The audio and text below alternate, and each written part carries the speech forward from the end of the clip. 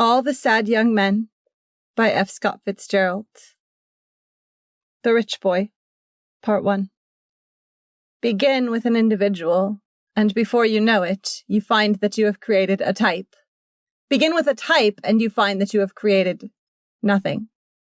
That is, because we are all queer fish, queerer behind our faces and voices than we want anyone to know, or than we know ourselves. When I hear a man proclaiming himself an average, honest, open fellow, I feel pretty sure that he has some definite and perhaps terrible abnormality which he has agreed to conceal, and his protestation of being average and honest and open is his way of reminding himself of his misprision. There are no types, no plurals.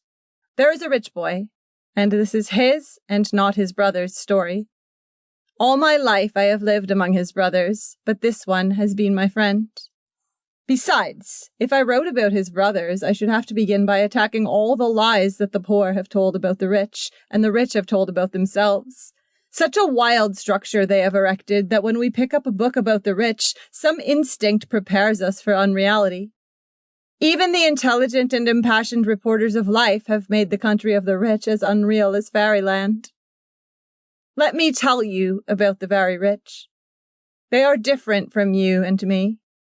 They possess and enjoy early, and it does something to them, makes them soft where we are hard, and cynical where we are trustful, in a way that, unless you were born rich, it is very difficult to understand. They think, deep in their hearts, that they are better than we are, because we had to discover the compensations and refuges of life for ourselves. Even when they enter deep into our world, or sink below us, they still think that they are better than we are. They are different. The only way I can describe young Anson Hunter is to approach him as if he were a foreigner and cling stubbornly to my point of view. If I accept his for a moment, I am lost. I have nothing to show but a preposterous movie. 2. Anson was the eldest of 6 children who would someday divide a fortune of $15 million, and he reached the age of reason, is it 7? At the beginning of the century, when daring young women were already gliding along Fifth Avenue in electric mobiles. In those days, he and his brother had an English governess who spoke the language very clearly and crisply and well, so that the 2 boys grew to speak as she did. Their words and sentences were all crisp and clear, and not run together as ours are. They didn't talk exactly like English children, but acquired an accent that is peculiar to fashionable people in the city of New York. In the summer, the 6 children were moved from the big house on 71st Street to a big estate in northern Connecticut. It was not a fashionable locality. Anson's father wanted to delay as long as possible his children's knowledge of that side of life. He was a man somewhat superior to his class, which composed New York society, and to his period, which was the snobbish and formalized vulgarity of the Gilded Age. And he wanted his sons to learn habits of concentration and have sound constitutions and grow up into right living and successful men. He and his wife kept an eye on them as well as they were able until the 2 older boys went away to school.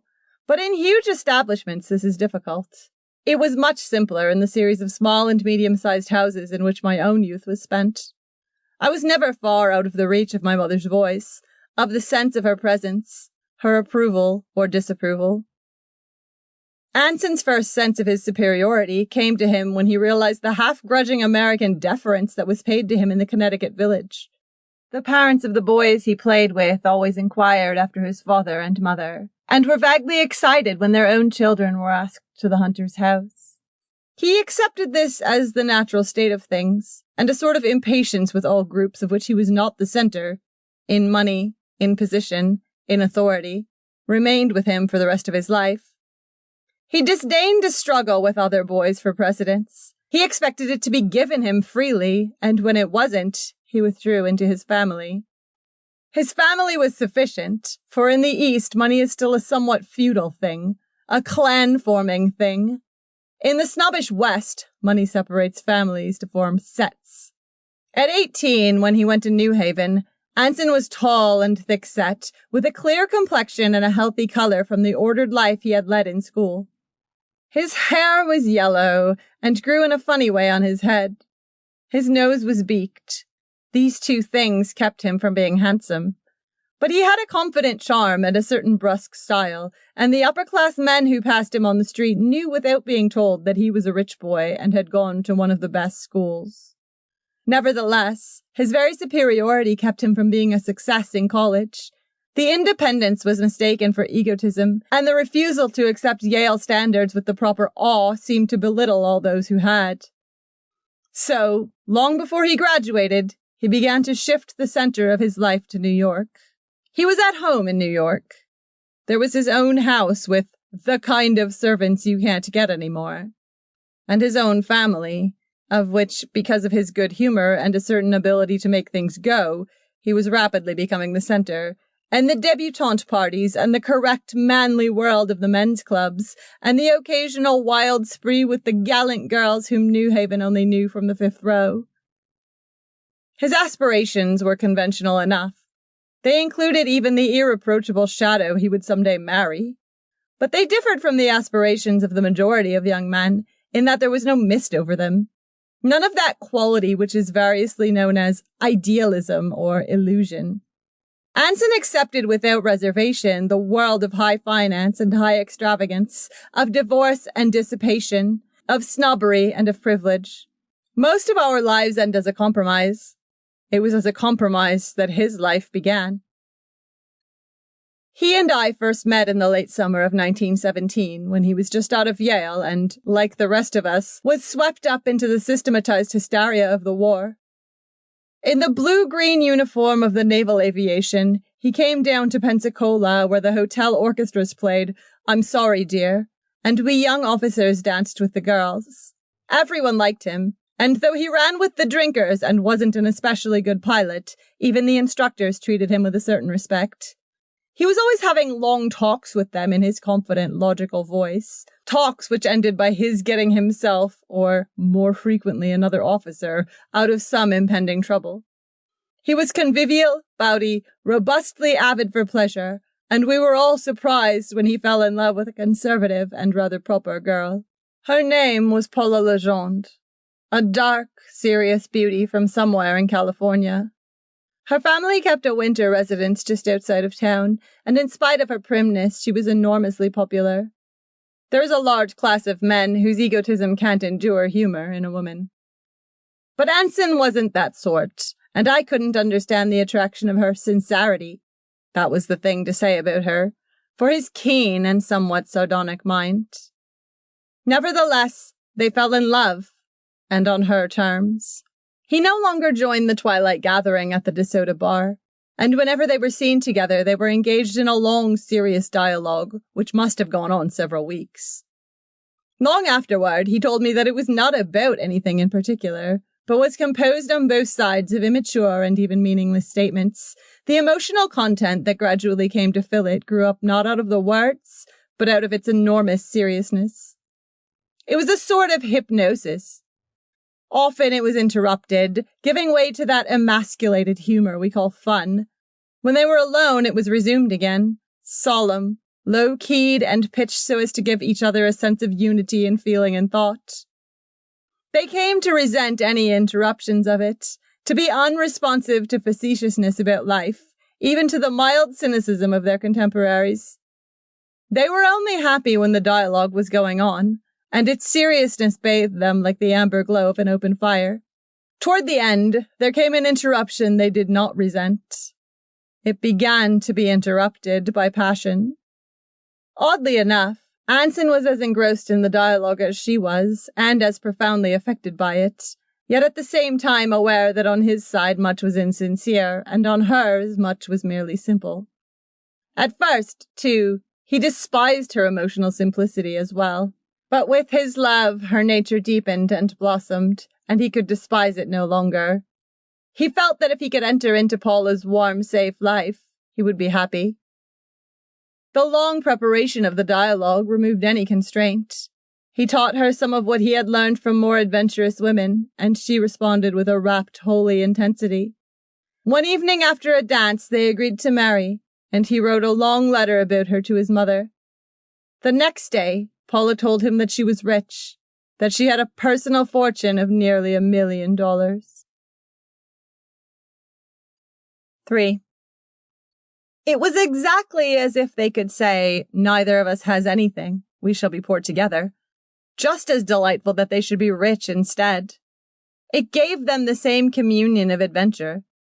Yet when Anson got leave in April and Paula and her mother accompanied him north, she was impressed with the standing of his family in New York and with the scale on which they lived. Alone with Anson for the first time in the rooms where he had played as a boy, she was filled with a comfortable emotion, as though she were preeminently safe and taken care of. The pictures of Anson in a skull cap at his first school, of Anson on horseback with the sweetheart of a mysterious forgotten summer, of Anson in a gay group of ushers and bridesmaid at a wedding, made her jealous of his life apart from her in the past. And so completely did his authoritative person seem to sum up and typify these possessions of his, that she was inspired with the idea of being married immediately and returning to Pensacola as his wife. But an immediate marriage wasn't discussed. Even the engagement was to be secret until after the war. When she realized that only 2 days of his leave remained, her dissatisfaction crystallized in the intention of making him as unwilling to wait as she was. They were driving to the country for dinner, and she determined to force the issue that night. Now, a cousin of Paula's was staying with them at the Ritz, a severe, bitter girl who loved Paula but was somewhat jealous of her impressive engagement, and as Paula was late in dressing, the cousin, who wasn't going to the party, received Anson in the parlor of the suite. Anson had met friends at 5 o'clock and drunk freely and indiscreetly with them for an hour. He left the Yale Club at a proper time, and his mother's chauffeur drove him to the Ritz, but his usual capacity was not in evidence, and the impact of the steam-heated sitting room made him suddenly dizzy.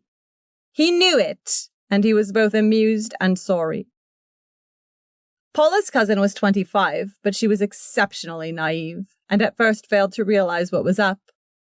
She had never met Anson before, and she was surprised when he mumbled strange information and nearly fell off his chair. But until Paula appeared, it didn't occur to her that what she had taken for the odor of a dry-cleaned uniform was really whiskey. But Paula understood as soon as she appeared. Her only thought was to get Anson away before her mother saw him, and at the look in her eyes, the cousin understood too. When Paula and Anson descended to the limousine, they found 2 men inside, both asleep. They were the men with whom he had been drinking at the Yale Club, and they were also going to the party. He had entirely forgotten their presence in the car. On the way to Hempstead, they awoke and sang. Some of the songs were rough, and though Paula tried to reconcile herself to the fact that Anson had few verbal inhibitions, her lips tightened with shame and distaste. Back at the hotel, the cousin, confused and agitated, considered the incident, and then walked into Mrs. Legend's bedroom, saying, "Isn't he funny?" "Who is funny?" "Why, Mr. Hunter, he seemed so funny." Mrs. Legend looked at her sharply. "How is he funny?" "Why, he said he was French. I didn't know he was French." "That's absurd. You must have misunderstood." She smiled. "It was a joke." The cousin shook her head stubbornly. "No, he said he was brought up in France. He said he couldn't speak any English and that's why he couldn't talk to me. And he couldn't." Mrs. Legend looked away with impatience, just as the cousin added thoughtfully, "Perhaps it was because he was so drunk," and walked out of the room. This curious report was true. Anson, finding his voice thick and uncontrollable, had taken the unusual refuge of announcing that he spoke no English. Years afterward, he used to tell that part of the story, and he invariably communicated the uproarious laughter which the memory aroused in him. 5 times in the next hour, Mrs. Legend tried to get Hempstead on the phone. When she succeeded, there was a 10-minute delay before she heard Paula's voice on the wire. "Cousin Joe told me Anson was intoxicated." "Oh, no." "Oh, yes. Cousin Joe says he was intoxicated. He told her he was French and he fell off his chair and behaved as if he was very intoxicated. I don't want you to come home with him. Mother, he's all right. Please don't worry about. But I do worry. I think it's dreadful. I want you to promise me not to come home with him. I'll take care of it, Mother. I don't want you to come home with him. All right, Mother. Goodbye. Be sure now, Paula. Ask someone to bring you. Deliberately, Paula took the receiver from her ear and hung it up. Her face was flushed with helpless annoyance. Anson was stretched out asleep in a bedroom upstairs, while the dinner party below was proceeding lamely toward conclusion. The hour's drive had sobered him somewhat. His arrival was merely hilarious, and Paula hoped that the evening was not spoiled after all. But 2 imprudent cocktails before dinner completed the disaster. He talked boisterously and somewhat offensively to the party at large for 15 minutes, and then slid silently under the table, like a man in an old print. But, unlike an old print, it was all rather horrible without being at all quaint. None of the young girls present remarked upon the incident. It seemed to merit only silence. His uncle and 2 other men carried him upstairs, and it was just after this that Paula was called to the phone. An hour later, Anson awoke in a fog of nervous energy, through which he perceived after a moment the figure of his Uncle Robert standing by the door. I said, are you better? What? Do you feel better, old man? Terrible, said Anson. I'm going to try you on another bromo seltzer. If you can hold it down, it'll do you good to sleep. With an effort, Anson slid his legs from the bed and stood up. I'm all right, he said dully. Take it easy. I think if you gave me a glass brandy, I could go downstairs. Oh, no. Yes, that's the only thing. I'm all right now. I suppose I'm in Dutch there. They know you're a little under the weather, said his uncle deprecatingly. But don't worry about it. Schuyler didn't even get here. He passed away in the locker room over at the Lynx. Indifferent to any opinion, except Paula's, Anson was nevertheless determined to save the debris of the evening. But when after a cold bath he made his appearance, most of the party had already left.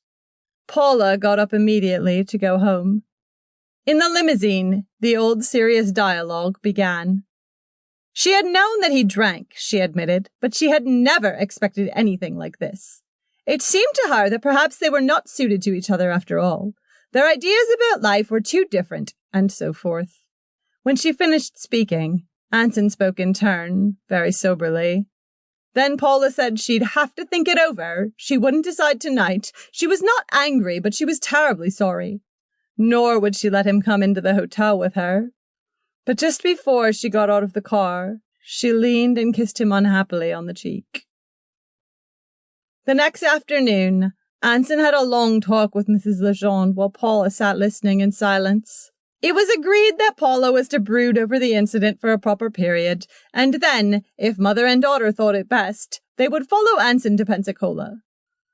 On his part, he apologized with sincerity and dignity. That was all. With every card in her hand, Mrs. Legendre was unable to establish any advantage over him. He made no promises, showed no humility, only delivered a few serious comments on life, which brought him off with rather a moral superiority at the end. When they came south 3 weeks later, neither Anson in his satisfaction nor Paula in her relief at the reunion realized that the psychological moment had passed forever. 4. He dominated and attracted her, and at the same time filled her with anxiety. Confused by his mixture of solidity and self-indulgence, of sentiment and cynicism, incongruities which her gentle mind was unable to resolve, Paula grew to think of him as 2 alternating personalities. When she saw him alone, or at a formal party, or with his casual inferiors, she felt a tremendous pride in his strong, attractive presence, the paternal understanding stature of his mind. In other company, she became uneasy when what had been a fine imperviousness to mere gentility showed its other face. The other face was gross, humorous, reckless of everything but pleasure. It startled her mind temporarily away from him, even led her into a short covert experiment with an old beau. But it was no use. After 4 months of Anson's enveloping vitality, there was an anemic pallor in all other men. In July, he was ordered abroad, and their tenderness and desire reached a crescendo. Paula considered a last-minute marriage, decided against it only because there were always cocktails on his breath now, but the parting itself made her physically ill with grief. After his departure, she wrote him long letters of regret for the days of love they had missed by waiting. In August, Anson's plane slipped down into the North Sea. He was pulled onto a destroyer after a night in the water and sent to hospital with pneumonia. The armistice was signed before he was finally sent home. Then, with every opportunity given back to them, with no material obstacle to overcome, the secret weavings of their temperaments came between them, drying up their kisses and their tears, making their voices less loud to one another, muffling the intimate chatter of their hearts until the old communication was only possible by letters from far away. One afternoon, a society reporter waited for 2 hours in the Hunter's house for a confirmation of their engagement. Anson denied it. Nevertheless, an early issue carried the report as a leading paragraph. They were constantly seen together at Southampton, Hot Springs, and Tuxedo Park. But the serious dialogue had turned a corner into a long-sustained quarrel, and the affair was almost played out. Anson got drunk flagrantly and missed an engagement with her, whereupon Paula made certain behavioristic demands. His despair was helpless before his pride and his knowledge of himself. The engagement was definitely broken. "Dearest," said their letters now, "dearest, dearest, when I wake up in the middle of the night and realize that after all it was not to be, I feel that I want to die. I can't go on living any more. Perhaps when we meet this summer we may talk things over and decide differently. We were so excited and sad that day, and I don't feel that I can live all my life without you. You speak of other people. Don't you know there are no other people for me, but only you?" But as Paula drifted here and there around the East, she would sometimes mention her gaieties to make him wonder. Anson was too acute to wonder. When he saw a man's name in her letters, he felt more sure of her and a little disdainful. He was always superior to such things. But he still hoped that they would someday marry. Meanwhile, he plunged vigorously into all the movement and glitter of postbellum New York, entering a brokerage house, joining 6 clubs, dancing late and moving in 3 worlds. His own world, the world of young Yale graduates, and that section of the half-world which rests one end on Broadway. But there was always a thorough and infractable 8 hours devoted to his work in Wall Street, where the combination of his influential family connection, his sharp intelligence, and his abundance of sheer physical energy brought him almost immediately forward. He had one of those invaluable minds with partitions in it. Sometimes he appeared at his office refreshed by less than an hour's sleep, but such occurrences were rare. So early as 1920, his income in salary and commissions exceeded $12,000. As the Yale tradition slipped into the past, he became more and more of a popular figure among his classmates in New York, more popular than he had ever been in college. He lived in a great house and had the means of introducing young men into other great houses. Moreover, his life already seemed secure, while theirs, for the most part, had arrived again at precarious beginnings. They commenced to turn to him for amusement and escape, and Anson responded readily, taking pleasure in helping people and arranging their affairs. There were no men in Paula's letters now, but a note of tenderness ran through them that had not been there before. From several sources, he heard that she had a heavy beau, Lowell Thayer, a Bostonian of wealth and position, and though he was sure she still loved him, it made him uneasy to think that he might lose her after all. Save for one unsatisfactory day, she had not been in New York for almost 5 months, and as the rumors multiplied, he became increasingly anxious to see her. In February, he took his vacation and went down to Florida. Palm Beach sprawled plump and opulent between the sparkling sapphire of Lake Worth, flawed here and there by houseboats at anchor, and the great turquoise bar of the Atlantic Ocean. The huge bulks of the breakers and the Royal Poinciana rose as twin pontes from the bright level of the sand, and around them clustered the dancing glade, Bradley's house of chance, and a dozen modistes and milliners with goods at triple prices from New York. Upon the trellised veranda of the breakers, 200 women stepped right, stepped left, wheeled, and slid in that then celebrated calisthenic known as the double shuffle, while in half-time to the music, 2,000 bracelets clicked up and down on 200 arms. At the Everglades Club after dark, Paula and Lowell Thayer and Anson and a casual fourth played bridge with hot cards. It seemed to Anson that her kind, serious face was wan and tired. She had been around now for 4, 5 years. He had known her for 3. 2 spades. Cigarette? Oh, I beg your pardon, by me. Bye. I'll double 3 spades. There were a dozen tables of bridge in the room, which was filling up with smoke. Anson's eyes met Paula's, held them persistently, even when Thayer's glance fell between them. What was bid? He asked abstractedly. Rose of Washington Square, sang the young people in the corners. I'm withering there in the basement air. The smoke banked like fog, and the opening of a door filled the room with blown swirls of ectoplasm. Little bright eyes streaked past the tables, seeking Mr. Conan Doyle among the Englishmen who were posing as Englishmen about the lobby. You could cut it with a knife. Cut it with a knife. A knife. At the end of the rubber, Paula suddenly got up and spoke to Anson in a tense, slow voice. With scarcely a glance at Lowell Thayer, they walked out the door and descended a long flight of stone steps. In a moment, they were walking hand in hand along the moonlit beach. Darling, darling. They embraced recklessly, passionately, in a shadow. Then Paula drew back her face to let his lips say what she wanted to hear. She could feel the words forming as they kissed again. Again she broke away, listening, but as he pulled her close once more, she realized that he had said nothing, only, darling, darling, in that deep, sad whisper that always made her cry. Humbly, obediently, her emotions yielded to him, and the tears streamed down her face. But her heart kept on crying. Ask me! Oh, Anson, dearest, ask me! Paula! Paula! The words wrung her heart like hands, and Anson, feeling her tremble, knew that emotion was enough. He need say no more, commit their destinies to no practical enigma. Why should he, when he might hold her so, biding his own time for another year? Forever? He was considering them both, her more than himself. For a moment, when she said suddenly that she must go back to her hotel, he hesitated, thinking first, this is the moment after all, and then, no, let it wait. She is mine.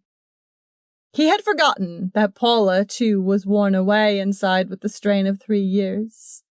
Her mood passed forever in the night. He went back to New York next morning, filled with a certain restless dissatisfaction. Late in April, without warning, he received a telegram from Bar Harbor in which Paula told him that she was engaged to Lowell Thayer and that they would be married immediately in Boston. What he never really believed could happen had happened at last. Anson filled himself with whiskey that morning, and going to the office carried on his work without a break, rather with a fear of what would happen if he stopped. In the evening he went out as usual, saying nothing of what had occurred. He was cordial, humorous, unabstracted, but one thing he could not help. For 3 days, in any place, in any company, he would suddenly bend his head into his hands and cry like a child. End of section 1.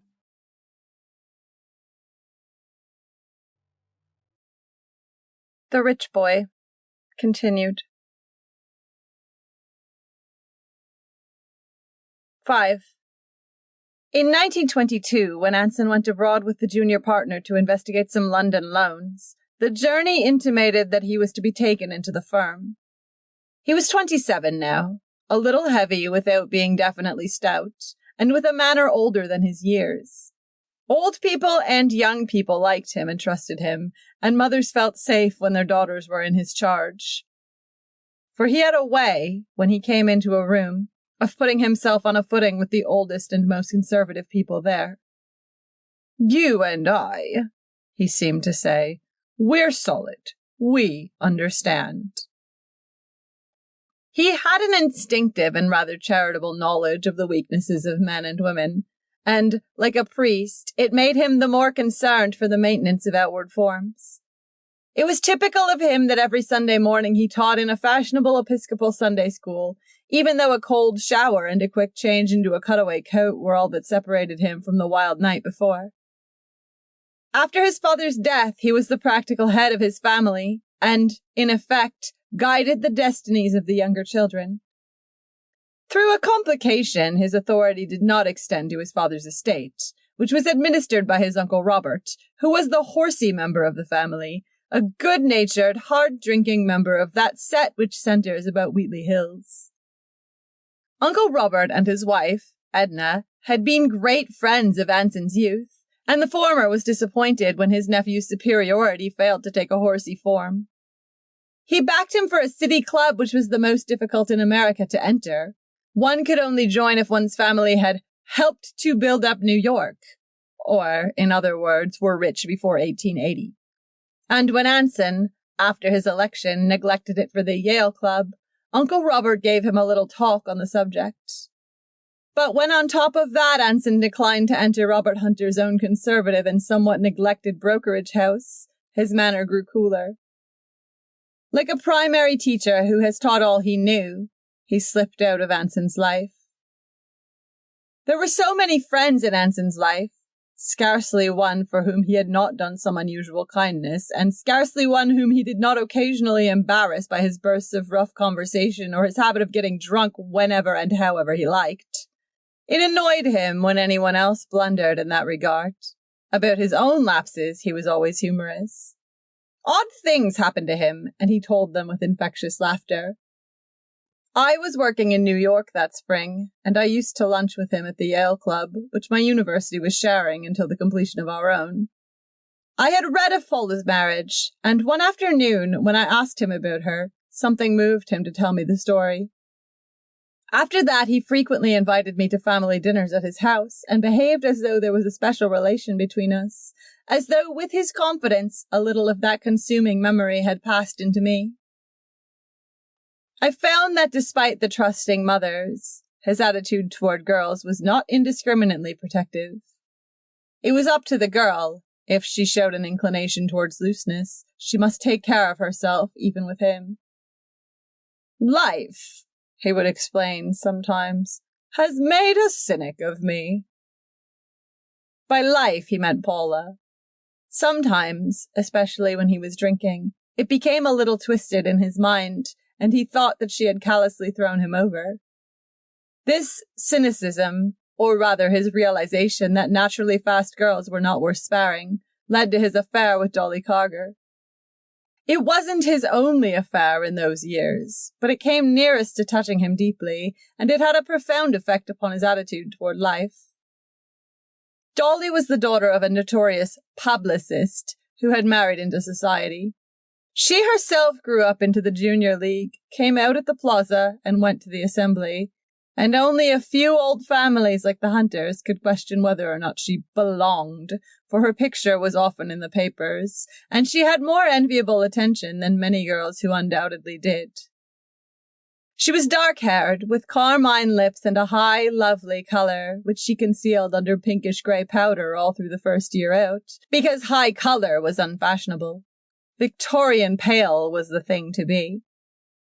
She wore black, severe suits, and stood with her hands in her pockets, leaning a little forward, with a humorous restraint on her face.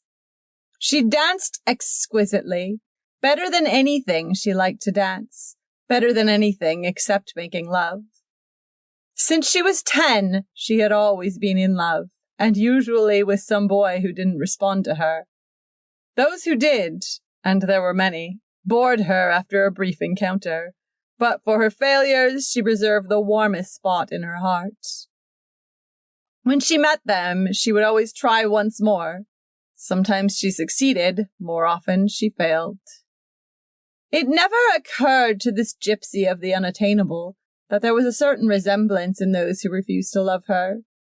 They shared a hard intuition that saw through to her weakness, not a weakness of emotion, but a weakness of rudder. Anson perceived this when he first met her, less than a month after Paula's marriage. He was drinking rather heavily, and he pretended for a week that he was falling in love with her. Then he dropped her abruptly and forgot. Immediately he took up the commanding position in her heart. Like so many girls of that day, Dolly was slackly and indiscreetly wild.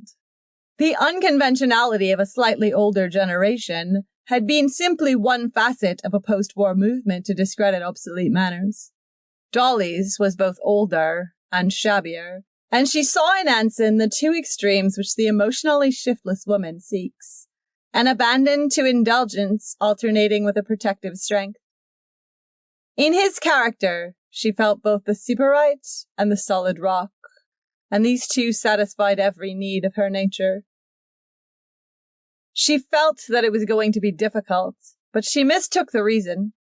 She thought that Anson and his family expected a more spectacular marriage, but she guessed immediately that her advantage lay in his tendency to drink.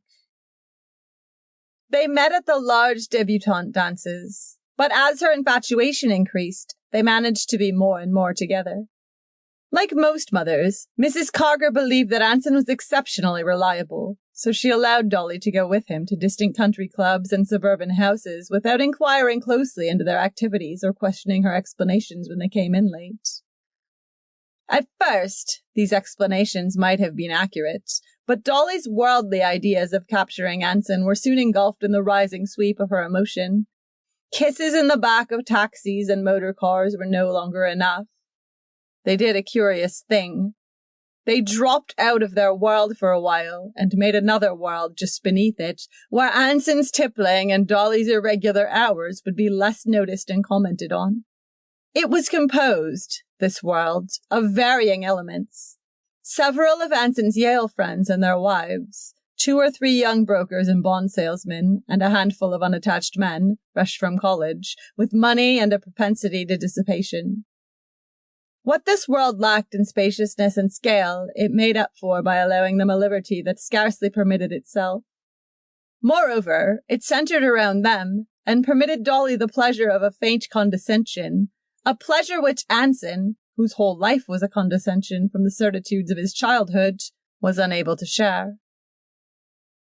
He was not in love with her, and in the long feverish winter of their affair he frequently told her so. In the spring he was weary. He wanted to renew his life at some other source.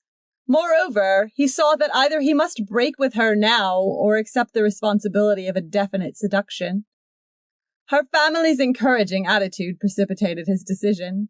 One evening, when Mr. Carger knocked discreetly at the library door to announce that he had left a bottle of old brandy in the dining room, Anson felt that life was hemming him in. That night, he wrote her a short letter in which he told her that he was going on his vacation and that in view of all the circumstances, they had better meet no more. It was June. His family had closed up the house and gone to the country, so he was living temporarily at the Yale Club. I had heard about his affair with Dolly as it developed, accounts salted with humor, for he despised unstable women and granted them no place in the social edifice in which he believed.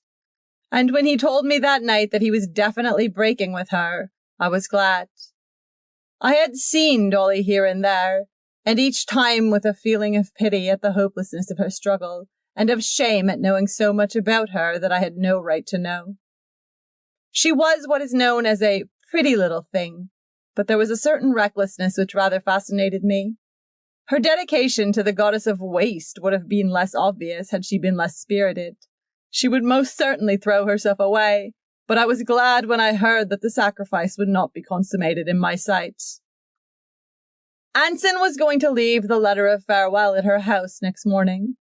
It was one of the few houses left open in the Fifth Avenue district, and he knew that the Cargers, acting upon erroneous information from Dolly, had foregone a trip abroad to give their daughter her chance. As he stepped out the door of the Yale Club into Madison Avenue, the postman passed him, and he followed back inside.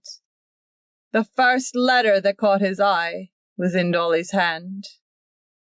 He knew what it would be, a lonely and tragic monologue, full of the reproaches he knew, the invoked memories, the I wonder ifs, all the immemorial intimacies that he had communicated to Paula Legendre in what seemed another age. Thumbing over some bills, he brought it on top again and opened it.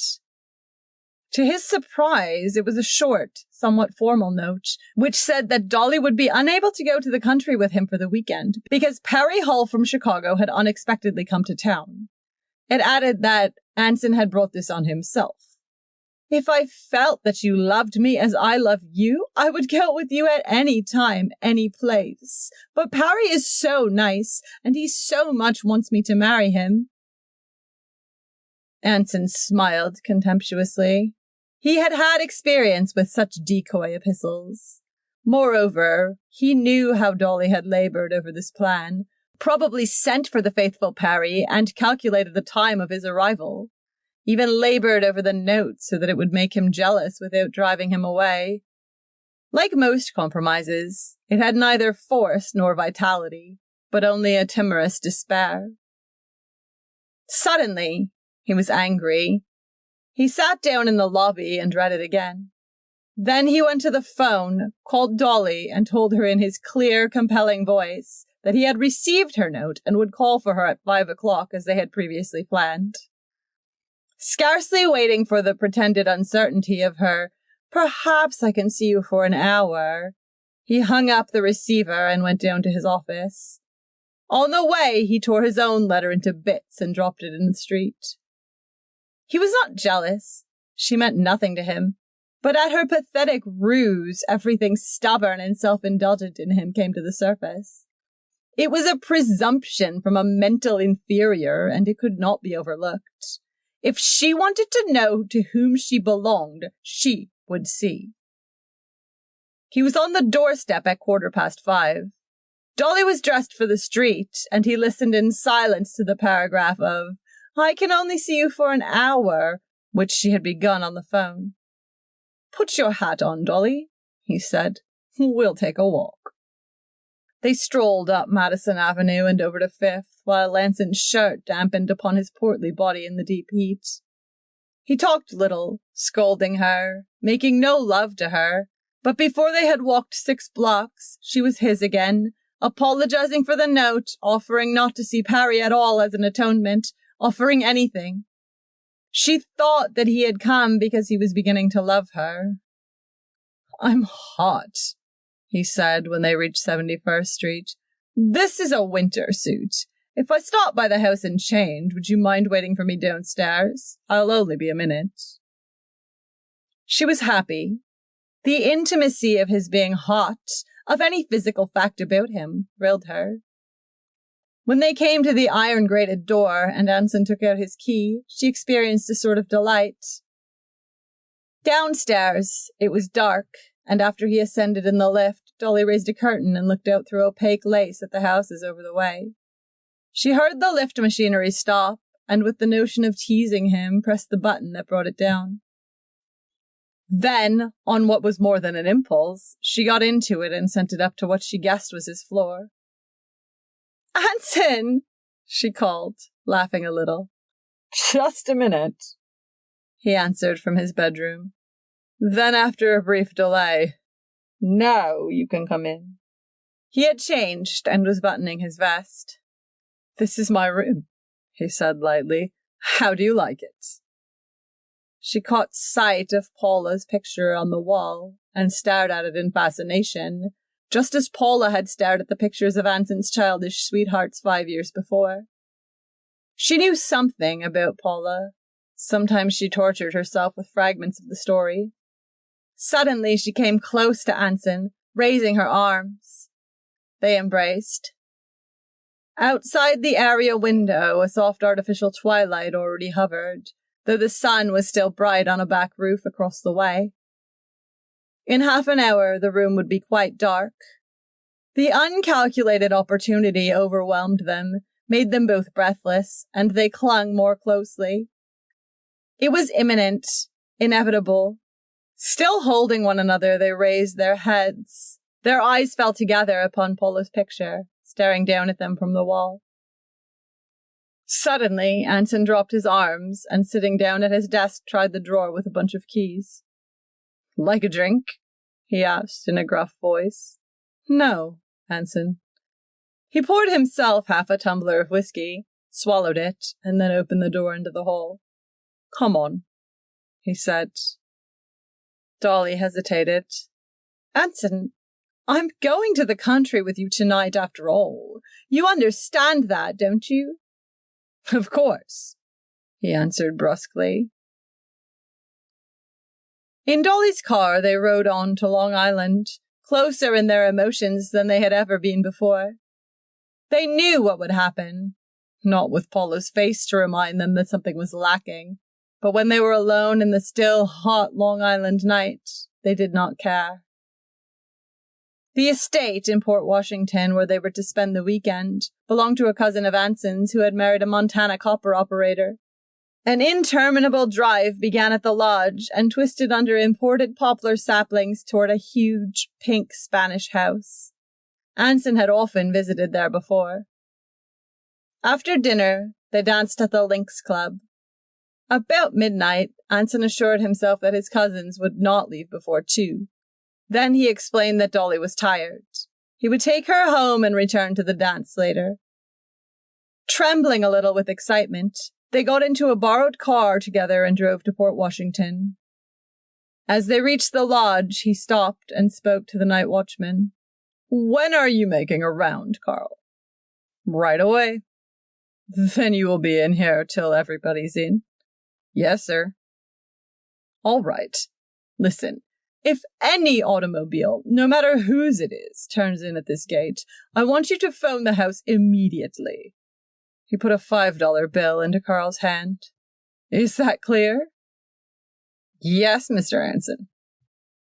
Being of the old world, he neither winked nor smiled. Yet Dolly sat with her face turned slightly away. Anson had a key. Once inside, he poured a drink for both of them. Dolly left hers untouched. Then he ascertained definitely the location of the phone and found that it was within easy hearing distance of their rooms, both of which were on the first floor.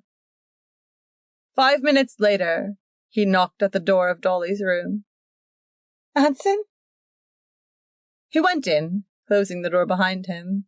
She was in bed, leaning up anxiously with elbows on the pillow. Sitting beside her, he took her in his arms. "Anson, darling." He didn't answer. "Anson, Anson, I love you. Say you love me. Say it now. Can't you say it now, even if you don't mean it?" He did not listen. Over her head, he perceived that the picture of Polo was hanging here, upon this wall. He got up and went close to it. The frame gleamed faintly with thrice-reflected moonlight. Within, there was a blurred shadow of a face that he saw he did not know.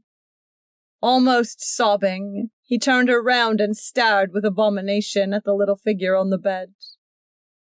"This is all foolishness," he said thickly. "I don't know what I was thinking about. I don't love you, and you'd better wait for somebody that loves you. I don't love you a bit. Can't you understand?" His voice broke, and he went hurriedly out. Back in the salon, he was pouring himself a drink with uneasy fingers when the front door opened and suddenly his cousin came in. "Why, Anson, I hear Dolly's sick," she began solicitously. "I hear she's sick." "It was nothing," he interrupted, raising his voice so that it would carry into Dolly's room. "She was a little tired. She went to bed." For a long time afterward, Anson believed that a protective God sometimes interfered in human affairs. But Dolly Carger, lying awake and staring at the ceiling, never again believed in anything at all. 6. When Dolly married during the following autumn, Anson was in London on business. Like Paula's marriage, it was sudden, but it affected him in a different way. At first he felt that it was funny, and had an inclination to laugh when he thought of it. Later it depressed him. It made him feel old. There was something repetitive about it. Why, Paula and Dolly had belonged to different generations. He had a foretaste of the sensation of a man of 40 who hears that the daughter of an old flame has married. He wired congratulations, and, as was not the case with Paula, they were sincere. He had never really hoped that Paula would be happy. When he returned to New York, he was made a partner in the firm, and as his responsibilities increased, he had less time on his hands. The refusal of a life insurance company to issue him a policy made such an impression on him that he stopped drinking for a year and claimed that he felt better physically, though I think he missed the convivial recounting of those Cellini-esque adventures which in his early 20s had played such a part of his life. But he never abandoned the Yale Club. He was a figure there, a personality, and the tendency of his class, who were now 7 years out of college, to drift away to more sober haunts, was checked by his presence. His day was never too full, nor his mind too weary to give any sort of aid to anyone who asked it. What had been done at first through pride and superiority had become a habit and a passion. And there was always something. A younger brother in trouble at New Haven, a quarrel to be patched up between a friend and his wife, a position to be found for this man, an investment for that. But his specialty was the solving of problems for young married people. Young married people fascinated him, and their apartments were almost sacred to him. He knew the story of their love affair, advised them where to live and how, and remembered their babies' names. Toward young wives, his attitude was circumspect. He never abused the trust which their husbands, strangely enough, in view of his unconcealed irregularities, invariably reposed in him. He came to take a vicarious pleasure in happy marriages, and to be inspired to an almost equally pleasant melancholy by those that went astray. Not a season passed that he did not witness the collapse of an affair that perhaps he himself had fathered. When Paula was divorced and almost immediately remarried to another Bostonian, he talked about her to me all one afternoon. He would never love anyone as he had loved Paula, but he insisted that he no longer cared. "I'll never marry," he came to say. "I've seen too much of it, and I know a happy marriage is a very rare thing. Besides, I'm too old." But he did believe in marriage. Like all men who spring from a happy and successful marriage, he believed in it passionately. Nothing he had seen would change his belief. His cynicism dissolved upon it like air. But he did really believe he was too old. At 28, he began to accept with equanimity the prospect of marrying without romantic love. He resolutely chose a New York girl of his own class, pretty, intelligent, congenial, above reproach, and set about falling in love with her. The things he had said to Paula with sincerity, to other girls with grace, he could no longer say at all without smiling, or with the force necessary to convince. "When I'm 40, he told his friends, "I'll be ripe. I'll fall for some chorus girl like the rest." Nevertheless, he persisted in his attempt. His mother wanted to see him married, and he could now well afford it. He had a seat on the stock exchange, and his earned income came to $25,000 a year. The idea was agreeable. When his friends, he spent most of his time with the set he and Dolly had evolved, closed themselves in behind domestic doors at night, he no longer rejoiced in his freedom. He even wondered if he should have married Dolly. Not even Paula had loved him more, and he was learning the rarity, in the single life, of encountering true emotion. Just as this mood began to creep over him, a disquieting story reached his ear. His Aunt Edna, a woman just this side of 40, was carrying on an open intrigue with a dissolute, hard-drinking young man named Carrie Sloane. Everyone knew of it, except Anson's Uncle Robert, who for 15 years had talked long in clubs and taken his wife for granted. Anson heard the story again and again with increasing annoyance. Something of his old feeling for his uncle came back to him, a feeling that was more than personal, a reversion toward that family solidarity on which he had based his pride. His intuition singled out the essential point of the affair, which was that his uncle shouldn't be hurt. It was his first experiment in unsolicited meddling, but with his knowledge of Edna's character, he felt that he could handle the matter better than a district judge or his uncle. His uncle was in Hot Springs. Anson traced down the sources of the scandal so that there should be no possibility of mistake, and then he called Edna and asked her to lunch with him at the plaza next day. Something in his tone must have frightened her, for she was reluctant, but he insisted, putting off the date until she had no excuse for refusing. She met him at the appointed time in the plaza lobby, a lovely, faded, grey-eyed blonde in a coat of Russian sable. 5 great rings, cold with diamonds and emeralds, sparkled on her slender hands. It occurred to Anson that it was his father's intelligence and not his uncle's that had earned the fur and the stones, the rich brilliance that buoyed up her passing beauty. Though Edna scented his hostility, she was unprepared for the directness of his approach. "Edna, I'm astonished at the way you've been acting," he said in a strong, frank voice. "At first I couldn't believe it." "Believe what?" she demanded sharply. "You needn't pretend with me, Edna. I'm talking about Carrie Sloane. Aside from any other consideration, I didn't think you could treat Uncle Robert. Now look here, Anson," she began angrily, but his peremptory voice broke through hers. "And your children in such a way. You've been married 18 years, and you're old enough to know better." "You can't talk to me like that, "Yes, I can. Uncle Robert has always been my best friend." He was tremendously moved. He felt a real distress about his uncle, about his 3 young cousins. Edna stood up, leaving her crab flake cocktail untasted. "This is the silliest thing. Very well, if you won't listen to me, I'll go to Uncle Robert and tell him the whole story. He's bound to hear it sooner or later, and afterward I'll go to old Moses Sloane." Edna faltered back into her chair. "Don't talk so loud," she begged him, her eyes blurred with tears. "You have no idea how your voice carries. You might have chosen a less public place to make all these crazy accusations." He didn't answer. "Oh, you never liked me, I know," she went on. "You're just taking advantage of some silly gossip to try and break up the only interesting friendship I've ever had. What did I ever do to make you hate me so?" Still, Anson waited. There would be the appeal to his chivalry, then to his pity, finally to his superior sophistication. When he had shouldered his way through all these, there would be admissions, and he could come to grips with her. By being silent, by being impervious, and by returning constantly to his main weapon, which was his own true emotion, he bullied her into frantic despair as the luncheon hour slipped away. At 2:00, she took out a mirror and a handkerchief, shined away the marks of her tears, and powdered the slight hollows where they had lain. She had agreed to meet him at her own house at 5.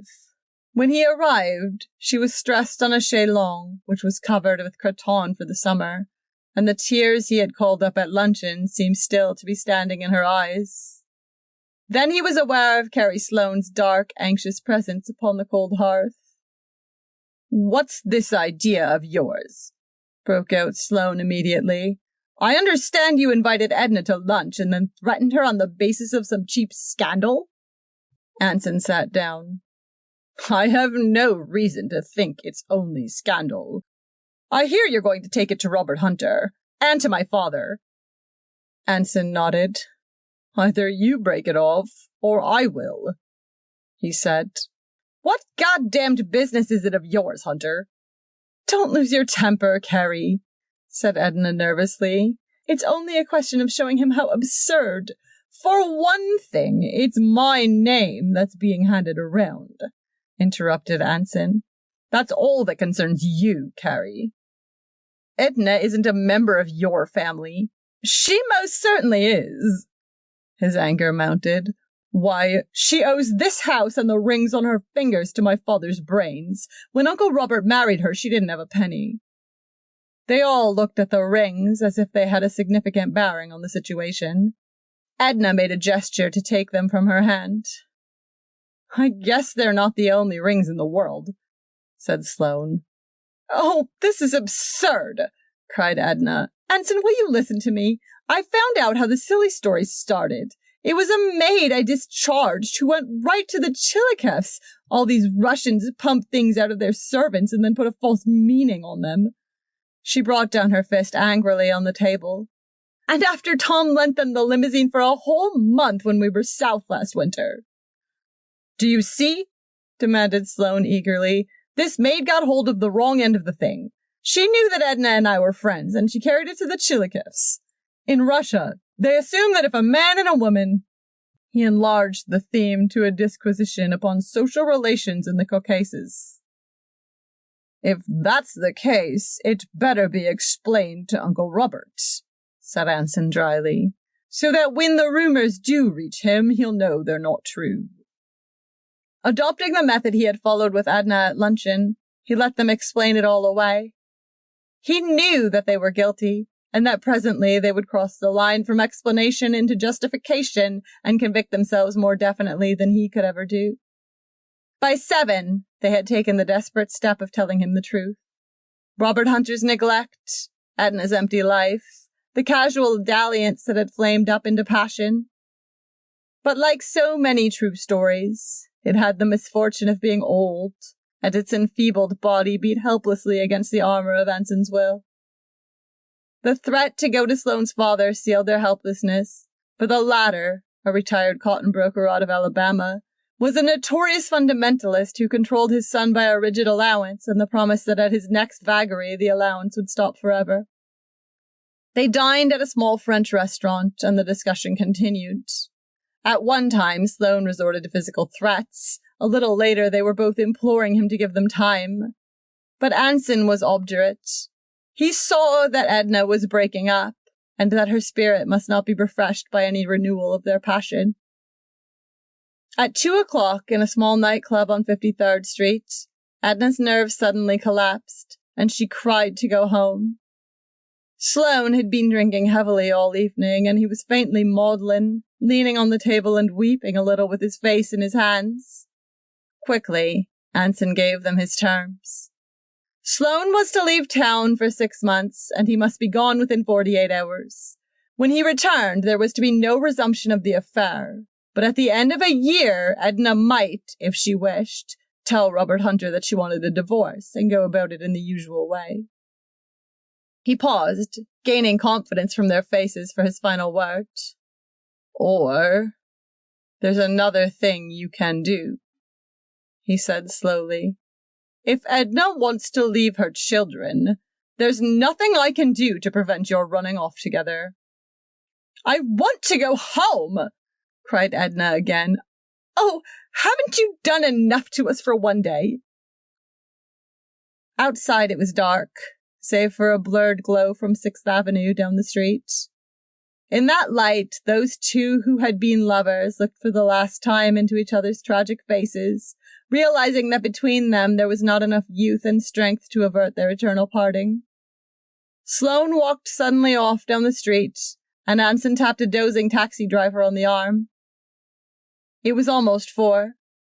There was a patient flow of cleaning water along the ghostly pavement of 5th Avenue, and the shadows of 2 night women flitted over the dark facade of St. Thomas's Church. Then the desolate shrubbery of Central Park, where Anson had often played as a child, and the mounting numbers, significant as names of the marching streets.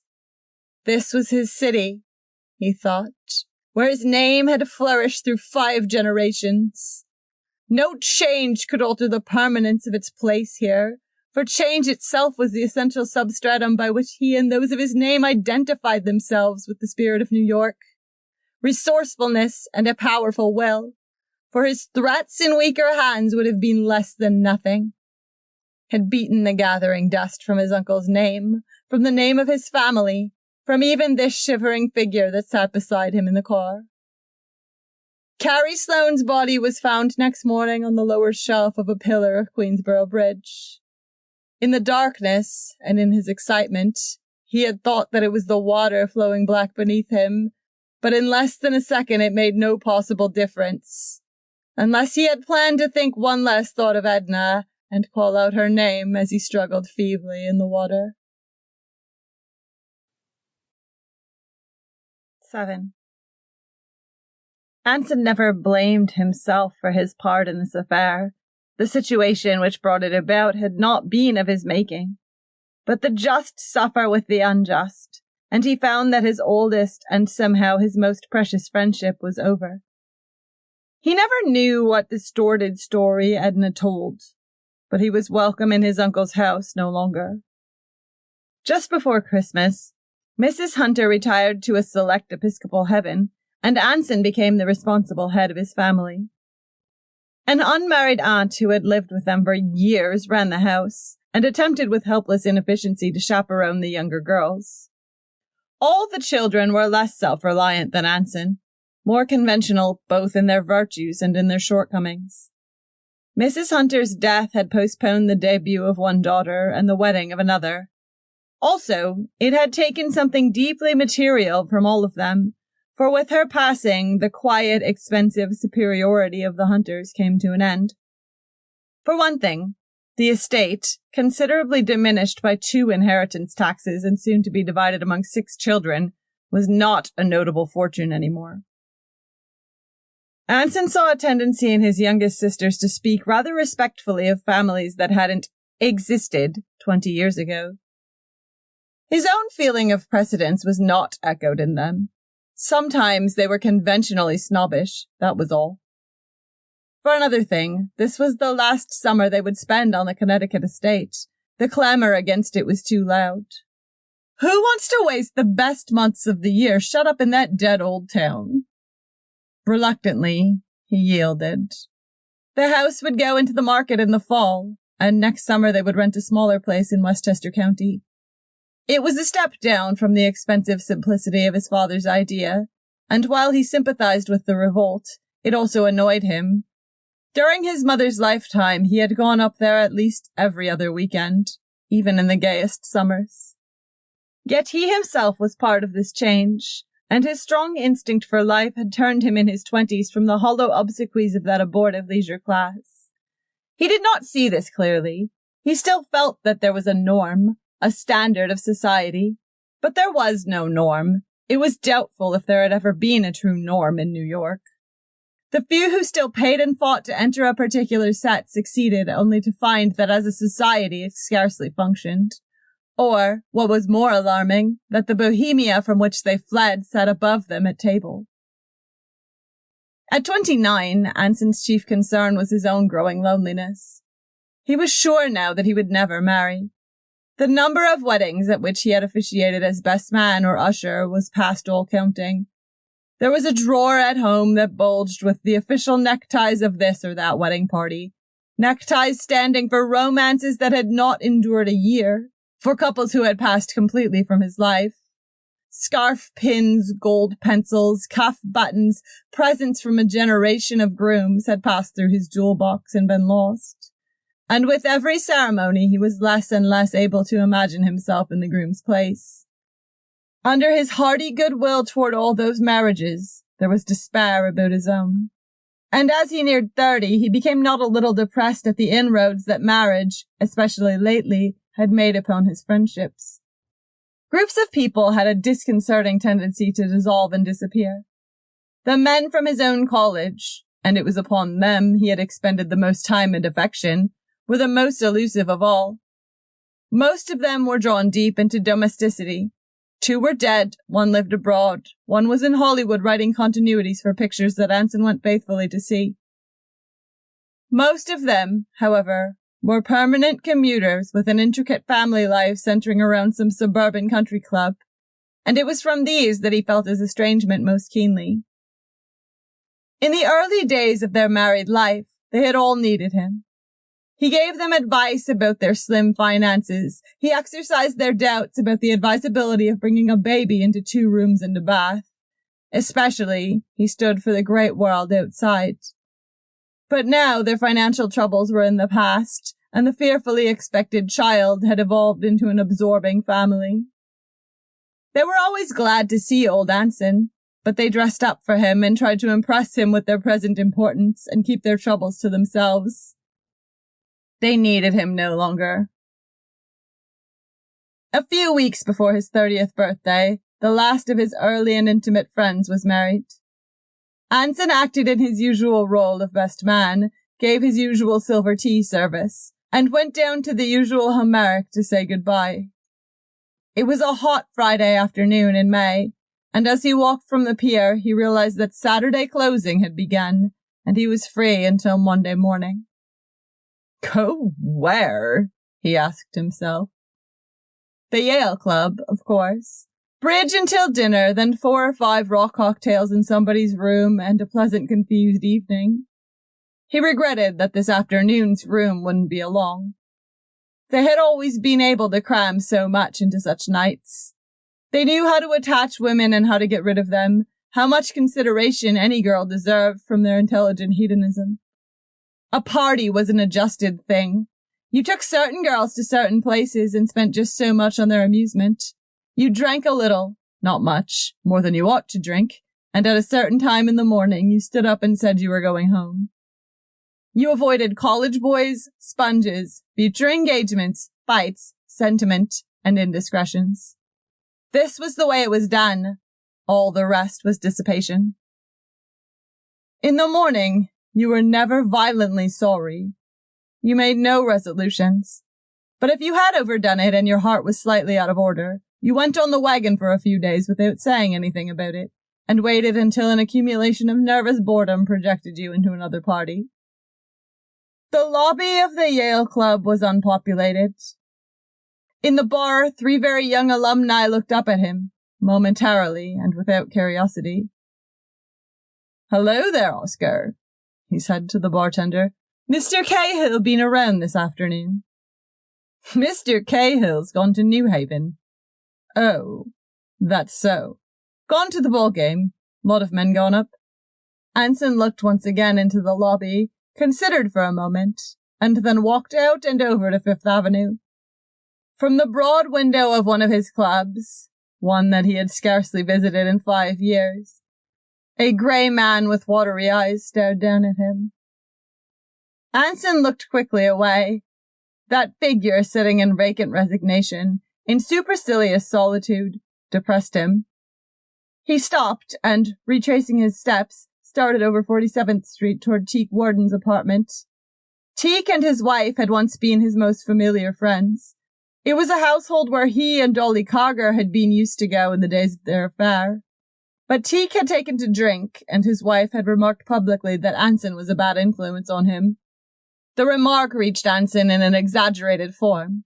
When it was finally cleared up, the delicate spell of intimacy was broken, never to be renewed. "Is Mr. Warden at home?" he inquired. "They've gone to the country." The fact unexpectedly cut at him. They were gone to the country, and he hadn't known. 2 years before, he would have known the date, the hour, come up at the last moment for a final drink, and planned his first visit to them. Now they had gone without a word. Anson looked at his watch and considered a weekend with his family, but the only train was a local that would jolt through the aggressive heat for 3 hours. And tomorrow in the country and Sunday, he was in no mood for porch bridge with polite undergraduates and dancing after dinner at a rural roadhouse, a diminutive of gaiety which his father had estimated too well. "Oh no," he said to himself. "No." He was a dignified, impressive young man, rather stout now, but otherwise unmarked by dissipation. He could have been cast for a pillar of something. At times you were sure it was not society, at others nothing else. For the law, for the church. He stood for a few minutes motionless on the sidewalk in front of a 47th Street apartment house. For almost the first time in his life, he had nothing whatever to do. Then he began to walk briskly up Fifth Avenue, as if he had just been reminded of an important engagement there. The necessity of dissimulation is one of the few characteristics that we share with dogs, and I think of Anson on that day as some well-bred specimen who had been disappointed at a familiar back door. He was going to see Nick, once a fashionable bartender in demand at all private dances, and now employed in cooling non-alcoholic champagne among the labyrinthine cellars of the Plaza Hotel. "Nick," he said, "what's happened to everything?" "Dead," Nick said. "Make me a whiskey sour." Anson handed a pint bottle over the counter. "Nick, the girls are different. I had a little girl in Brooklyn and she got married last week without letting me know." "That's a fact?" responded Nick diplomatically. "Slipped it over on you." "Absolutely," said Anson, "and I was out with her the night before."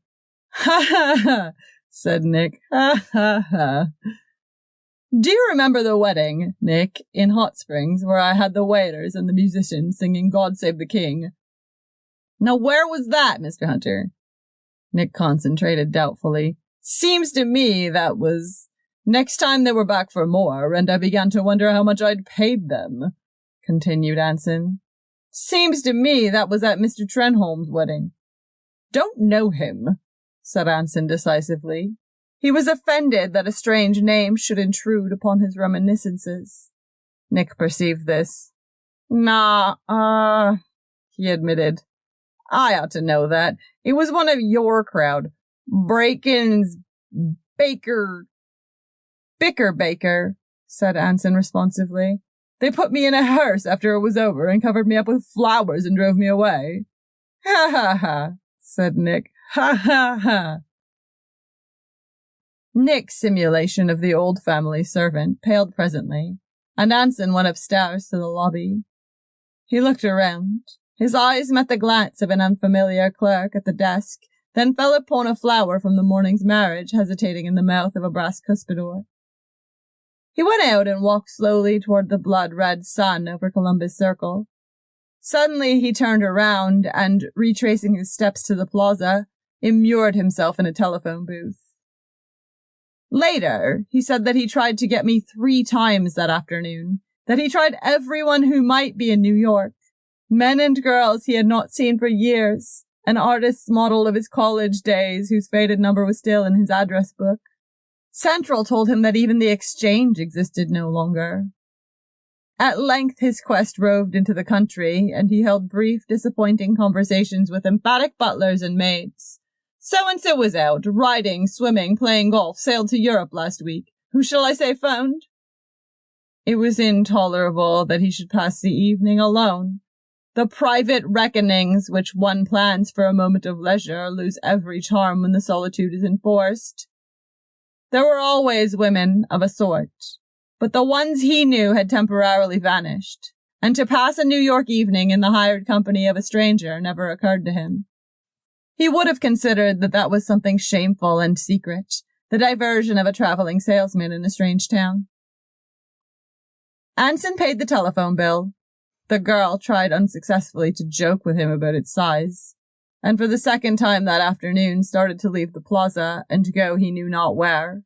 Near the revolving door, the figure of a woman, obviously with child, stood sideways to the light. A sheer beige cape fluttered at her shoulders when the door turned, and, each time, she looked impatiently toward it as if she were weary of waiting.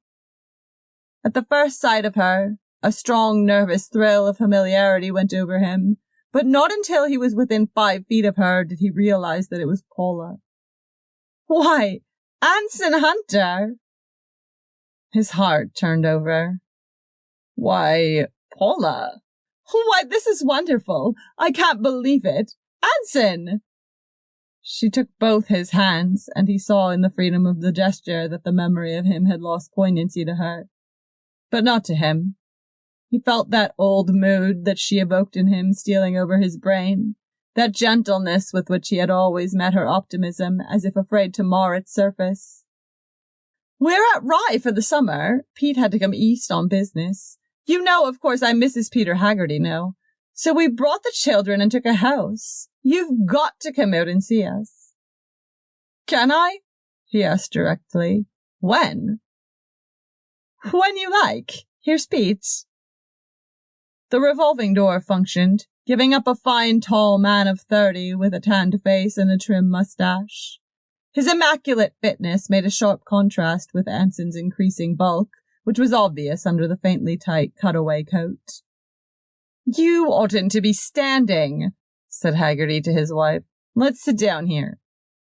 He indicated lobby chairs, but Paula hesitated. I've got to go right home, she said. Anson, why don't you come out and have dinner with us tonight? We're just getting settled, but if you can stand that. Haggerty confirmed the invitation cordially. Come out for the night. Their car waited in front of the hotel, and Paula, with a tired gesture, sank back against silk cushions in the corner. There's so much I want to talk to you about, she said. It seems hopeless. I want to hear about you. Well, she smiled at Haggerty, that would take a long time, too. I have 3 children by my first marriage. The oldest is 5, then 4, then 3. She smiled again. I didn't waste much time having them, did I? Boys? A boy and 2 girls. Then, a lot of things happened, and I got a divorce in Paris a year ago and married Pete. That's all, except that I'm awfully happy.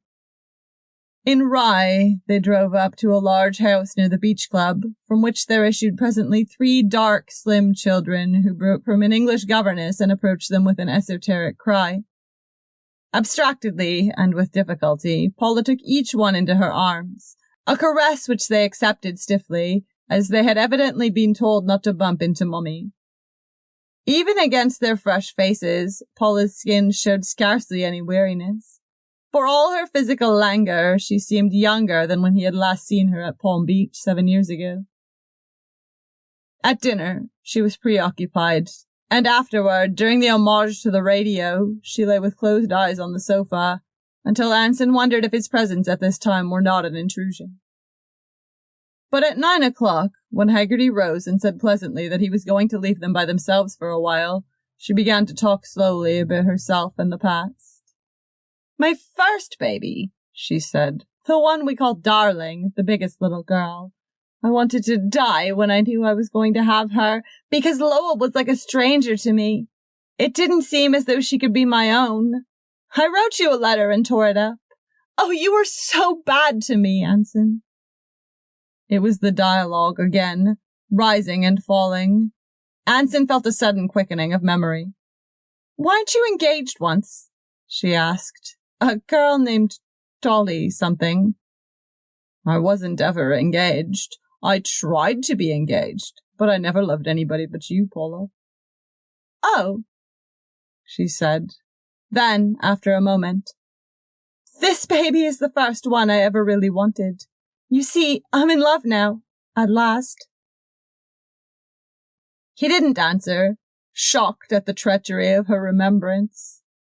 She must have seen that the at last bruised him, for she continued. I was infatuated with you, Anson. You could make me do anything you liked, but we wouldn't have been happy. I'm not smart enough for you. I don't like things to be complicated like you do. She paused. You'll never settle down, she said. The phrase struck at him from behind. It was an accusation that of all accusations he had never merited. I could settle down if women were different, he said. If I didn't understand so much about them, if women didn't spoil you for other women, if they had only a little pride, if I could go to sleep for a while and wake up into a home that was really mine, why, that's what I'm made for, Paula. That's what women have seen in me and liked in me. It's only that I can't get through the preliminaries anymore. Haggerty came in a little before 11. After a whiskey, Paula stood up and announced that she was going to bed. She went over and stood by her husband. Where did you go, dearest? She demanded. I had a drink with Ed Saunders. I was worried. I thought maybe you'd run away. She rested her head against his coat. He's sweet, isn't he, Anson? She demanded. Absolutely, said Anson, laughing. She raised her face to her husband. Well, I'm ready, she said. She turned to Anson. Do you want to see our family gymnastics stunt? Yes, he said in an interested voice. All right, here we go. Haggerty picked her up easily in his arms. This is called the family acrobatic stunt, said Paula. He carries me upstairs. Isn't it sweet of him? Yes, said Anson. Haggerty bent his head slightly until his face touched Paula's. And I love him, she said. I've just been telling you, haven't I, Anson? Yes, he said. He's the dearest thing that ever lived in this world, aren't you, darling? Well, good night. Here we go. Isn't he strong? Yes, Anson said. You'll find a pair of Pete's pajamas laid out for you. Sweet dreams. See you at breakfast. Yes, Anson said. 8. The older members of the firm insisted that Anson should go abroad for the summer. He had scarcely had a vacation in 7 years, they said. He was stale and needed a change. Anson resisted. If I go, he declared, I won't come back any more. That's absurd, old man. You'll be back in 3 months with all this depression gone, fit as ever. No, he shook his head stubbornly. If I stop, I won't go back to work. If I stop, that means I've given up. I'm through. We'll take a chance on that. Stay 6 months if you like. We're not afraid you'll leave us. Why, you'd be miserable if you didn't work. They arranged his passage for him. They liked Anson. Everyone liked Anson, and the change that had been coming over him cast a sort of pall over the office. The enthusiasm that had invariably signaled up business, the consideration toward his equals and his inferiors, the lift of his vital presence. Within the past 4 months, his intense nervousness had melted down these qualities into the fussy pessimism of a man of 40. On every transaction in which he was involved, he acted as a drag and a strain. If I go, I'll never come back, he said. 3 days before he sailed, Paula Legendre Haggerty died in childbirth. I was with him a great deal then, for we were crossing together, but for the first time in our friendship he told me not a word of how he felt, nor did I see the slightest sign of emotion. His chief preoccupation was with the fact that he was 30 years old. He would turn the conversation to the point where he could remind you of it, and then fall silent, as if he assumed that the statement would start a chain of thought sufficient to itself. Like his partners, I was amazed at the change in him, and I was glad when the Paris moved off into the wet space between the worlds, leaving his principality behind. How about a drink? He suggested. We walked into the bar with that defiant feeling that characterizes the day of departure, and ordered 4 martinis. After 1 cocktail, a change came over him. He suddenly reached across and slapped my knee with the first joviality I had seen him exhibit for months. Did you see that girl in the red tam? He demanded. The one with the high color who had the 2 police dogs down to bid her goodbye. She's pretty, I agreed. I looked her up in the purser's office and found out that she's alone. I'm going down to see the steward in a few minutes. We'll have dinner with her tonight. After a while, he left me, and within an hour he was walking up and down the deck with her, talking to her in his strong, clear voice. Her red tam was a bright spot of color against the steel-green sea, and from time to time she looked up with a flashing bob of her head and smiled with amusement and interest and anticipation. At dinner we had champagne, and we were very joyous.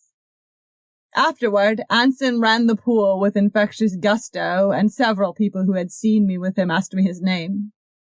He and the girl were talking and laughing together on a lounge in the bar when I went to bed. I saw less of him on the trip than I had hoped. He wanted to arrange a foursome, but there was no one available, so I saw him only at meals. Sometimes, though, he would have a cocktail in the bar, and he told me about the girl in the red tam and his adventures with her, making them all bizarre and amusing, as he had a way of doing, and I was glad that he was himself again, or at least the self that I knew and with which I felt at home. I don't think he was ever happy unless someone was in love with him, responding to him like filings to a magnet, helping him to explain himself, promising him something. What it was, I do not know. Perhaps they promised that there would always be women in the world who would spend their brightest, freshest, rarest hours to nurse and protect that superiority he cherished in his heart. End of section 2.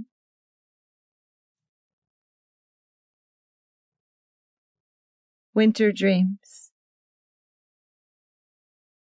Some of the caddies were poor as sin and lived in one-room houses with a neurasthenic cow in the front yard, but Dexter Green's father owned the second-best grocery store in Black Bear. The best one was The Hub, patronized by the wealthy people from Sherry Island, and Dexter caddied only for pocket money. In the fall, when the days became crisp and gray and the long Minnesota winter shut down like the white lid of a box, Dexter's skis moved over the snow that hid the fairways of the golf course. At these times, the country gave him a feeling of profound melancholy. It offended him that the links should lie in enforced fallowness, haunted by ragged sparrows for the long season.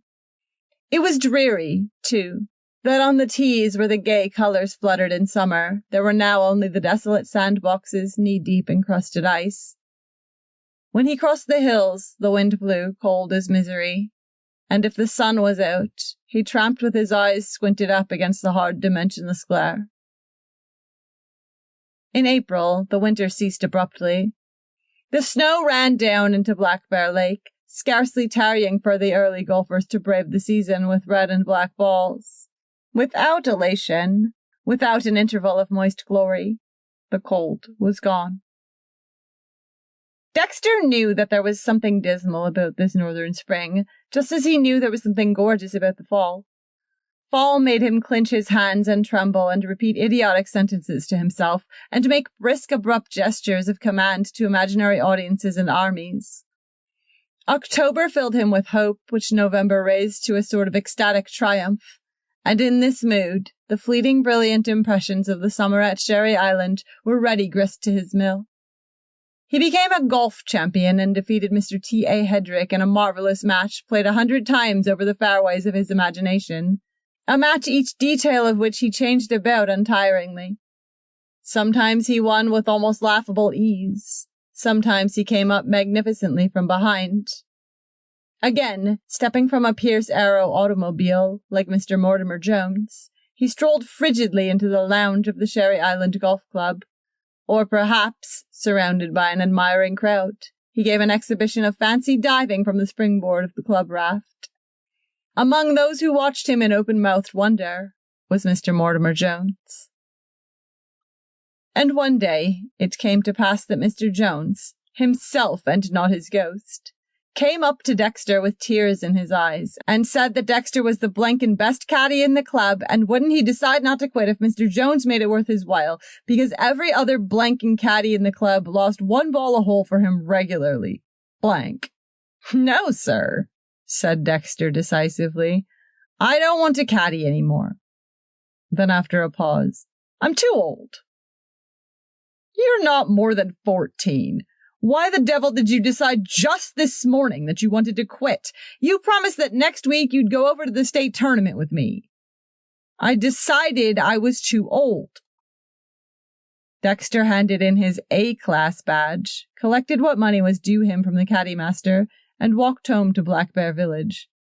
The best blanking caddy I ever saw, shouted Mr. Mortimer Jones over a drink that afternoon. Never lost a ball. Willing, intelligent, quiet, honest, grateful. The little girl who had done this was 11. Beautifully ugly, as little girls are apt to be, who are destined after a few years to be inexpressibly lovely and to bring no end of misery to a great number of men. The spark, however, was perceptible. There was a general ungodliness in the way her lips twisted down at the corners when she smiled, and in the, heaven help us, in the almost passionate quality of her eyes. Vitality is born early in such women. It was utterly in evidence now, shining through her thin frame in a sort of glow. She had come eagerly out onto the course at 9 o'clock with a white linen nurse and 5 small new golf clubs in a white canvas bag which the nurse was carrying. When Dexter first saw her, she was standing by the caddy house, rather ill at ease and trying to conceal the fact by engaging her nurse in an obviously unnatural conversation graced by startling and irrelevant grimaces from herself. "Well, it's certainly a nice day, Hilda," Dexter heard her say. She drew down the corners of her mouth, smiled, and glanced furtively around, her eyes in transit falling for an instant on Dexter. Then to the nurse. "Well, I guess there aren't very many people out here this morning, are there?" The smile again, radiant, blatantly artificial, convincing. "I don't know what we're supposed to do now," said the nurse, looking nowhere in particular. "Oh, that's all right. I'll fix it up." Dexter stood perfectly still, his mouth slightly ajar. He knew that if he moved forward a step, his stare would be in her line of vision. If he moved backward, he would lose his full view of her face. For a moment, he had not realized how young she was. Now he remembered having seen her several times the year before. In bloomers. Suddenly, involuntarily, he laughed, a short, abrupt laugh. Then, startled by himself, he turned and began to walk quickly away. "Boy!" Dexter stopped. "Boy!" Beyond question, he was addressed. Not only that, but he was treated to that absurd smile, that preposterous smile, the memory of which at least a dozen men were to carry into middle age. "Boy, do you know where the golf teacher is?" "He's giving a lesson."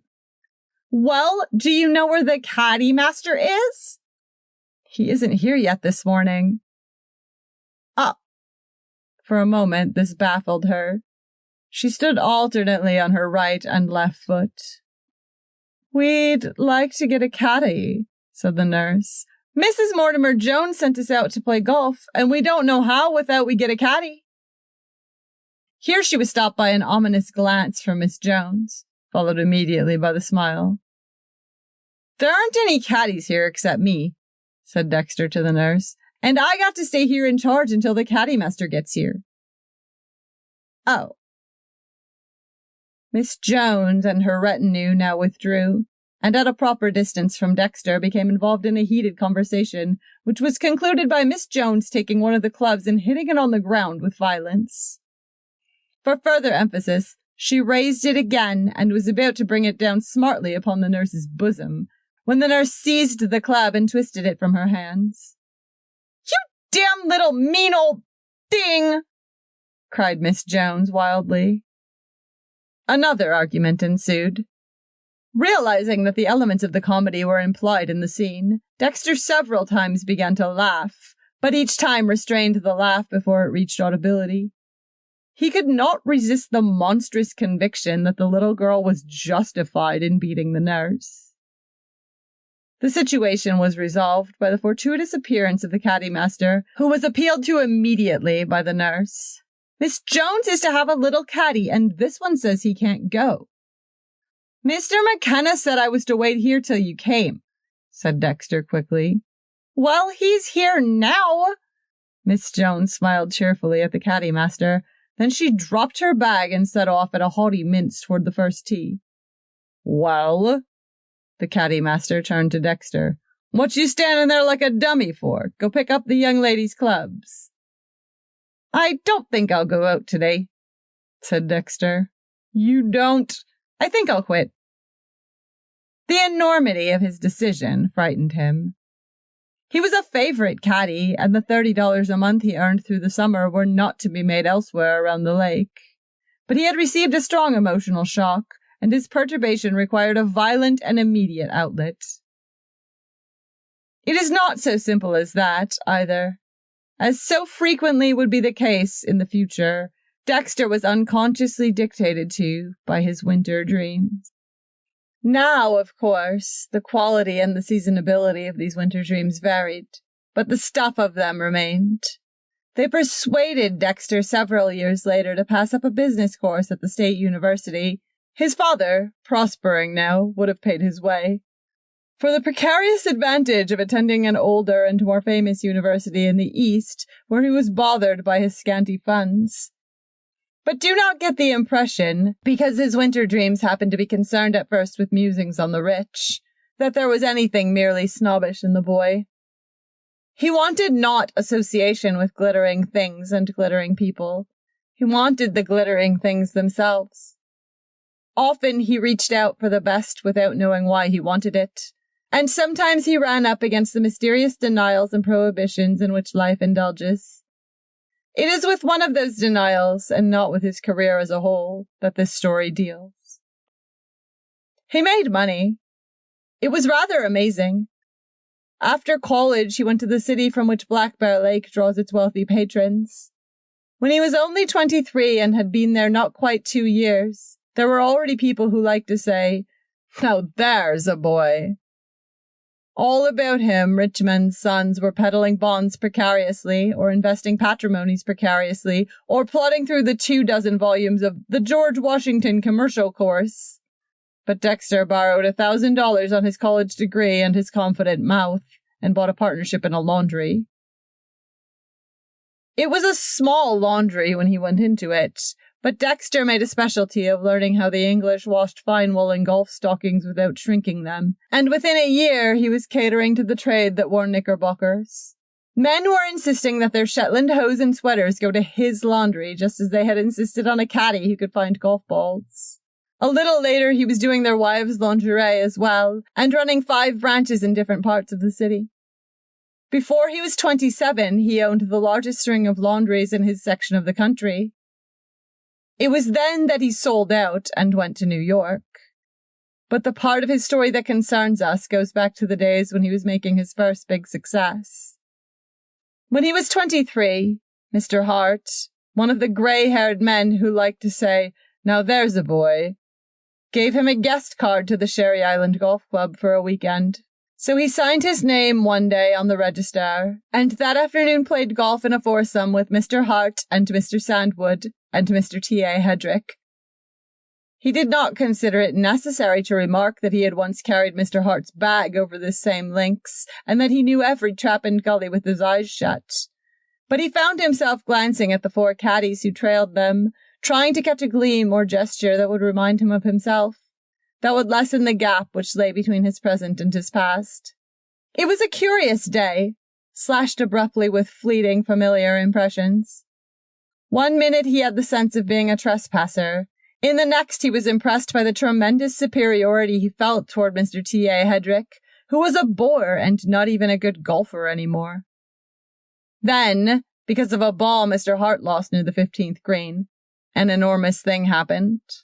While they were searching the stiff grasses of the rough, there was a clear call of 4 from behind a hill in their rear. And as they all turned abruptly from their search, a bright new ball sliced abruptly over the hill and caught Mr. T.A. Hedrick in the abdomen. "By Gad!" cried Mr. T.A. Hedrick. "They ought to put some of these crazy women off the course. It's getting to be outrageous." A head and a voice came up together over the hill. "Do you mind if we go through?" "You hit me in the stomach," declared Mr. Hedrick wildly. "Did I?" The girl approached the group of men. "I'm sorry. I yelled 4. Her glance fell casually on each of the men, then scanned the fairway for her ball. "Did I bounce into the rough?" It was impossible to determine whether this question was ingenuous or malicious. In a moment, however, she left no doubt, for as her partner came up over the hill, she called cheerfully, "Here I am! I'd have gone on the green except that I hit something," as she took her stance for a short, mashy shot. Dexter looked at her closely. She wore a blue gingham dress, rimmed at throat and shoulders with a white edging that accentuated her tan. The quality of exaggeration, of thinness, which had made her passionate eyes and downturning mouth absurd at 11, was gone now. She was arrestingly beautiful. The color in her cheeks was centered like the color in a picture. It was not a high color, but a sort of fluctuating and feverish warmth, so shaded that it seemed at any moment it would recede and disappear. This color and the mobility of her mouth gave a continual impression of flux, of intense life, of passionate vitality, balanced only partly by the sad luxury of her eyes. She swung her mashie impatiently and without interest, pitching the ball into a sandpit on the other side of the green. With a quick, insincere smile and a careless, "Thank you," she went on after it. "That Judy Jones," remarked Mr. Hedrick on the next tee, as they waited some moments for her to play on ahead. "All she needs is to be turned up and spanked for 6 months and then to be married off to an old-fashioned cavalry captain." "My God, she's good-looking," said Mr. Sandwood, who was just over 30. "Good-looking?" cried Mr. Hedrick contemptuously. "She always looks as if she wanted to be kissed, turning those big cow eyes on every calf in town." It was doubtful if Mr. Hedrick intended a reference to the maternal instinct. "She'd play pretty good golf if she'd try," said Mr. Sandwood. "She has no form," said Mr. Hedrick solemnly. "She has a nice figure," said Mr. Sandwood. "Better thank the Lord she doesn't drive a swifter ball," said Mr. Hart, winking at Dexter. Later in the afternoon, the sun went down with a riotous swirl of gold and varying blues and scarlets, and left the dry, rustling night of western summer. Dexter watched from the veranda of the golf club, watched the even overlap of the waters in the little wind, silver molasses under the harvest moon. Then the moon held a finger to her lips, and the lake became a clear pool, pale and quiet. Dexter put on his bathing suit and swam out to the farthest raft, where he stretched dripping on the wet canvas of the springboard. There was a fish jumping, and a star shining, and the lights around the lake were gleaming. Over on a dark peninsula, a piano was playing the songs of last summer and of summers before that. Songs from Chin Chin and the Count of Luxembourg and the Chocolate Soldier. And because the sound of a piano over a stretch of water had always seemed beautiful to Dexter, he lay perfectly quiet and listened. The tune the piano was playing at that moment had been gay and new 5 years before, when Dexter was a sophomore at college. They had played it at a prom once when he could not afford the luxury of proms, and he had stood outside the gymnasium and listened. The sound of the tune precipitated in him a sort of ecstasy, and it was with that ecstasy he viewed what happened to him now. It was a mood of intense appreciation, a sense that, for once, he was magnificently attuned to life and that everything about him was radiating a brightness and a glamour he might never know again. A low, pale oblong detached itself suddenly from the darkness of the island, spitting forth the reverberate sound of a racing motorboat. 2 white streamers of cleft water rolled themselves out behind it, and almost immediately the boat was beside him, drowning out the hot tinkle of the piano in the drone of its spray.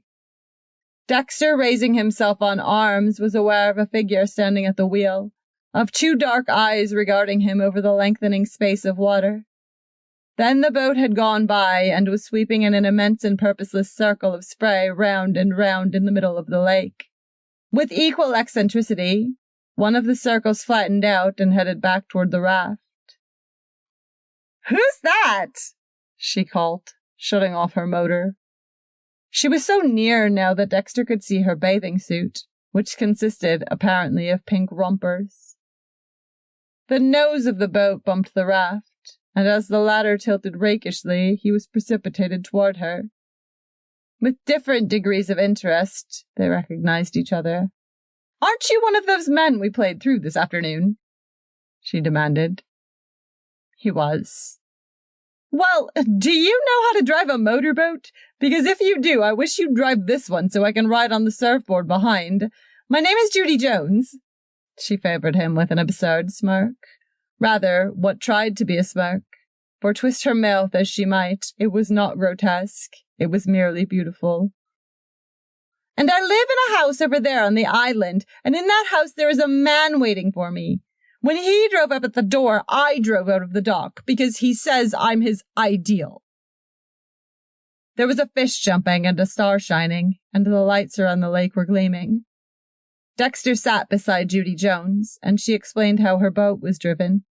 Then she was in the water, swimming to the floating surfboard with a sinuous crawl. Watching her was without effort to the eye, watching a branch waving or a seagull flying. Her arms, burned to butternut, moved sinuously among the dull platinum ripples, elbow appearing first, casting the forearm back with a cadence of falling water, then reaching out and down, stabbing a path ahead. They moved out into the lake. Turning, Dexter saw that she was kneeling on the low rear of the now up-tilted surfboard. "Go faster!" she called. "Fast as it'll go!" Obediently, he jammed the lever forward, and the white spray mounted at the bow. When he looked around again, the girl was standing up on the rushing board, her arms spread wide, her eyes lifted toward the moon. "It's awful cold," she shouted. "What's your name?" He told her. "Well, why don't you come to dinner tomorrow night?" His heart turned over like the flywheel of the boat, and, for the second time, her casual whim gave a new direction to his life. 3. Next evening, while he waited for her to come downstairs, Dexter peopled the soft, deep summer room and the sun porch that opened from it with the men who had already loved Judy Jones. He knew the sort of men they were. The men who, when he first went to college, had entered from the great prep schools, with graceful clothes and the deep tan of healthy summers. He had seen that, in one sense, he was better than these men. He was newer and stronger. Yet, in acknowledging to himself that he wished his children to be like them, he was admitting that he was but the rough, strong stuff from which they eternally sprang. When the time had come for him to wear good clothes, he had known who were the best tailors in America, and the best tailors in America had made him the suit he wore this evening. He had acquired that particular reserve peculiar to his university that set it off from other universities. He recognized the value to him of such a mannerism, and he had adopted it. He knew that to be careless in dress and manner required more confidence than to be careful. But carelessness was for his children. His mother's name had been Krimschlick. She was a bohemian of the peasant class, and she had talked broken English to the end of her days. Her son must keep to the set patterns. At a little after 7, Judy Jones came downstairs. She wore a blue silk afternoon dress, and he was disappointed at first that she had not put on something more elaborate. This feeling was accentuated when, after a brief greeting, she went to the door of a butler's pantry and, pushing it open, called, "You can serve dinner, Martha." He had rather expected that a butler would announce dinner, that there would be a cocktail. Then he put these thoughts behind him as they sat down side by side on a lounge and looked at each other. "Father and Mother won't be here," she said thoughtfully. He remembered the last time he had seen her father, and he was glad the parents were not to be here tonight. They might wonder who he was. He had been born in Keble, a Minnesota village 50 miles farther north, and he always gave Keble as his home instead of Black Bear Village. Country towns were well enough to come from if they weren't inconveniently in sight and used as footstools by fashionable lakes. They talked of his university, which she had visited frequently during the past 2 years, and of the nearby city which supplied Sherry Island with its patrons, and whither Dexter would return next day to his prospering laundries. During dinner, she slipped into a moody depression, which gave Dexter a feeling of uneasiness. Whatever petulance she uttered in her throaty voice worried him. Whatever she smiled at him, at a chicken liver, at nothing, It disturbed him that her smile could have no root in mirth, or even in amusement. When the scarlet corners of her lips curved down, it was less a smile than an invitation to a kiss. Then, after dinner, she led him out on the dark sun porch and deliberately changed the atmosphere. "Do you mind if I weep a little?" she said. "I'm afraid I'm boring you," he responded quickly. "You're not. I like you. But I've just had a terrible afternoon. There was a man I cared about, and this afternoon he told me out of a clear sky that he was poor as a church mouse. He'd never even hinted it before. Does this sound horribly mundane?" "Perhaps he was afraid to tell you." "Suppose he was," she answered. "He didn't start right. You see, if I'd thought of him as poor, well, I've been mad about loads of poor men and fully intended to marry them all. But in this case, I hadn't thought of him that way, and my interest in him wasn't strong enough to survive the shock. As if a girl calmly informed her fiancé that she was a widow. He might not object to widows, but—" "Let's start right," she interrupted herself suddenly. "Who are you, anyhow?" For a moment, Dexter hesitated. Then, "I'm nobody," he announced. "My career is largely a matter of futures." "Are you poor?" "No," he said frankly. "I'm probably making more money than any man my age in the Northwest. I know that's an obnoxious remark, but you advise me to start right." There was a pause. Then she smiled, and the corners of her mouth drooped, and an almost imperceptible sway brought her closer to him, looking up into his eyes.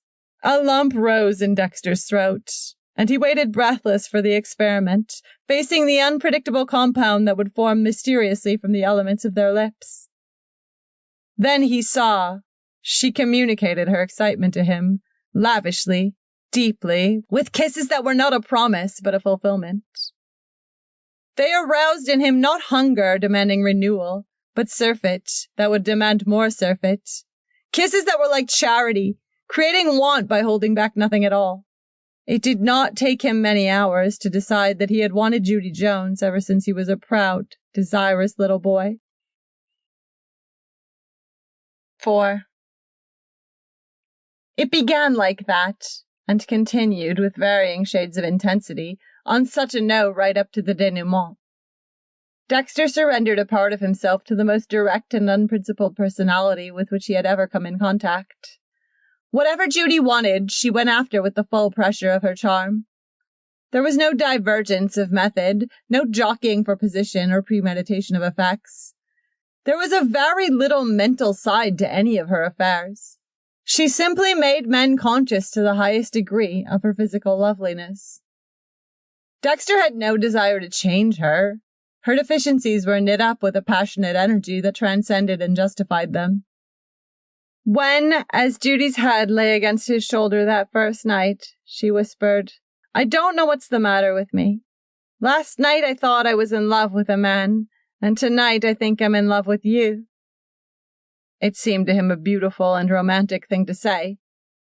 It was the exquisite excitability that for the moment he controlled and owned. But a week later, he was compelled to view this same quality in a different light. She took him in her roadster to a picnic supper, and after supper she disappeared, likewise in her roadster, with another man. Dexter became enormously upset and was scarcely able to be decently civil to the other people present. When she assured him that she had not kissed the other man, he knew she was lying, yet he was glad that she had taken the trouble to lie to him. He was, as he found before the summer ended, one of a varying dozen who circulated about her. Each of them had at one time been favored above all others. About half of them still basked in the solace of occasional sentimental revivals. Whenever one showed signs of dropping out through long neglect, she granted him a brief honeyed hour, which encouraged him to tag along for a year or so longer. Judy made these forays upon the helpless and defeated without malice, indeed half unconscious that there was anything mischievous in what she did. When a new man came to town, everyone dropped out. Dates were automatically cancelled. The helpless part of trying to do anything about it was that she did it all herself. She was not a girl who could be won in the kinetic sense. She was proof against cleverness. She was proof against charm. If any of these assailed her too strongly, she would immediately resolve the affair to a physical basis. And under the magic of her physical splendor, the strong as well as the brilliant played her game and not their own. She was entertained only by the gratification of her desires and by the direct exercise of her own charm. Perhaps from so much youthful love, so many youthful lovers, she had come, in self-defense, to nourish herself wholly from within. Succeeding Dexter's first exhilaration came restlessness and dissatisfaction. The helpless ecstasy of losing himself in her was opiate rather than tonic. It was fortunate for his work during the winter that those moments of ecstasy came infrequently. Early in their acquaintance, it had seemed for a while that there was a deep and spontaneous mutual attraction.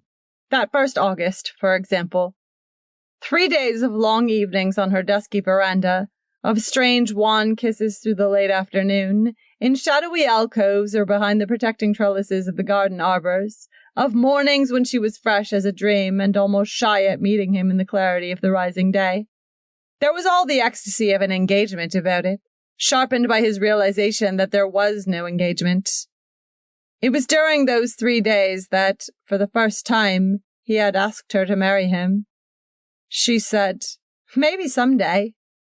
She said, "Kiss me." She said, "I'd like to marry you." She said, "I love you." She said nothing. The 3 days were interrupted by the arrival of a New York man who visited at her house for half September. To Dexter's agony, rumor engaged them. The man was the son of the president of a great trust company, but at the end of a month it was reported that Judy was yawning. At a dance one night, she sat all evening in a motorboat with a local beau while the New Yorker searched the club for her frantically. She told the local beau that she was bored with her visitor, and 2 days later he left. She was seen with him at the station, and it was reported that he looked very mournful indeed. On this note, the summer ended. Dexter was 24, and he found himself increasingly in a position to do as he wished. He joined 2 clubs in the city and lived at one of them. Though he was by no means an integral part of the stag lines at these clubs, he managed to be on hand at dances where Judy Jones was likely to appear. He could have gone out socially as much as he liked. He was an eligible young man now, and popular with downtown fathers. His confessed devotion to Judy Jones had rather solidified his position. But he had no social aspirations, and rather despised the dancing men who were always on tap for the Thursday or Saturday parties, and who filled in at dinners with the younger married set. Already he was playing with the idea of going east to New York. He wanted to take Judy Jones with him. No disillusion as to the world in which she had grown up could cure his illusion as to her desirability. Remember that. For only in the light of it can what he did for her be understood. 18 months after he first met Judy Jones, he became engaged to another girl. Her name was Irene Shearer, and her father was one of the men who had always believed in Dexter. Irene was light-haired and sweet and honorable and a little stout, and she had 2 suitors whom she pleasantly relinquished when Dexter formally asked her to marry him. Summer, fall, winter, spring, another summer, another fall. So much he had given of his active life to the incorrigible lips of Judy Jones. She had treated him with interest, with encouragement, with malice, with indifference, with contempt. She had inflicted on him the innumerable little slights and indignities possible in such a case, as if in revenge for having ever cared for him at all. She had beckoned him and yawned at him and beckoned him again, and he had responded often with bitterness and narrowed eyes. She had brought him ecstatic happiness and intolerable agony of spirit. She had caused him untold inconvenience and not a little trouble. She had insulted him, and she had ridden over him, and she had played his interest in her work against his interest in his work, for fun. She had done everything to him except to criticize him. This she had not done. It seemed to him only because it might have sullied the utter indifference she manifested and sincerely felt toward him. When autumn had come and gone again, it occurred to him that he could not have Judy Jones. He had to beat this into his mind, but he convinced himself at last. He lay awake at night for a while and argued it over. He told himself the trouble and the pain she had caused him. He enumerated her glaring deficiencies as a wife. Then he said to himself that he loved her, and after a while he fell asleep. For a week, lest he imagined her husky voice over the telephone or her eyes opposite him at lunch, he worked hard and late, and at night he went to his office and plotted out his years. At the end of a week, he went to a dance and cut in on her once. For almost the first time since they had met, he did not ask her to sit out with him or tell her that she was lovely. It hurt him that she did not miss these things. That was all. He was not jealous when he saw that there was a new man tonight. He had been hardened against jealousy long before. He stayed late at the dance.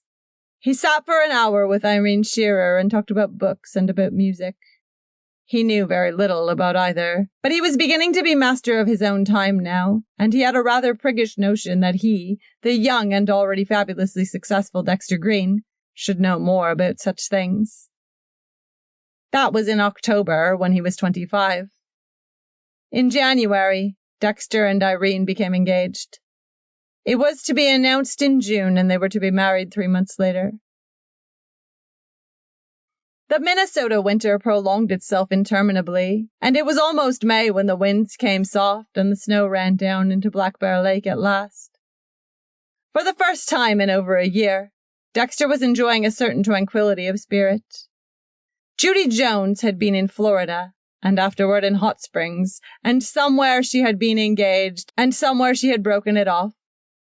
At first, when Dexter had definitely given her up, it had made him sad that people still linked them together and asked for news of her. But when he began to be placed at dinner next to Irene Shearer, people didn't ask him about her anymore. They told him about her. He ceased to be an authority on her. May at last. Dexter walked the streets at night when the darkness was damp as rain, wondering that so soon, with so little done, so much of ecstasy had gone from him.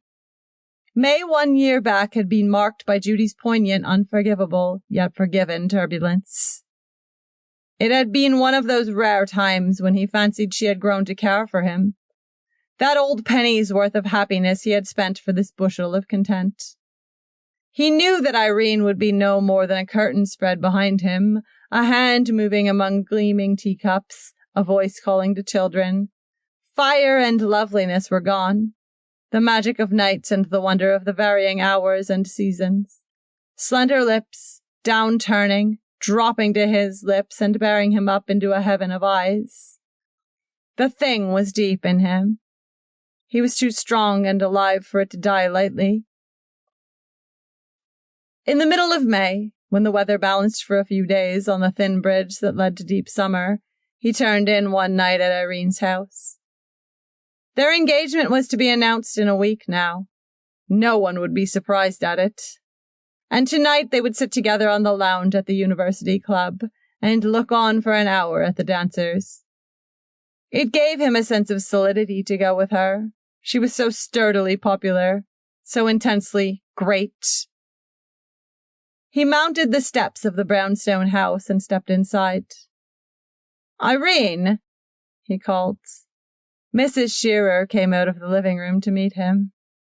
"Dexter," she said, "Irene's gone upstairs with a splitting headache. She wanted to go with you, but I made her go to bed." "Nothing serious, Oh, no. She's going to play golf with you in the morning. You can spare her for just one night, can't you, Dexter?" Her smile was kind. She and Dexter liked each other. In the living room, he talked for a moment before he said good night. Returning to the University Club, where he had rooms, he stood in the doorway for a moment and watched the dancers. He leaned against the doorpost, nodded at a man or two, yawned. "Hello, darling." The familiar voice at his elbow startled him. Judy Jones had left a man and crossed the room to him. Judy Jones, a slender, enameled doll in cloth of gold, gold in a band at her head, gold in 2 slipper points at her dress's hem. The fragile glow of her face seemed to blossom as she smiled at him. A breeze of warmth and light blew through the room. His hands in the pockets of his dinner jacket tightened spasmodically. He was filled with a sudden excitement. "When did you get back?" he asked casually. "Come here and I'll tell you about it." She turned and he followed her. She had been away. He could have wept at the wonder of her return. She had passed through enchanted streets, doing things that were like provocative music. All mysterious happenings, all fresh and quickening hopes, had gone away with her, come back with her now. She turned in the doorway. "Have you a car here? If you haven't, I have." "I have a coupe." In, then, with a rustle of golden cloth. He slammed the door. Into so many cars she had stepped. Like this, like that, her back against the leather so, her elbow resting on the door, waiting. She would have been soiled long since had there been anything to soil her, except herself. But this was her own self outpouring. With an effort, he forced himself to start the car and back into the street. This was nothing, he must remember. She had done this before and he had put her behind him, as he would have crossed a bad account from his books. He drove slowly downtown and, affecting abstraction, traversed the deserted streets of the business section, peopled here and there where a movie was giving out its crowd or where consumptive or pugilistic youth lounged in front of pool halls. The clink of glasses and the slap of hands on the bars issued from saloons, cloisters of glazed glass and dirty yellow light. She was watching him closely, and the silence was embarrassing. Yet in this crisis he could find no casual word with which to profane the hour. At a convenient turning, he began to zigzag back toward the university club. "Have you missed me?" she asked suddenly. "Everybody missed you." He wondered if she knew of Irene Shearer. She had been back only a day. Her absence had been almost contemporaneous with his engagement. "What a remark!" Judy laughed, sadly, without sadness. She looked at him searchingly. He became absorbed in the dashboard. "You're handsomer than you used to be," she said thoughtfully. "Dexter, you have the most rememberable eyes." He could have laughed at this, but he did not laugh. It was the sort of thing that was said to sophomores, yet it stabbed at him. "I'm awfully tired of everything, darling." She called everyone darling, endowing the endearment with careless, individual camaraderie. "I wish you'd marry me." The directness of this confused him. He should have told her now that he was going to marry another girl, but he could not tell her. He could as easily have sworn that he had never loved her. "I think we'd get along," she continued on the same note, "unless probably you've forgotten me and fallen in love with another girl." Her confidence was obviously enormous. She had said, in effect, that she found such a thing impossible to believe, that if it were true, he had merely committed a childish indiscretion, and probably to show off. She would forgive him because it was not a matter of any moment, but rather something to be brushed aside lightly. "Of course you could never love anybody but me," she continued. "I like the way you love me. Oh, Dexter, have you forgotten last year?" "No, I haven't forgotten." "Neither have I." Was she sincerely moved, or was she carried along by the wave of her own acting? "I wish we could be like that again," she said, and he forced himself to answer. "I don't think we can." "I suppose not. I hear you're giving Irene Shearer a violent rush." There was not the faintest emphasis on the name, yet Dexter was suddenly ashamed. "Oh, take me home," cried Judy suddenly. "I don't want to go back to that idiotic dance with those children." Then, as he turned up the street that led to the residence district, Judy began to cry quietly to herself. He had never seen her cry before. The dark street lightened. The dwellings of the rich loomed up around them. He stopped his coupe in front of the great white bulk of the Mortimer Joneses' house, somnolent, gorgeous, drenched with the splendor of the damp moonlight. Its solidity startled him. The strong walls, the steel of the girders, the breadth and beam and pomp of it were there only to bring out the contrast with the young beauty beside him. It was sturdy to accentuate her slightness, as if to show what a breeze could be generated by a butterfly's wing. He sat perfectly quiet, his nerves in wild clamor, afraid that if he moved, he would find her irresistibly in his arms. 2 tears had rolled down her wet face and trembled on her upper lip. "I'm more beautiful than anybody else," she said brokenly. "Why can't I be happy?" Her moist eyes tore at his stability. Her mouth turned slowly downward with an exquisite sadness. "I'd like to marry you if you'll have me, Dexter. I suppose you think I'm not worth having, but I'll be so beautiful for you, Dexter." A million phrases of anger, pride, passion, hatred, and tenderness fought on his lips.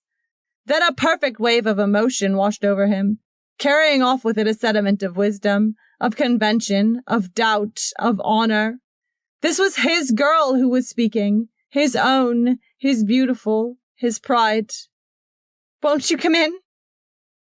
He heard her draw in her breath sharply. Waiting. "All right." His voice was trembling. "I'll come in."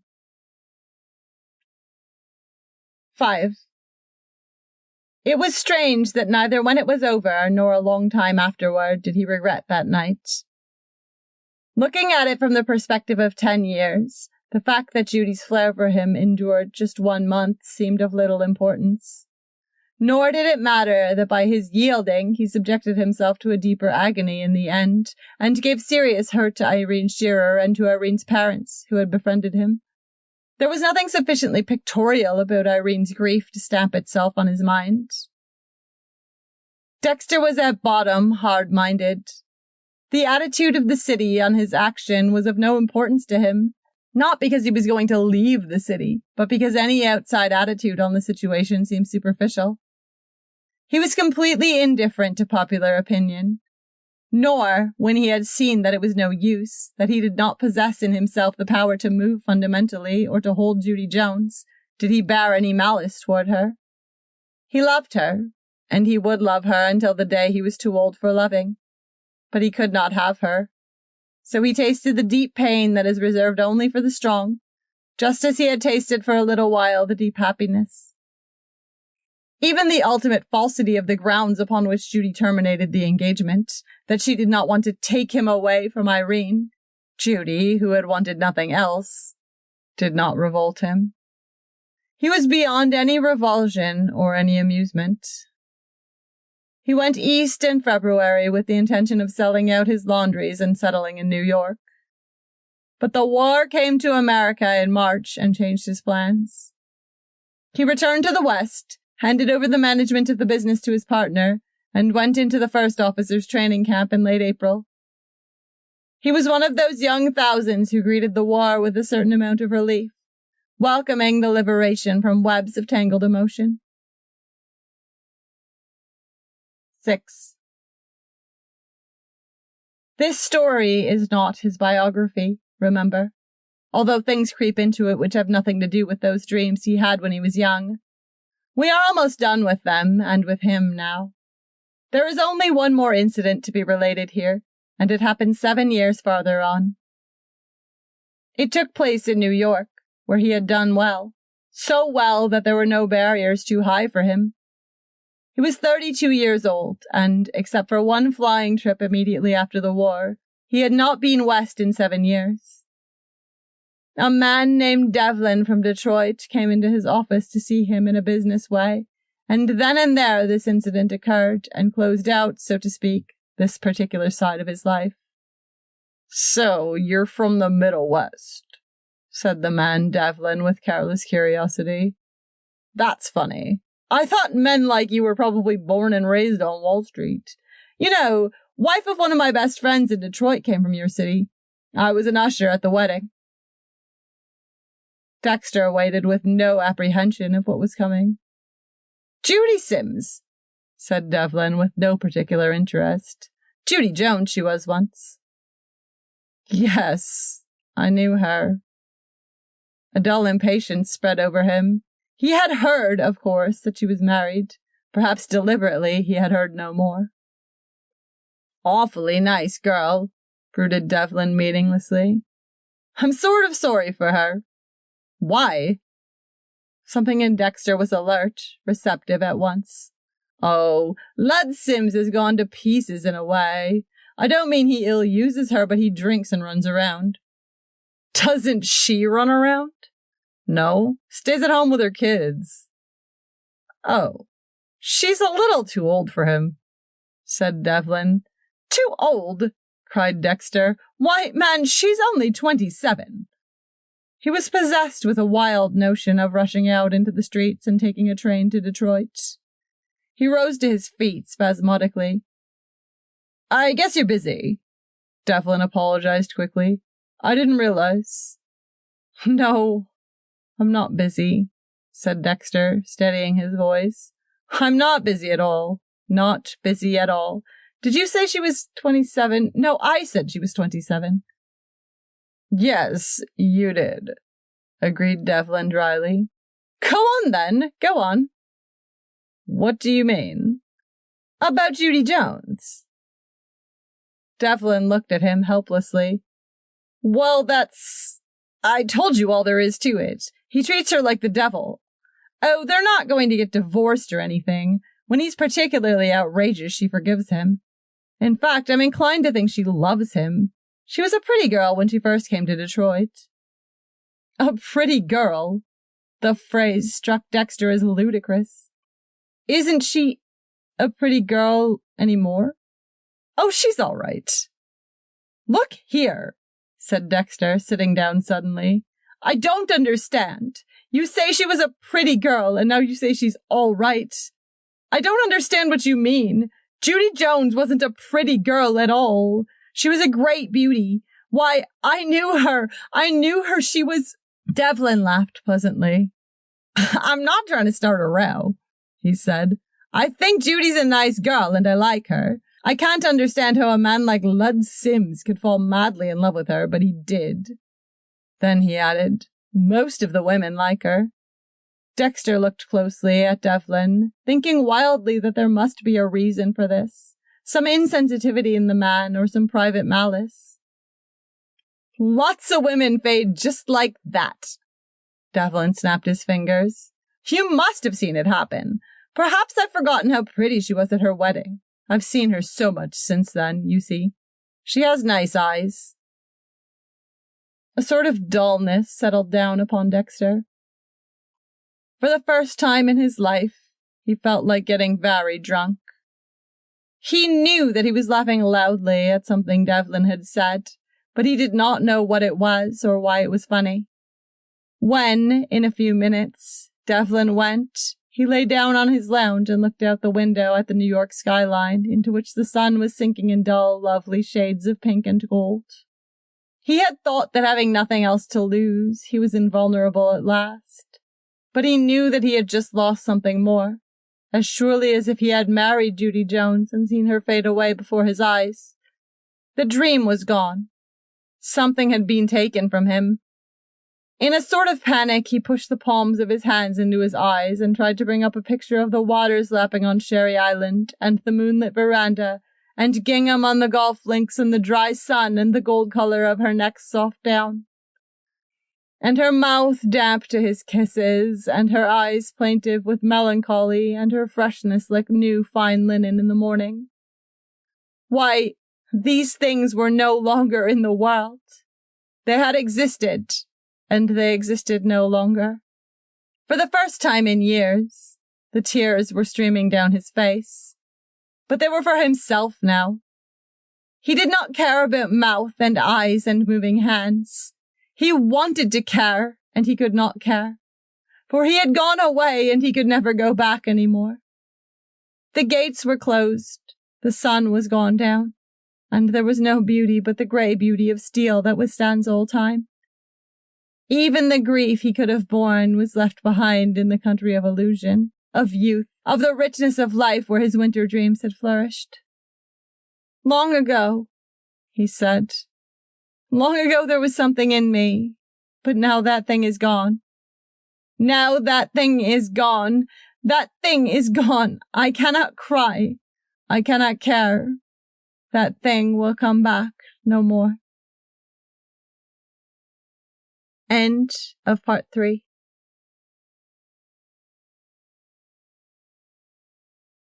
The Baby Party.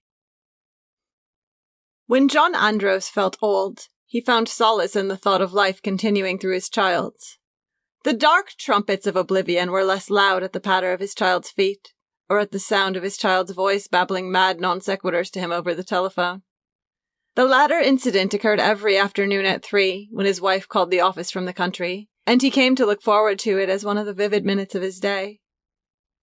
He was not physically old, but his life had been a series of struggles up a series of rugged hills, and here, at 38, having won his battles against ill health and poverty, he cherished less than the usual number of illusions.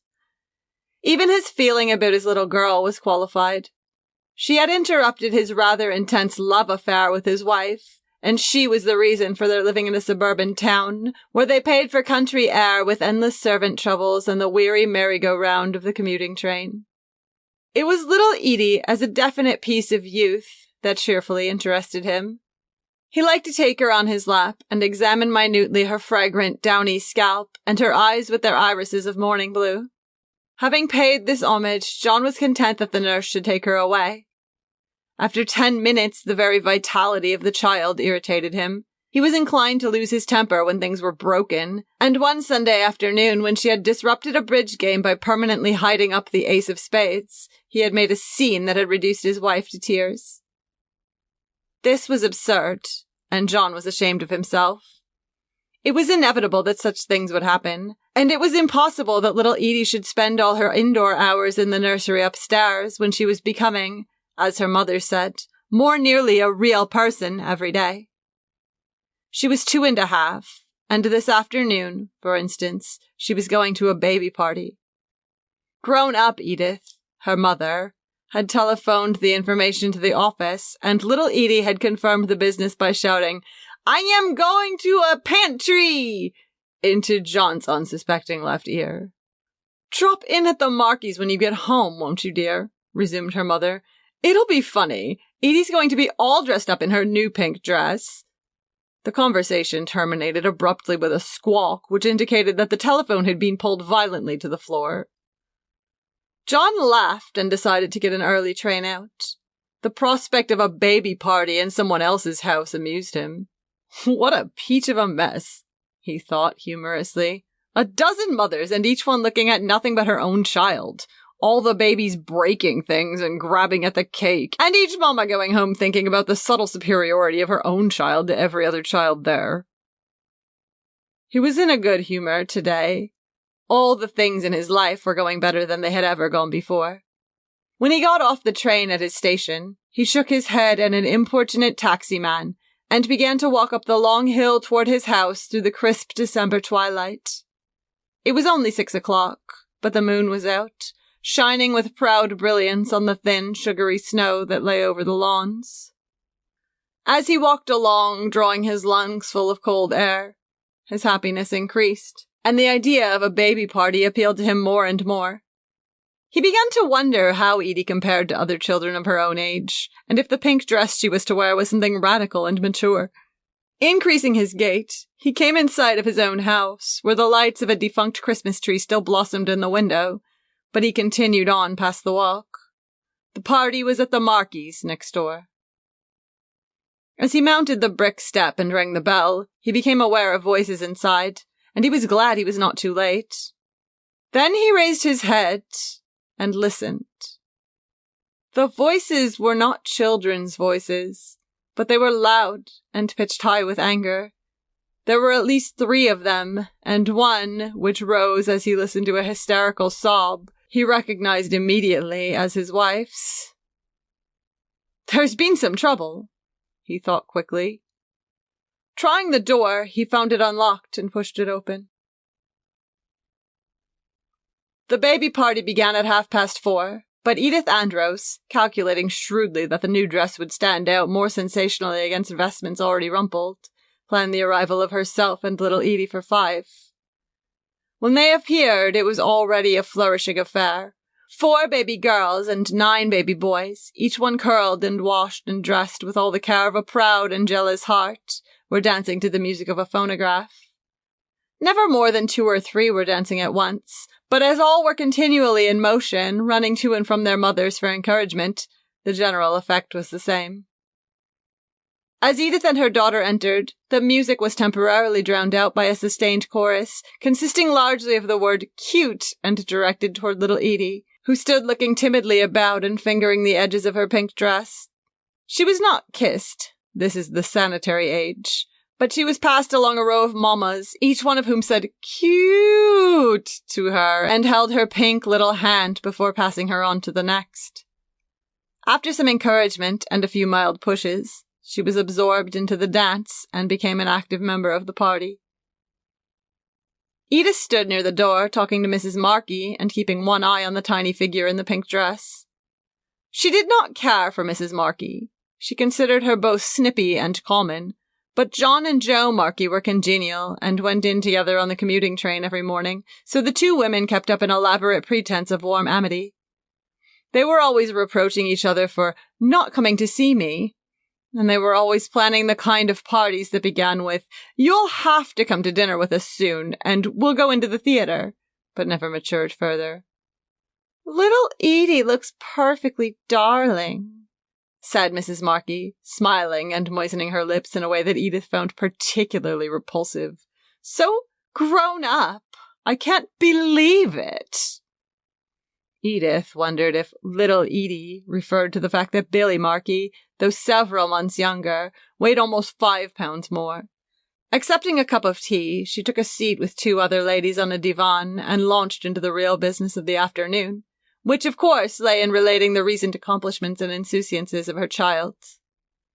An hour passed. Dancing palled and the babies took to sterner sport. They ran into the dining room, rounded the big table, and essayed the kitchen door, from which they were rescued by an expeditionary force of mothers. Having been rounded up, they immediately broke loose, and rushing back to the dining room tried the familiar swinging door again. The word overheated began to be used, and small white brows were dried with small white handkerchiefs. A general attempt to make the babies sit down began, but the babies squirmed off laps with peremptory cries of, "Down! Down!" and the rush into the fascinating dining room began anew. This phase of the party came to an end with the arrival of refreshments, a large cake with 2 candles, and saucers of vanilla ice cream. Billy Markey, a stout laughing baby with red hair and legs somewhat bowed, blew out the candles and placed an experimental thumb on the white frosting. The refreshments were distributed and the children ate, greedily but without confusion. They had behaved remarkably well all afternoon. They were modern babies who ate and slept at regular hours, so their dispositions were good, and their faces healthy and pink. Such a peaceful party would not have been possible 30 years ago. After the refreshments, a gradual exodus began. Edith glanced anxiously at her watch. It was almost 6, and John had not arrived. She wanted him to see Edie with the other children, to see how dignified and polite and intelligent she was, and how the only ice cream spot on her dress was some that had dropped from her chin when she was joggled from behind. "You're a darling," she whispered to her child, drawing her suddenly against her knee. "Do you know you're a darling? Do you know you're a darling?" Edie laughed. "Bow wow," she said suddenly. "Bow wow?" Edith looked around. "There isn't any bow wow." "Bow wow," repeated Edie. "I want a bow wow." Edith followed the small pointing finger. "That isn't a bow wow, dearest. That's a teddy bear." "Bear?" "Yes, that's a teddy bear, and it belongs to Billy Markey. You don't want Billy Markey's teddy bear, do you?" Edie did want it. She broke away from her mother and approached Billy Markey, who held the toy closely in his arms. Edie stood regarding him with inscrutable eyes, and Billy laughed. Grown-up Edith looked at her watch again. this time impatiently. The party had dwindled until, besides Edie and Billy, there were only 2 babies remaining, and one of the 2 remained only by virtue of having hidden himself under the dining room table. It was selfish of John not to come. It showed so little pride in the child. Other fathers had come, 6 of them, to call for their wives, and they had stayed for a while and looked on. There was a sudden wail. Edie had obtained Billy's teddy bear by pulling it forcibly from his arms, and on Billy's attempt to recover it, she had pushed him casually to the floor. "Why, Edie?" cried her mother, repressing an inclination to laugh. Joe Markey, a handsome, broad-shouldered man of 35, picked up his son and set him on his feet. "You're a fine fellow," he said jovially. "Let a girl knock you over. You're a fine fellow." "Did he bump his head?" Mrs. Markey returned anxiously from bowing the next to last remaining mother out the door. "No," exclaimed Markey. "He bumped something else, didn't you, Billy? He bumped something else." Billy had so far forgotten the bump that he was already making an attempt to recover his property. He seized a leg of the bear, which projected from Edie's enveloping arms, and tugged at it, but without success. "No," said Edie emphatically. Suddenly, encouraged by the success of her former half-accidental maneuver, Edie dropped the teddy bear, placed her hands on Billy's shoulders, and pushed him backward off his feet. This time, he landed less harmlessly. His head hit the bare floor just off the rug with a dull, hollow sound, whereupon he drew in his breath and delivered an agonized yell. Immediately, the room was in confusion. With an exclamation, Markey hurried to his son, but his wife was first to reach the injured baby and catch him up into her arms. "Oh, Billy," she cried, "what a terrible bump! She ought to be spanked." Edith, who had rushed immediately to her daughter, heard this remark, and her lips came sharply together. "Why, Edie," she whispered perfunctorily, "you bad girl." Edie put back her little head suddenly and laughed. It was a loud laugh, a triumphant laugh, with victory in it and challenge and contempt. Unfortunately, it was also an infectious laugh. Before her mother realized the delicacy of the situation, she too had laughed.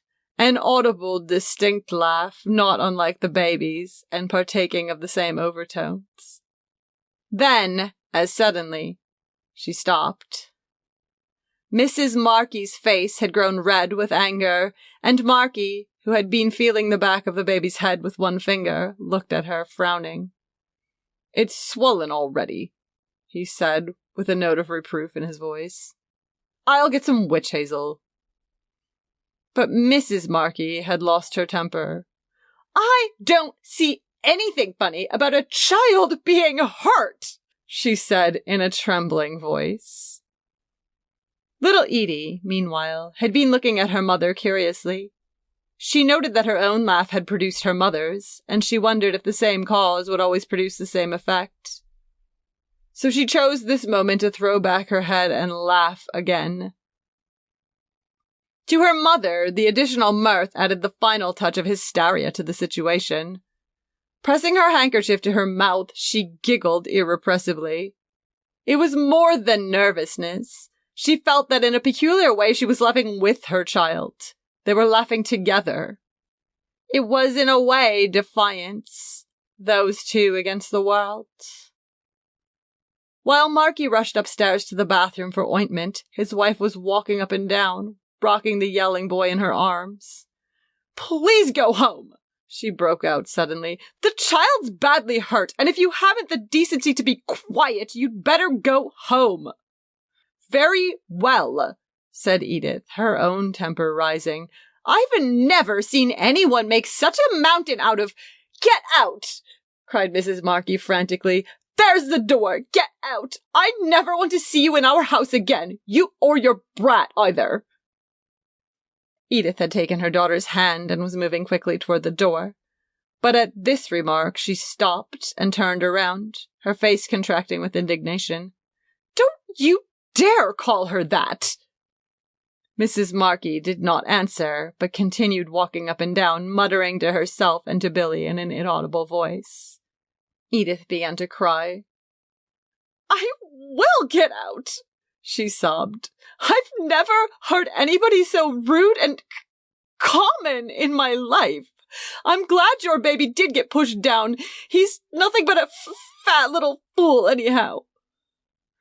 Joe Markey reached the foot of the stairs just in time to hear this remark. "Why, Mrs. Andros," he said sharply, "can't you see the child's hurt? You really ought to control yourself." "Control myself?" exclaimed Edith brokenly. "You better ask her to control herself. I've never heard anybody so common in my life. She's insulting me." Mrs. Markey was now livid with rage. "Did you hear what she said, Joe? I wish you'd put her out. If she won't go, just take her out by the shoulders and put her out." "Don't you dare touch me!" cried Edith. "I'm going just as quick as I can find my coat." Blind with tears, she took a step toward the hall. It was just at this moment that the door opened, and John Andros walked anxiously in. "John!" cried Edith, and fled to him wildly. "What's the matter? Why, what's the matter?" They're putting me out," she wailed, collapsing against him. "He just started to take me by the shoulders and put me out. I want my coat." "That's not true," objected Markey hurriedly. "Nobody's going to put you out." He turned to John. "Nobody's going to put her out," he repeated. "She's—" "What do you mean by put her out?" demanded John abruptly. "What's all this talk anyhow?" "Oh, let's go," cried Edith. "I want to go. They're so common, John." "Look here." Markey's face darkened. "You've said that about enough. You're acting sort of crazy." "They called Edie a brat." For the second time that afternoon, little Edie expressed emotion at an inopportune moment. Confused and frightened at the shouting voices, she began to cry, and her tears had the effect of conveying that she felt the insult in her heart. "What's the idea of this?" broke out John. "Do you insult your guests in your own house?" "It seems to me it's your wife that's done the insulting," answered Markey crisply. "In fact, your baby there started all the trouble." John gave a contemptuous snort. "Are you calling names at a little baby?" he inquired. "That's a fine manly business." "Don't talk to him, John," insisted Edith. "Find my coat." "You must be in a bad way," went on John angrily, "if you have to take out your temper on a helpless little baby." "I've never heard anything so damn twisted in my life," shouted Markey. "If that wife of yours would shut her mouth for a minute." "Wait a minute. You're not talking to a woman and child now." There was an incidental interruption. Edith had been fumbling on a chair for her coat, and Mrs. Markey had been watching her with hot, angry eyes. Suddenly, she laid Billy down on the sofa, where he immediately stopped crying and pulled himself upright, and coming into the hall, she quickly found Edith's coat and handed it to her without a word. Then she went back to the sofa, picked up Billy, and rocking him in her arms, looked again at Edith with hot, angry eyes. The interruption had taken less than half a minute. "Your wife comes in here and begins shouting around about how common we are," burst out Markey violently. "Well, if we're so damn common, you better stay away. And what's more, you better get out now." Again, John gave a short, contemptuous laugh. "You're not only common," he returned, "you're evidently an awful bully when there's helpless women and children around." He felt for the knob and swung the door open. "Come on, Edith." Taking up her daughter in her arms, his wife stepped outside, and John, still looking contemptuously at Markey, started to follow. "Wait a minute!" Markey took a step forward. He was trembling slightly, and 2 large veins on his temple were suddenly full of blood. "You don't think you can get away with that, do you? With me?" Without a word, John walked out the door, leaving it open. Edith, still weeping, had started for home. After following her with his eyes until she reached her own walk, John turned back toward the lighted doorway where Marky was slowly coming down the slippery steps. He took off his overcoat and hat, tossed them off the path onto the snow, then sliding a little on the iced walk, he took a step forward. At the first blow, they both slipped and fell heavily to the sidewalk, half rising then and again pulling each other to the ground. They found a better foothold in the thin snow to the side of the walk and rushed at each other, both swinging wildly and pressing out the snow into a pasty mud underfoot. The street was deserted, and except for their short, tired gasps and the padded sound as one or the other slipped down into the slushy mud, they fought in silence, clearly defined to each other by the full moonlight, as well as by the amber glow that shone out of the open door. Several times they both slipped down together, and then for a while the conflict threshed about wildly on the lawn. For 10, 15, 20 minutes they fought there senselessly in the moonlight. They had both taken off coats and vests at some silently agreed-upon interval, and now their shirts dripped from their backs in wet, pulpy shreds. Both were torn and bleeding, and so exhausted that they could stand only when by their position they mutually supported each other. The impact, the mere effort of a blow, would send them both to their hands and knees. But it was not weariness that ended the business, and the very meaninglessness of the fight was a reason for not stopping. They stopped because once, when they were straining at each other on the ground, they heard a man's footsteps coming along the sidewalk. They had rolled somehow into the shadow, and when they heard these footsteps, they stopped fighting, stopped moving, stopped breathing, lay huddled together like two boys playing Indian until the footsteps had passed. Then, staggering to their feet, they looked at each other like two drunken men. "I'll be damned if I'm going on with this thing anymore," cried Marky thickly. "I'm not going on anymore either," said John Andros. "I've had enough of this thing." Again, they looked at each other, sulkily this time, as if each suspected the other of urging him to a renewal of the fight. Marky spat out a mouthful of blood from a cut lip. Then he cursed softly, and picking up his coat and vest, shook off the snow from them in a surprised way, as if their comparative dampness was his only worry in the world. "Want to come in and wash up?" he asked suddenly. "No thanks," said John. "I ought to be going home. My wife will be worried." He, too, picked up his coat and vest, and then his overcoat and hat. Soaking wet and dripping with perspiration, it seemed absurd that less than half an hour ago he had been wearing all these clothes. "Well, good night," he said hesitantly. Suddenly, they both walked toward each other and shook hands. It was no perfunctory handshake. John Andros's arm went around Marky's shoulder and he patted him softly on the back for a little while. "No harm done," he said brokenly. "No. You?" No harm done." "Well," said John Andros after a minute, "I guess I'll say good night." "Good night." Limping slightly, and with his clothes over his arm, John Andros turned away. The moonlight was still bright as he left the dark patch of trampled ground and walked over the intervening lawn. Down at the station, half a mile away, he could hear the rumble of the 7 o'clock train. "But you must have been crazy," cried Edith brokenly. "I thought you were going to fix it all up there and shake hands. That's why I went away." "Did you want us to fix it up?" "Of course not. I never want to see them again. But I thought, of course, that was what you were going to do."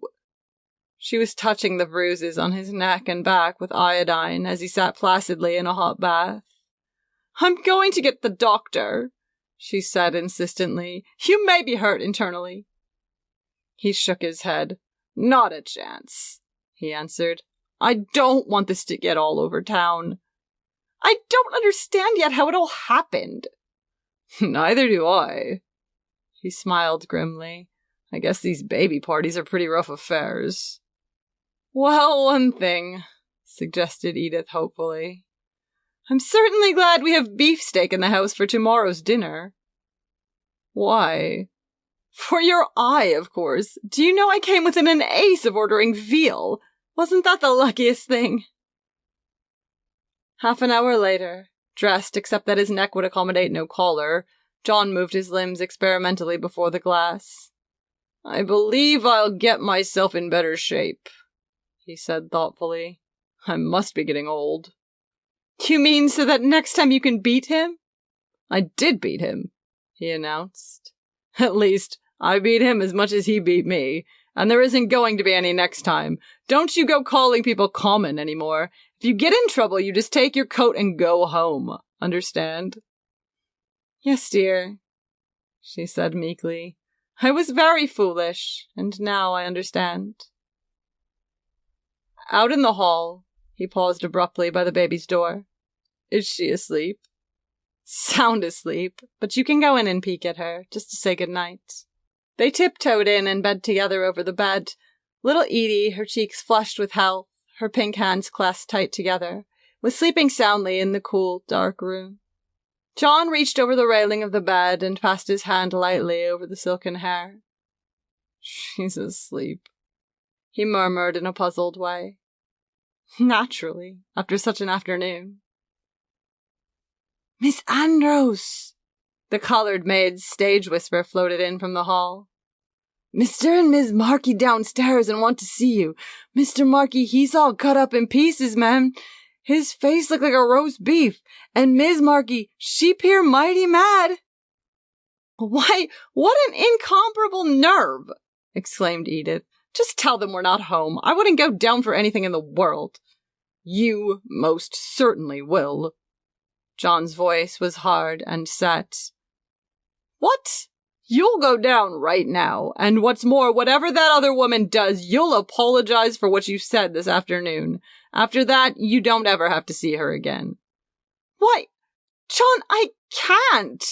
You've got to. And just remember that she probably hated to come over here just twice as much as you hate to go downstairs. Aren't you coming? Do I have to go alone? I'll be down in just a minute. John Andros waited until she had closed the door behind her. Then he reached over into the bed, and picking up his daughter, blankets and all, sat down in the rocking chair, holding her tightly in his arms. She moved a little, and he held his breath, but she was sleeping soundly, and in a moment she was resting quietly in the hollow of his elbow. Slowly, he bent his head until his cheek was against her bright hair. Dear little girl, he whispered. Dear little girl, dear little girl. John Andros knew at length what it was he had fought for so savagely that evening. He had it now. He possessed it forever, and for some time he sat there rocking very slowly to and fro in the darkness. End of section 4.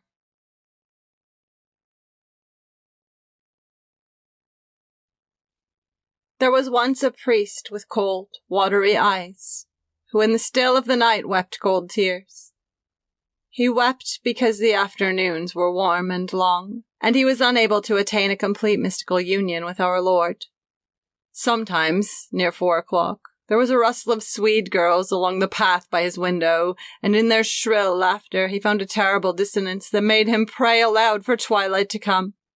At twilight, the laughter and the voices were quieter, but several times he had walked past Romberg's drugstore when it was dusk and the yellow lights shone inside, and the nickel taps of the soda fountain were gleaming, and he had found the scent of cheap toilet soap desperately sweet upon the air.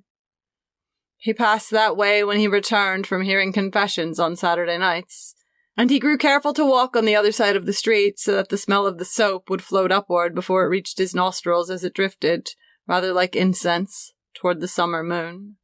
But there was no escape from the hot madness of 4 o'clock. From his window, as far as he could see, the Dakota wheat thronged the valley of the Red River. The wheat was terrible to look upon, and the carpet pattern to which in agony he bent his eyes sent his thought brooding through grotesque labyrinths, open always to the unavoidable sun. One afternoon, When he had reached the point where the mind runs down like an old clock, his housekeeper brought into his study a beautiful, intense little boy of 11 named Rudolph Miller. The little boy sat down in a patch of sunshine, and the priest, at his walnut desk, pretended to be very busy. This was to conceal his relief that someone had come into his haunted room.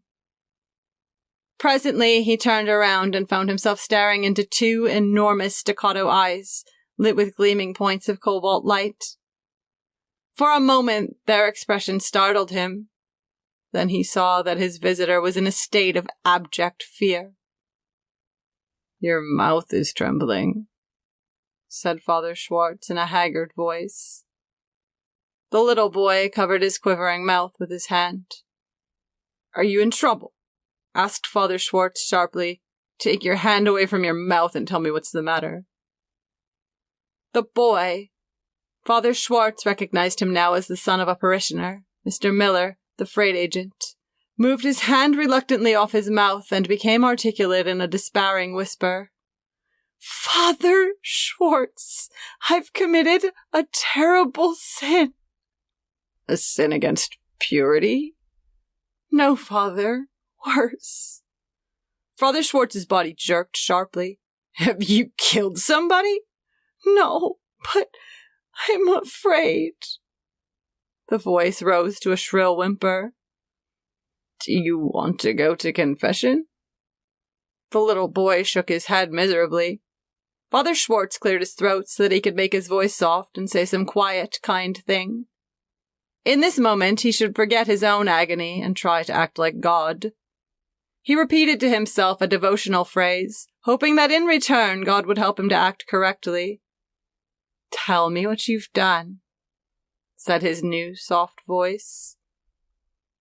The little boy looked at him through his tears and was reassured by the impression of moral resiliency which the distraught priest had created. Abandoning as much of himself as he was able to this man, Rudolph Miller began to tell his story. "On Saturday, 3 days ago, my father, he said I had to go to confession because I hadn't been for a month, and the family, they go every week, and I hadn't been. So, just as I leave to go, I didn't care, so I put it off till after supper because I was playing with a bunch of kids, and father asked me if I went, and I said no, and he took me by the neck, and he said, 'You go now.' So I said, 'All right.' So I went over to the church, and he yelled after me, 'Don't come back till you go.'" 2. On Saturday, 3 days ago. The plush curtain of the confessional rearranged its dismal creases, leaving exposed only the bottom of an old man's old shoe. Behind the curtain, an immortal soul was alone with God and the Reverend Adolphus Schwartz, priest of the parish. Sound began, a labored whispering, sibilant and discreet, broken at intervals by the voice of the priest in audible question. Rudolph Miller knelt in the pew beside the confessional and waited, straining nervously to hear, and yet not to hear, what was being said within. The fact that the priest was audible alarmed him. His own turn came next, and the 3 or 4 others who waited might listen unscrupulously while he admitted his violations of the 6th and 9th commandments. Rudolph had never committed adultery, nor even coveted his neighbor's wife, but it was the confession of the associate sins that was particularly hard to contemplate. In comparison, he relished the less shameful fallings away. They formed a greyish background which relieved the ebony mark of sexual offences upon his soul. He had been covering his ears with his hands, hoping that his refusal to hear would be noticed, and like a courtesy rendered to him in turn, when a sharp movement of the penitent in the confessional made him sink his face precipitously into the crook of his elbow. Fear assumed solid form and pressed out a lodging between his heart and his lungs. He must try now with all his might to be sorry for his sins, not because he was afraid, but because he had offended God. He must convince God that he was sorry, and to do so he must first convince himself. After a tense emotional struggle, he achieved a tremulous self-pity and decided that he was now ready. If, by allowing no other thought to enter his head, he could preserve this state of emotion unimpaired until he went into that large coffin set on end, he would have survived another crisis in his religious life. For some time, however, a demoniac notion had partially possessed him. He could go home now before his turn came and tell his mother that he had arrived too late and found the priest gone. This, unfortunately, involved the risk of being caught in a lie. As an alternative, he could say that he had gone to confession, but this meant that he must avoid communion the next day, for communion taken upon an uncleansed soul would turn to poison in his mouth, and he would crumple limp and damp from the altar rail. Again, Father Schwartz's voice became audible. "And for your—" The words blurred to a husky mumble, and Rudolph got excitedly to his feet.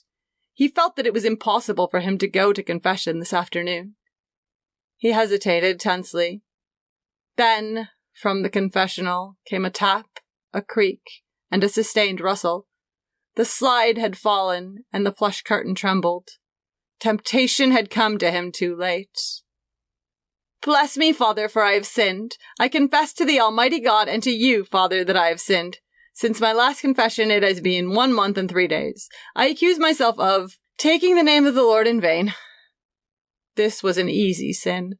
His curses had been but bravado. Telling of them was little less than a brag.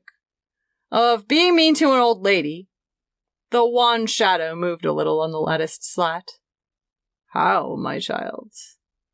"Old Lady Swenson," Rudolph's murmur soared jubilantly. "She got our baseball that we knocked in her window, and she wouldn't give it back, so we yelled 23 skidoo at her all afternoon. Then about 5 o'clock she had a fit, and they had to have the doctor." "Go on, my child." Of not believing I was the son of my parents." "What?" The interrogation was distinctly startled. "Of not believing that I was the son of my parents." "Why not?" Just pride," answered the penitent airily. "You mean you thought you were too good to be the son of your parents?" "Yes, Father," on a less jubilant note. "Go on." "Of being disobedient and calling my mother names, of slandering people behind my back, of smoking." Rudolph had now exhausted the minor offenses and was approaching the sins it was agony to tell. He held his fingers against his face like bars, as if to press out between them the shame in his heart. "Of dirty words and immodest thoughts and desires," he whispered very low. "How often?" "I don't know." "Once a week? Twice a week?" "Twice a week." "Did you yield to these desires?" "No, Father." "Were you alone when you had them?" "No, Father, I was with 2 boys and a girl." "Don't you know, my child, that you should avoid the occasions of sin, as well as the sin itself? Evil companionship leads to evil desires, and evil desires to evil actions. Where were you when this happened?" "In a barn in back of—" "I don't want to hear any names," interrupted the priest sharply. "Well, it was up in the loft of this barn, and this girl and a fella, they were saying immodest things, and I stayed." "You should have gone. You should have told the girl to go." He should have gone? He could not tell Father Schwartz how his pulse had bumped in his wrist, how a strange, romantic excitement had possessed him when those curious things had been said. Perhaps in the houses of delinquency among the dull and hard-eyed incorrigible girls can be found those for whom has burned the widest fire. "Have you anything else to tell me?" "I don't think so, Father." Rudolph felt a great relief. Perspiration had broken out under his tight-pressed fingers. "Have you told any lies?" The question startled him. Like all those who habitually and instinctively lie, he had an enormous respect and awe for the truth. Something almost exterior to himself dictated a quick, hurt answer. "Oh no, Father, I never tell lies." For a moment, like the commoner in the king's chair, he tasted the pride of the situation. Then, as the priest began to murmur conventional admonitions, he realized that in heroically denying he had told lies, he had committed a terrible sin. He had told a lie in confession. In automatic response to Father Schwartz's "make an act of contrition," he began to repeat aloud meaninglessly, "Oh my God, I am heartily sorry for having offended thee." He must fix this now. It was a bad mistake. But as his teeth shut on the last words of his prayer, there was a sharp sound and the slat was closed. A minute later, when he emerged into the twilight, the relief in coming from a muggy church into an open world of wheat and sky postponed the full realization of what he had done. Instead of worrying, he took a deep breath of crisp air and began to say over and over to himself the words, "Blatchford Sarnamington, Blatchford Sarnamington." Blatchford Sarnamington was himself, and these words were in effect a lyric. When he became Blatchford Sarnamington, a suave nobility flowed from him. Blatchford Sarnamington lived in great sweeping triumphs. When Rudolph half closed his eyes, it meant that Blatchford had established dominance over him, and as he went by, there were envious mutters in the air. "Blatchford Sarnamington! There goes Blatchford Sarnamington!" He was Blatchford now for a while as he strutted homeward along the staggering road. But when the road braced itself in macadam in order to become the main street of Ludwig, Rudolph's exhilaration faded out, and his mind cooled, and he felt the horror of his lie. God, of course, already knew of it. But Rudolph reserved a corner of his mind where he was safe from God, where he prepared the subterfuges with which he often tricked God. Hiding now in this corner, he considered how he could best avoid the consequences of his misstatement. At all costs, he must avoid communion next day. The risk of angering God to such an extent was too great. He would have to drink water by accident in the morning, and thus, in accordance with a church law, render himself unfit to receive communion that day. In spite of its flimsiness, this subterfuge was the most feasible that occurred to him. He accepted its risks and was concentrating on how best to put it into effect as he turned the corner by Romberg's drugstore and came in sight of his father's house. 3. Rudolph's father, the local freight agent, had floated with the second wave of German and Irish stock to the Minnesota-Dakota country. Theoretically, great opportunities lay ahead of a young man of energy in that day and place, but Carl Miller had been incapable of establishing either with his superiors or his subordinates the reputation for approximate immutability which is essential to success in a hierarchic industry. Somewhat gross, he was, nevertheless sufficiently hard-headed and unable to take fundamental relationships for granted, and this inability made him suspicious, unrestful, and continually dismayed. His two bonds with the colorful life were his faith in the Roman Catholic Church and his mystical worship of the empire builder, James J. Hill. Hill was the apotheosis of that quality in which Miller himself was deficient, the sense of things, the feel of things, the hint of rain in the wind on the cheek. Miller's mind worked late on the old decisions of other men, and he had never in his life felt the balance of any single thing in his hands. His weary, sprightly, undersized body was growing old in Hill's gigantic shadow. For 20 years he had lived alone with Hill's name and God. On Sunday morning, Carl Miller awoke in the dustless quiet of 6 o'clock. Kneeling by the side of the bed, he bent his yellow-gray hair and the full dapple bangs of his mustache into the pillow and prayed for several minutes. Then he drew off his nightshirt.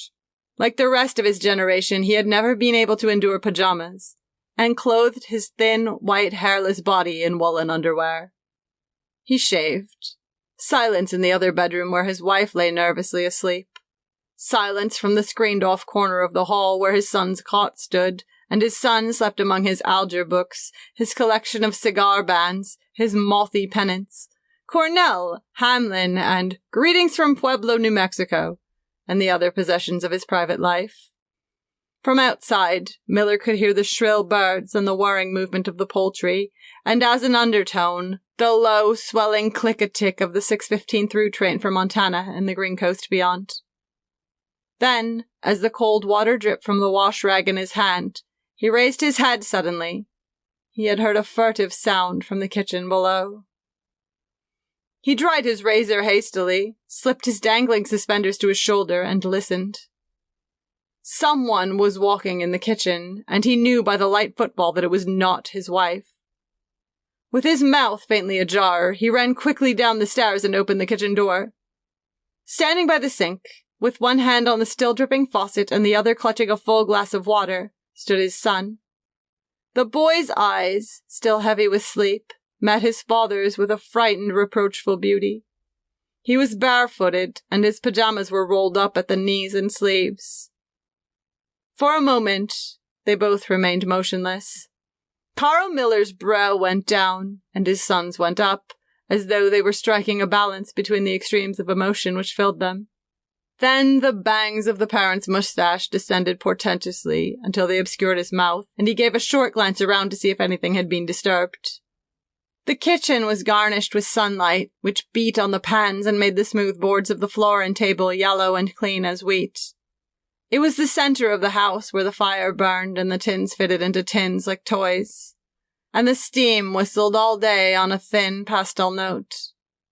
Nothing was moved, nothing touched, except the faucet where beads of water still formed and dripped with a white flash into the sink below. "What are you doing?" "I got awful thirsty, so I thought I'd just come down and get—" "I thought you were going to communion." A look of vehement astonishment spread over his son's face. "I forgot all about it." "Have you drunk any water?" "No." As the word left his mouth, Rudolph knew it was the wrong answer, but the faded, indignant eyes facing him had signaled up the truth before the boy's will could act. He realized, too, that he should never have come downstairs. Some vague necessity for verisimilitude had made him want to leave a wet glass as evidenced by the sink. The honesty of his imagination had betrayed him. "Pour it out," commanded his father. "That water." Rudolph despairingly inverted the tumbler. "What's the matter with you anyways?" demanded Miller angrily. "Nothing. Did you go to confession yesterday?" "Yes." "Then why were you going to drink water?" "I don't know, I forgot." "Maybe you care more about being a little bit thirsty than you do about your religion." "I forgot!" Rudolph could feel the tears straining in his eyes. "That's no answer." "Well, I did." "You'd better look out." His father held to a high, persistent, inquisitory note. "If you're so forgetful that you can't remember your religion, something better be done about it." Rudolph filled a sharp pause with, "I can remember it all right." "First you begin to neglect your religion," cried his father, fanning his own fierceness. "The next thing you'll begin to lie and steal, and the next thing is the reform school." Not even this familiar threat could deepen the abyss that Rudolph saw before him. He must either tell all now, offering his body for what he knew would be a ferocious beating, or else tempt the thunderbolt by receiving the body and blood of Christ with sacrilege upon his soul. And of the two, the former seemed more terrible. It was not so much the beating he dreaded as the savage ferocity, outlet of the ineffectual man, which would lie behind it. "Put down that glass and go upstairs and dress," his father ordered. "And when we get to church, before you go to communion, you better kneel down and ask God to forgive you for your carelessness." Some accidental emphasis in the phrasing of this command acted like a catalytic agent on the confusion and terror of Rudolph's mind. A wild, proud anger rose in him, and he dashed the tumbler passionately into the sink. His father uttered a strained, husky sound and sprang for him. Rudolph dodged to the side, tripping over a chair, and tried to get beyond the kitchen table. He cried out sharply when a hand grasped his pajama's shoulder. Then he felt the dull impact of a fist against the side of his head and the glancing blows on the upper part of his body. As he slipped here and there in his father's grasp, dragged or lifted when he clung instinctively to an arm, aware of sharp smarts and strains, he made no sound except that he laughed hysterically several times. Then, in less than a minute, the blows abruptly ceased. After a lull during which Rudolph was tightly held, and during which they both trembled violently and uttered strange, truncated words, Carl Miller half dragged, half threatened his son upstairs. "Put on your clothes." Rudolph was now both hysterical and cold.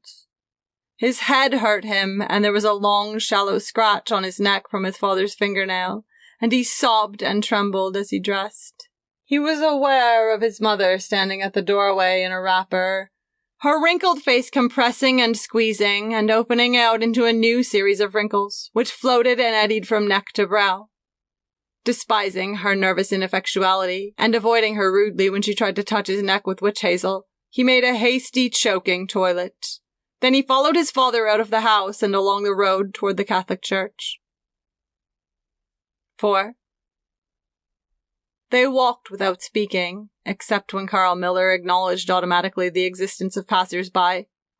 Rudolph's uneven breathing alone ruffled the hot Sunday silence.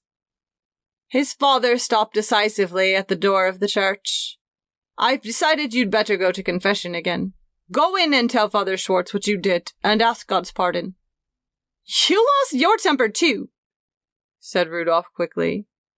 Carl Miller took a step toward his son, who moved cautiously backward. "All right, I'll go." "Are you going to do what I say?" cried his father in a hoarse whisper.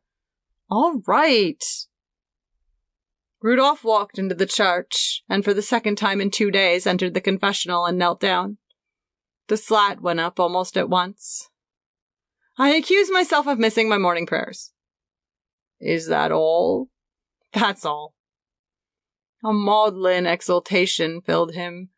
Not easily ever again would he be able to put an abstraction before the necessities of his ease and pride. An invisible line had been crossed, and he had become aware of his isolation. Aware that it applied not only to those moments when he was Blatchford Sarnamington, but that it applied to all his inner life. Hitherto such phenomena as crazy ambitions and petty shames and fears had been but private reservations, unacknowledged before the throne of his official soul. Now he realized unconsciously that his private reservations were himself, and all the rest a garnished front and a conventional flag. The pressure of his environment had driven him into the lonely, secret road of adolescence. He knelt in the pew beside his father. Mass began. Rudolph knelt up. When he was alone, he slumped his posterior back against the seat and tasted the consciousness of a sharp, subtle revenge.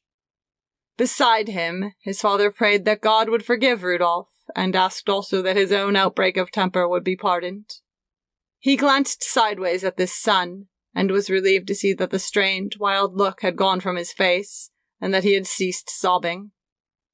The grace of God, inherent in the sacrament, would do the rest, and perhaps after Mass everything would be better. He was proud of Rudolph in his heart, and beginning to be truly as well as formally sorry for what he had done. Usually, the passing of the collection box was a significant point for Rudolph in the services. If, as was often the case, he had no money to drop in, he would be furiously ashamed and bow his head and pretend not to see the box, lest Jean Brady in the pew behind should take notice and suspect an acute family poverty. But today he glanced coldly into it as it skimmed under his eyes, noting with casual interest the large number of pennies it contained. When the bell rang for communion, however, he quivered. There was no reason why God should not stop his heart. During the past 12 hours he had committed a series of mortal sins, increasing in gravity, and he was now to crown them all with a blasphemous sacrilege. Domini, non sum dignus, ut interes sub tectum meum, sed tantum dic verbo, et sanabitur anima mea. There was a rustle in the pews, and the communicants worked their ways into the aisle with downcast eyes and joined hands. Those of larger piety pressed together their fingertips to form steeples. Among these latter was Carl Miller. Rudolph followed him toward the altar rail and knelt down, automatically taking up the napkin under his chin. The bell rang sharply, and the priest turned from the altar with the white host held above the chalice. Corpus Domini Nostri Jesu Christi custodiat animam meam in vitam aeternam. A cold sweat broke out on Rudolph's forehead as the communion began. Along the line, Father Schwartz moved, and with gathering nausea, Rudolph felt his heart valves weakening at the will of God. It seemed to him that the church was darker, and that a great quiet had fallen, broken only by the inarticulate mumble which announced the approach of the Creator of heaven and earth. He dropped his head down between his shoulders and waited for the blow. Then he felt a sharp nudge in his side. His father was poking him to sit up, not to slump against the rail. The priest was only 2 places away. Corpus Domini Nostri Jesu Christi custodiat animam meam in vitam aeternam. Rudolph opened his mouth. He felt the sticky wax taste of the wafer on his tongue. He remained motionless for what seemed an interminable period of time, his head still raised, the wafer undissolved in his mouth. Then again he started at the pressure of his father's elbow, and saw that the people were falling away from the altar like leaves, and turning with blind downcast eyes to their pews, alone with God. Rudolph was alone with himself, drenched with perspiration and deep in mortal sin. As he walked back to his pew, the sharp taps of his cloven hoofs were loud upon the floor, and he knew that it was a dark poison he carried in his heart. 5. Sagita volante in Dei. The beautiful little boy, with eyes like blue stones, and lashes that sprayed open from them like flower petals, had finished telling his sin to Father Schwartz, and the square of sunshine in which he sat had moved forward half an hour into the room. Rudolph had become less frightened now. Once eased of the story, a reaction had set in.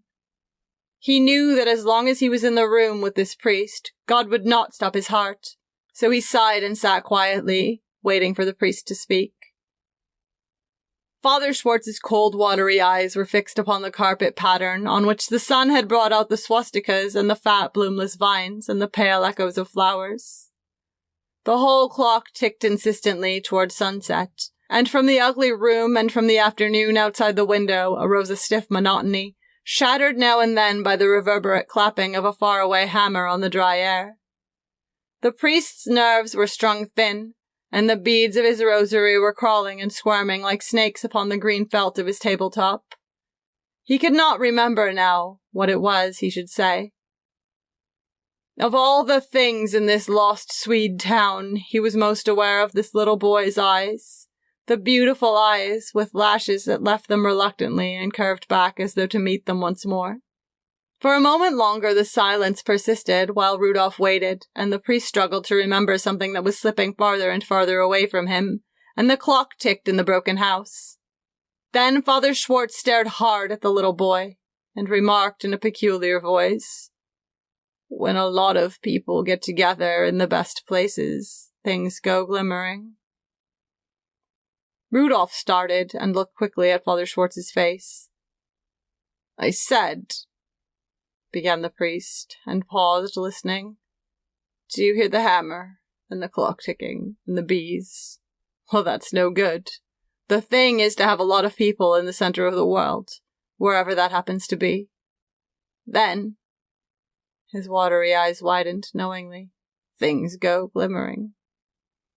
"Yes, Father," agreed Rudolph, feeling a little frightened. "What are you going to be when you grow up?" "Well, I was going to be a baseball player for a while," answered Rudolph nervously, "but I don't think that's a very good ambition, so I think I'll be an actor or a Navy officer."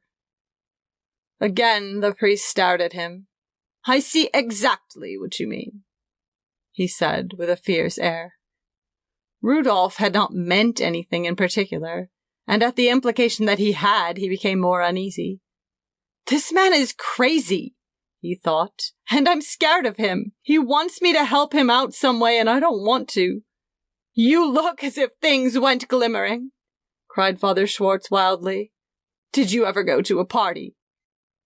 "Yes, Father." "And did you notice that everybody was properly dressed? That's what I mean. Just as you went into the party, there was a moment when everybody was properly dressed. Maybe 2 little girls were standing by the door, and some boys were leaning over the banisters, and there were bowls around full of flowers." "I've been to a lot of parties," said Rudolph, rather relieved that the conversation had taken this turn. "Of course," continued Father Schwartz triumphantly. "I knew you'd agree with me. But my theory is that when a whole lot of people get together in the best places, things go glimmering all the time." Rudolph found himself thinking of Blatchford Sarnamington. "Please listen to me," commanded the priest impatiently. "Stop worrying about last Saturday. Apostasy implies an absolute damnation only on the supposition of a previous perfect faith. Does that fix it?" Rudolph had not the faintest idea what Father Schwartz was talking about, but he nodded, and the priest nodded back at him and returned to his mysterious preoccupation. "Why," he cried, They have lights now as big as stars. Do you realize that? I heard of one light they had in Paris or somewhere that was as big as a star. A lot of people had it. A lot of gay people. They have all sorts of things now that you never dreamed of. Look here. He came nearer to Rudolph, but the boy drew away, so Father Schwartz went back and sat down in his chair, his eyes dried out and hot. Did you ever see an amusement park? No, Father. Well, go and see an amusement park. The priest waved his hand vaguely. It's a thing like a fair, only much more glittering. Go to one at night and stand a little way off from it in a dark place, under dark trees. You'll see a big wheel made of lights turning in the air, and a long slide shooting boats down into the water. A band playing somewhere, and a smell of peanuts, and everything will twinkle. But it won't remind you of anything, you see. It will all just hang out there in the night like a colored balloon, like a big yellow lantern on a pole. Father Schwartz frowned as he suddenly thought of something. But don't get up close, he warned Rudolph. Because if you do, you will only feel the heat and the sweat and the life. All this talking seemed particularly strange and awful to Rudolph, because this man was a priest. He sat there, half terrified, his beautiful eyes open wide and staring at Father Schwartz. But underneath his terror, he felt that his own inner convictions were confirmed. There was something ineffably gorgeous somewhere that had nothing to do with God. He no longer thought that God was angry at him about the original lie, because he must have understood that Rudolph had done it to make things finer in the confessional, brightening up the dinginess of his admissions by saying a thing radiant and proud. At the moment when he had affirmed immaculate honor, a silver pennant had flapped out into the breeze somewhere, and there had been the crunch of leather and the shine of silver spurs and a troop of horsemen waiting for dawn on a low green hill. The sun had made stars of light on their breastplates, like the picture at home of the German cuirassiers at Sedan. But now the priest was muttering inarticulate and heartbroken words, and the boy became wildly afraid. Horror entered suddenly in at the open window, and the atmosphere of the room changed. Father Schwartz collapsed precipitously down on his knees, and let his body settle back against a chair. "Oh my God! Oh my God!" he cried out in a strange voice, and wilted to the floor. Then a human oppression rose from the priest's worn clothes, and mingled with the faint smell of old food in the corners. Rudolph gave a sharp cry and ran in a panic from the house, while the collapsed man lay there quite still, filling his room, filling it with voices and faces until it was crowded with echolalia, and rang loudly with a steady, shrill note of laughter. Outside the window, the blue sirocco trembled over the wheat, and girls with yellow hair walked sensuously along roads that bounded the fields, calling innocent, exciting things to the young men who were working in the lines between the grain. Legs were shaped under starchless gingham, and rims of the necks of dresses were warm and damp. For 5 hours now, hot, fertile life had burned in the afternoon. It would be night in 3 hours. And all along the land there would be these blonde northern girls, and the tall young men from the farms lying out beside the wheat under the moon. End of section 5.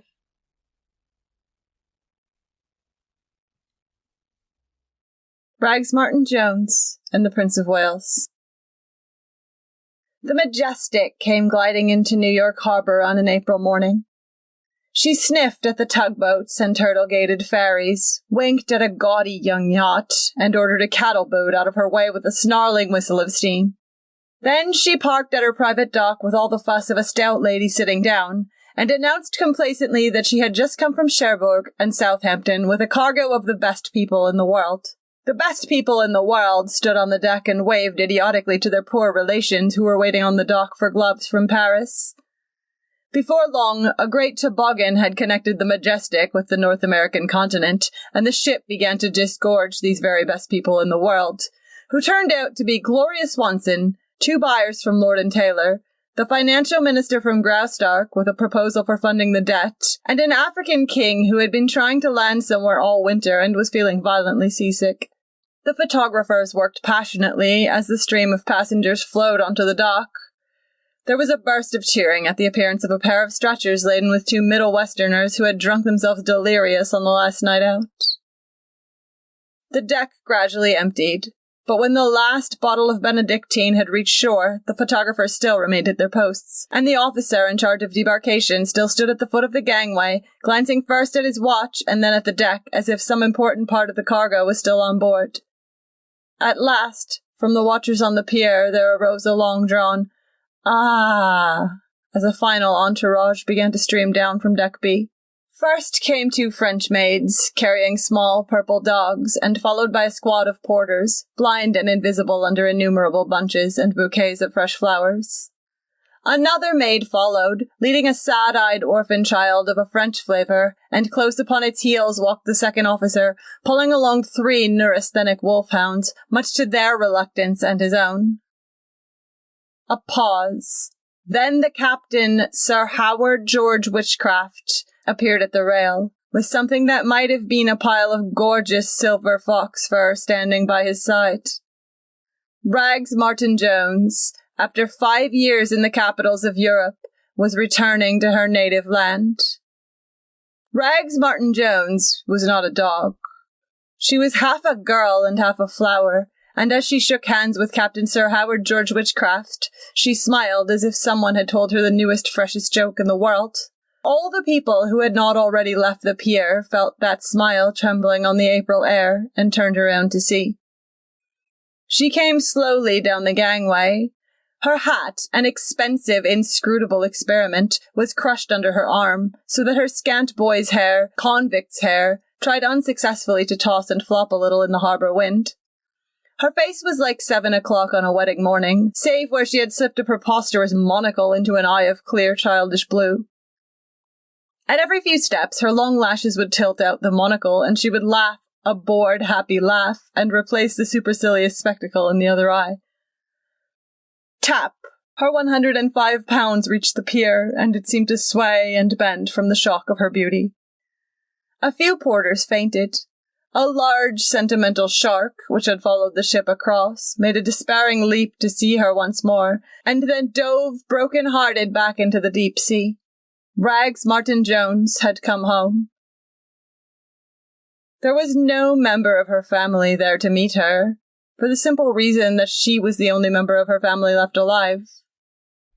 In 1913, her parents had gone down on the Titanic together, rather than be separated in this world, and so the Martin Jones fortune of 75 millions had been inherited by a very little girl on her 10th birthday. It was what the consumer always refers to as a shame.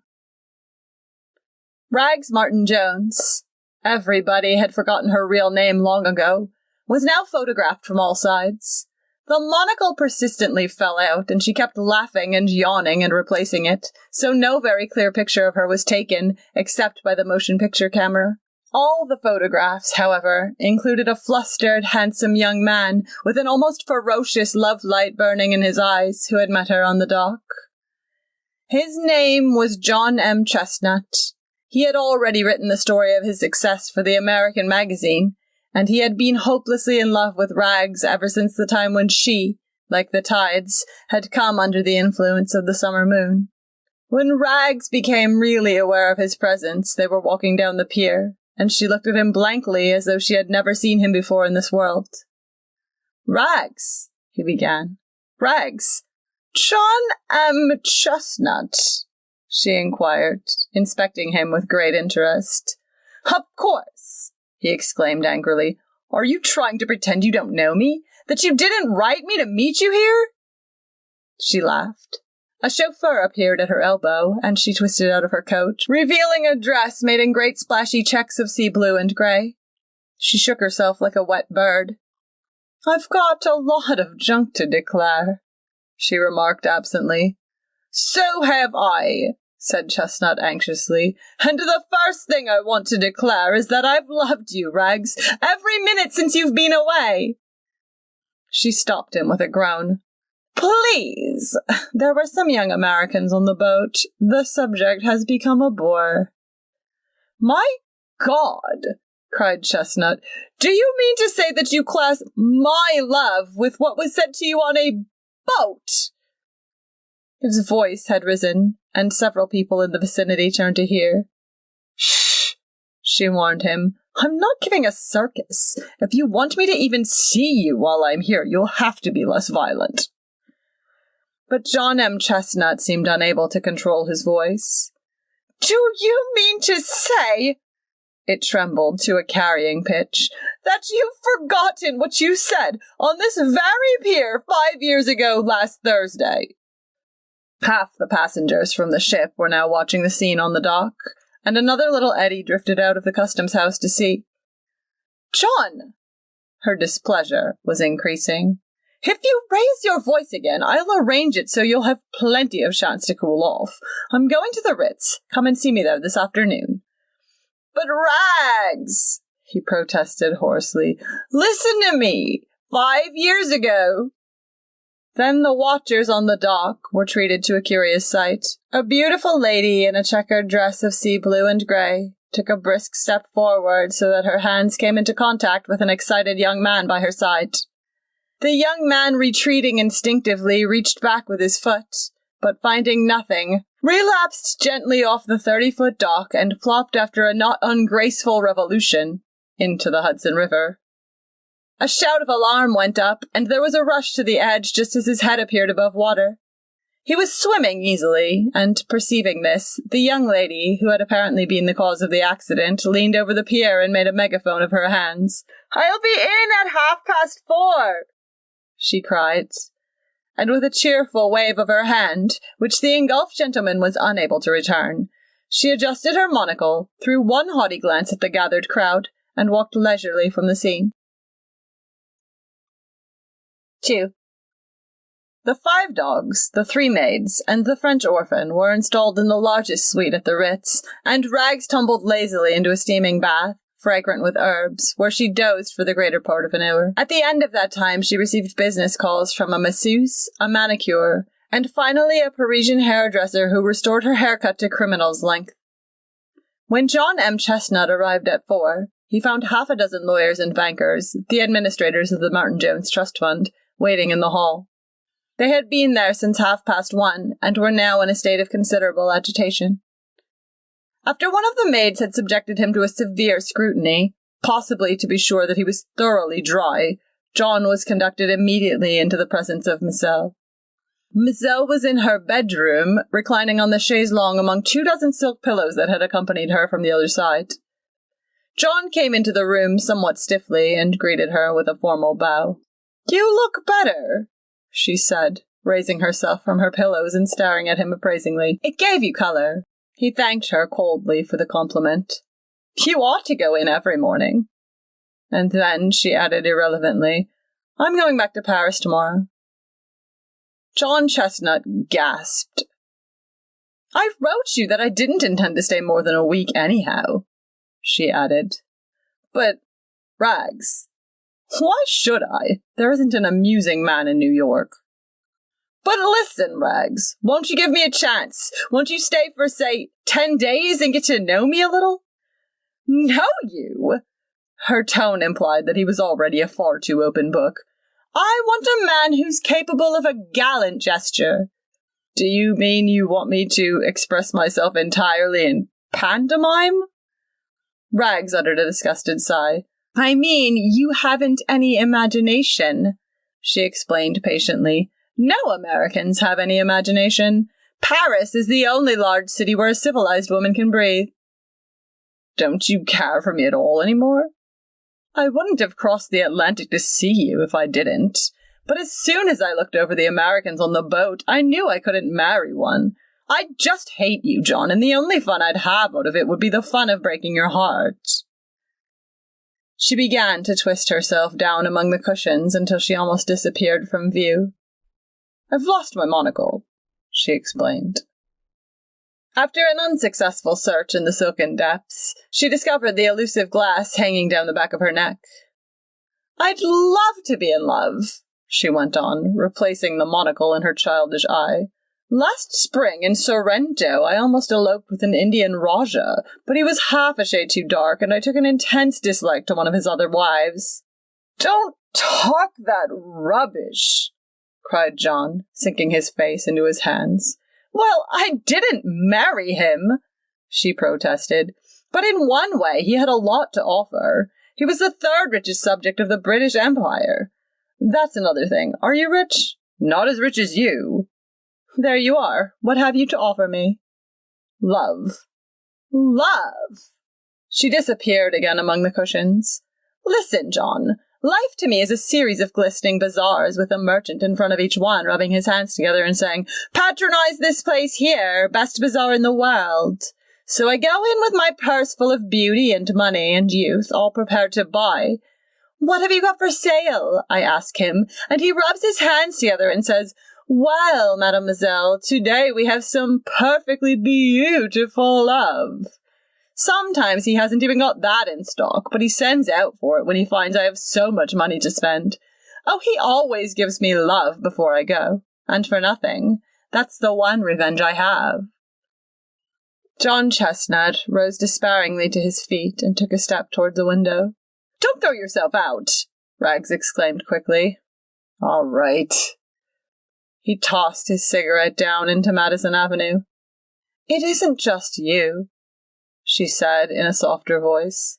"Dull and uninspired as you are, I care for you more than I can say.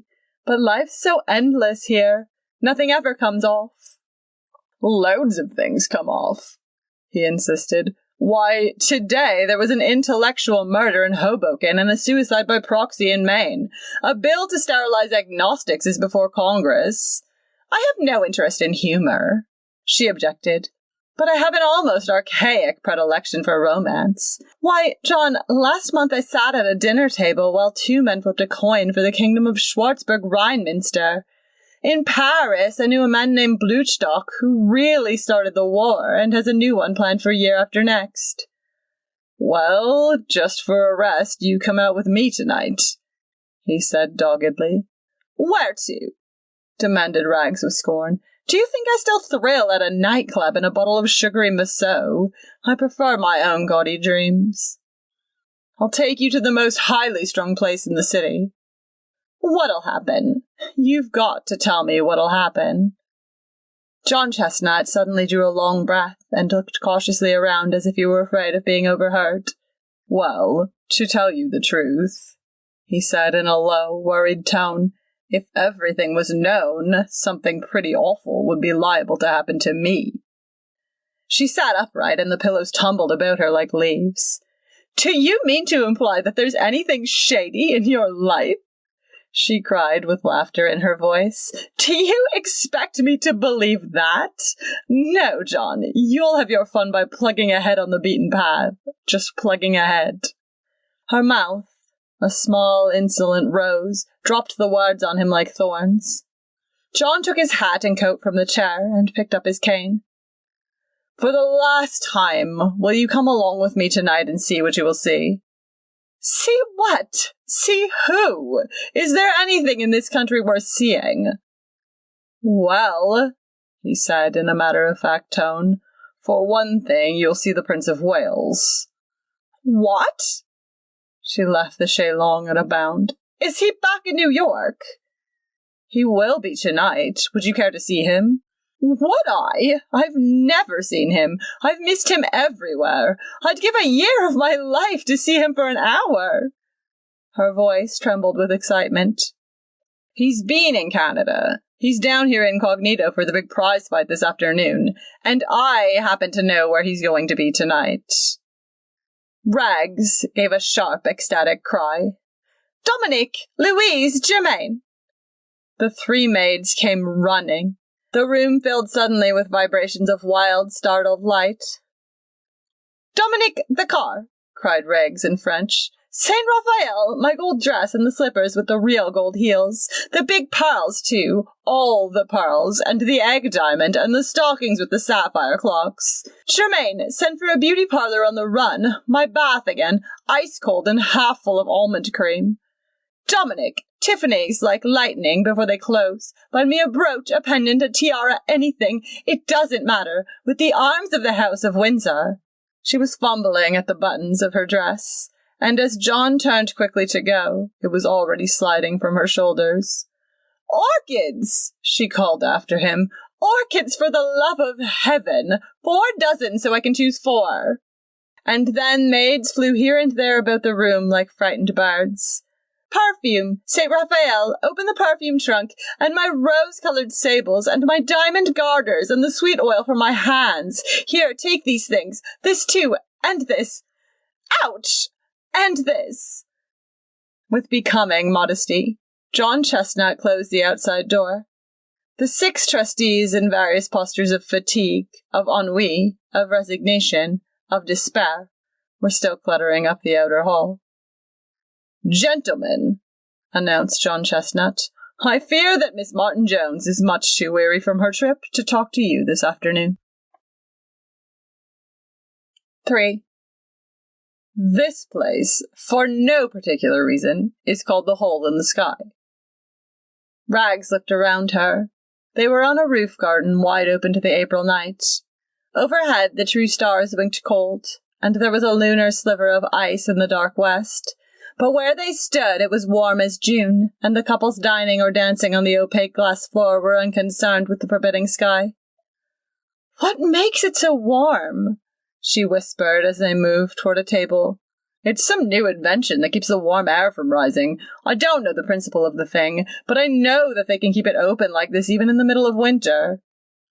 "Where's the Prince of Wales?" she demanded tensely. John looked around. "He hasn't arrived yet. He won't be here for about half an hour." She sighed profoundly. "It's the first time I've been excited in 4 years. 4 years. 1 year less than he had loved her. He wondered if, when she was 16, a wild, lovely child sitting up all night in restaurants with officers who were to leave for Brest next day, losing the glamour of life too soon in the old, sad, poignant days of the war, she had ever been so lovely as under these amber lights in this dark sky. From her excited eyes to her tiny slipper heels, which were striped with layers of real silver and gold, she was like one of those amazing ships that are carved complete in a bottle. She was finished with that delicacy, with that care, as though the long lifetime of some worker in fragility had been used to make her so. John Chestnut wanted to take her up in his hands, turn her this way and that, examine the tip of a slipper or the tip of an ear, or squint closely at the fairy stuff from which her lashes were made. "Who's that?" She pointed suddenly to a handsome Latin at a table over the way. "That's Rodrigo Minerlino, the movie and face cream star. Perhaps he'll dance after a while." Rags became suddenly aware of the sound of violins and drums, but the music seemed to come from far away, seemed to float over the crisp night, and onto the floor with the added remoteness of a dream. "The orchestra's on another roof," explained John. "It's a new idea. Look, the entertainment's beginning." A Negro girl, thin as a reed, emerged suddenly from a masked entrance into a circle of harsh barbaric light, startled the music to a wild minor, and commenced to sing a rhythmic, tragic song. The pipe of her body broke abruptly, and she began a slow, incessant step, without progress and without hope, like the failure of a savage, insufficient dream. She had lost Papa Jack, she cried over and over with a hysterical monotony at once despairing and unreconciled. One by one the loud horns tried to force her from the steady beat of madness, but she listened only to the mutter of the drums which were isolating her in some lost place in time, among many thousand forgotten years. After the failure of the piccolo, she made herself again into a thin brown line, wailed once with sharp and terrible intensity, then vanished into sudden darkness. "If you lived in New York, you wouldn't need to be told who she is," said John when the amber light flashed on. "The next fellow is Sheik B. Smith, a comedian of the fatuous, garrulous sort." He broke off. Just as the lights went down for the second number, Rags had given a long sigh and leaned forward tensely in her chair. Her eyes were rigid, like the eyes of a pointer dog, and John saw that they were fixed on a party that had come through a side entrance and were arranging themselves around a table in the half-darkness. The table was shielded with palms, and Rags at first made out only 3 dim forms. Then she distinguished a 4th, who seemed to be placed well beyond the other 3. A pale oval of a face topped with a glimmer of dark yellow hair. "Hello!" ejaculated John. There's His Majesty now. Her breath seemed to die murmurously in her throat.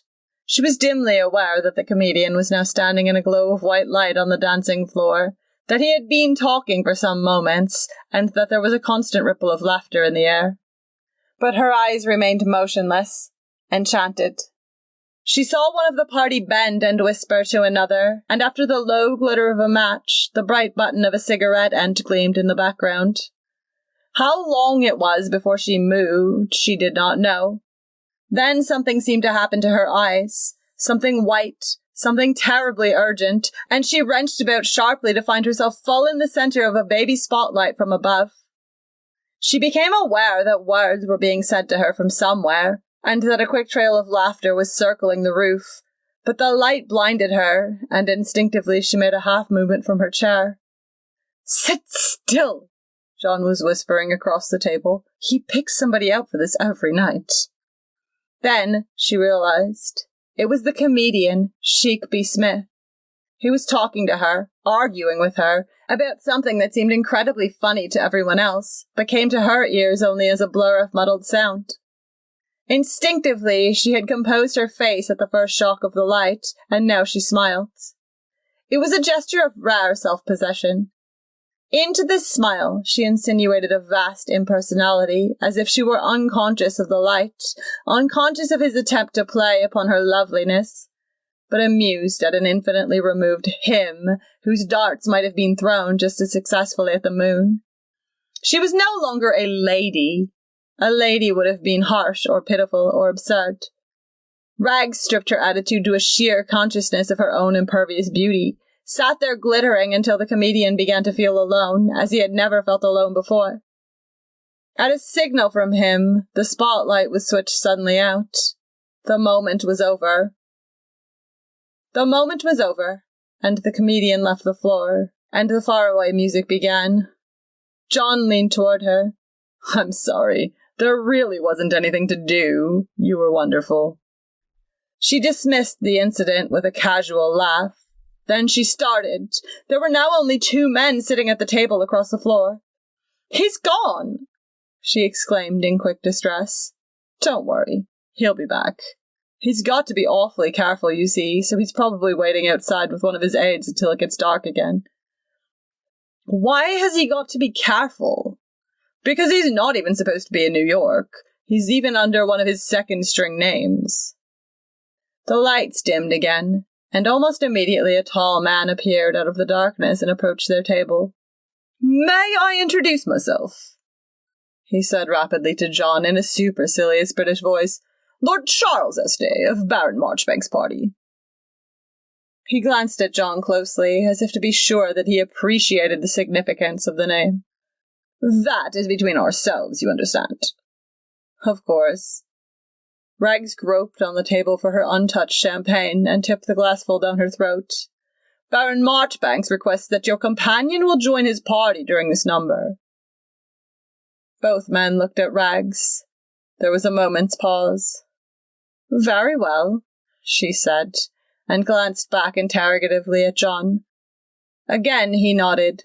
She rose and, with her heart beating wildly, threaded the tables, making the half-circuit of the room, then melted, a slim figure in shimmering gold, into the table set in half-darkness. 4. The number drew to a close, and John Chestnut sat alone at his table, stirring auxiliary bubbles in his glass of champagne. Just before the lights went on, there was a soft rasp of gold cloth, and Rags, flushed and breathing quickly, sank into her chair. Her eyes were shining with tears. John looked at her moodily. "Well, what did he say?" "He was very quiet." "Didn't he say a word?" Her hand trembled as she took up her glass of champagne. "He just looked at me while it was dark, and he said a few conventional things. He was like his pictures, only he looks very bored and tired. He didn't even ask my name." "Is he leaving New York tonight?" "In half an hour. He and his aides have a car outside, and they expect to be over the border before dawn." "Did you find him fascinating?" She hesitated, and then slowly nodded her head. That's what everybody says, admitted John glumly. Do they expect you back there? I don't know. She looked uncertainly across the floor, but the celebrated personage had again withdrawn from his table to some retreat outside. As she turned back, an utterly strange young man who had been standing for a moment in the main entrance came toward them hurriedly. He was a deathly pale person in a dishevelled and inappropriate business suit, and he had laid a trembling hand on John Chestnut's shoulder. "Monty!" exclaimed John, starting up so suddenly that he upset his champagne. "What is it? What's the matter?" "They've picked up the trail," said the young man in a shaken whisper. He looked around. "I've got to speak to you alone."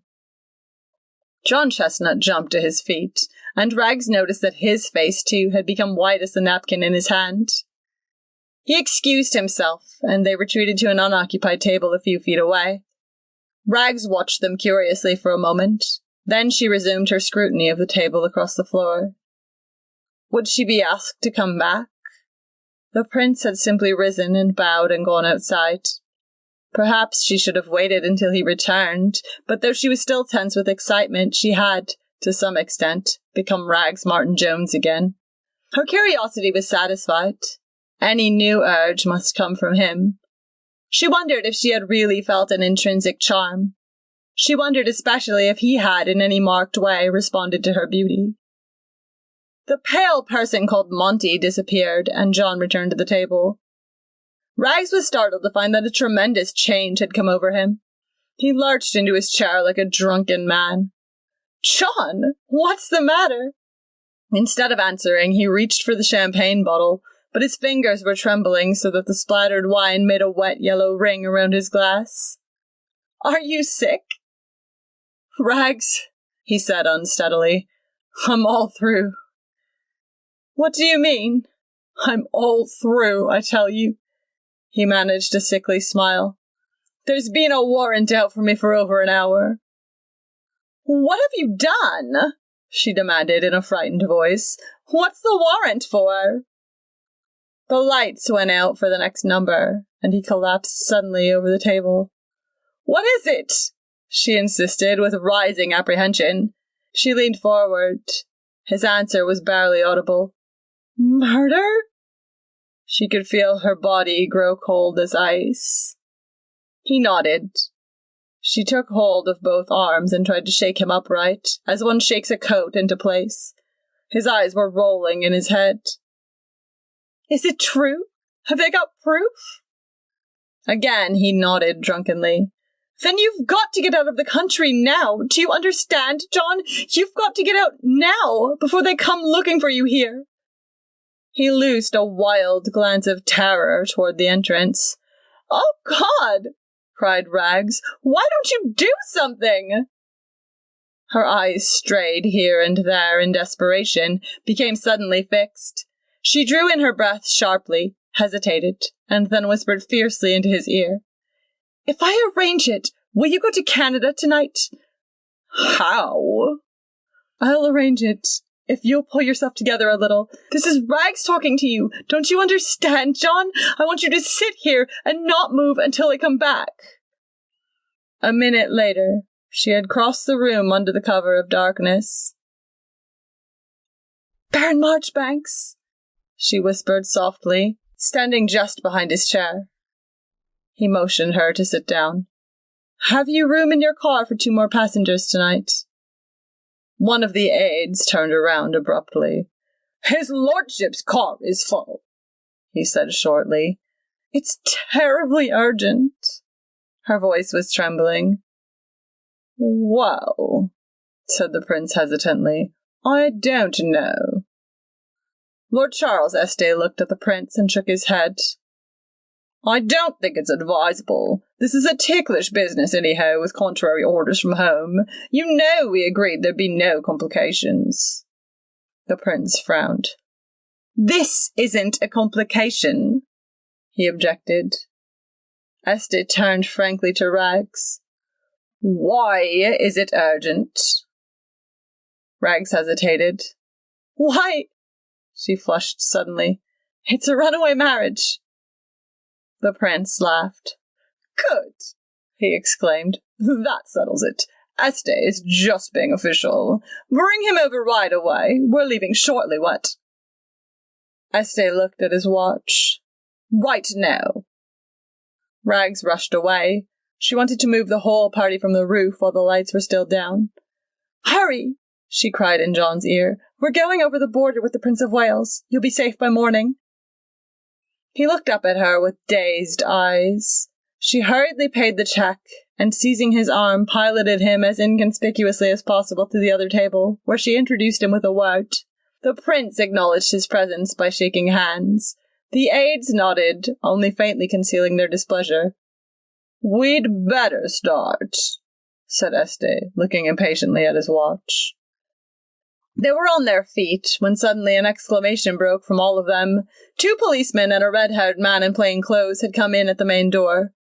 Out we go, breathed Este, impelling the party toward the side entrance. There's going to be some kind of riot here. He swore. 2 more bluecoats barred the exit there. They paused uncertainly. The plainclothes man was beginning a careful inspection of the people at the tables. Este looked sharply at Rags and then at John, who shrank back behind the palms.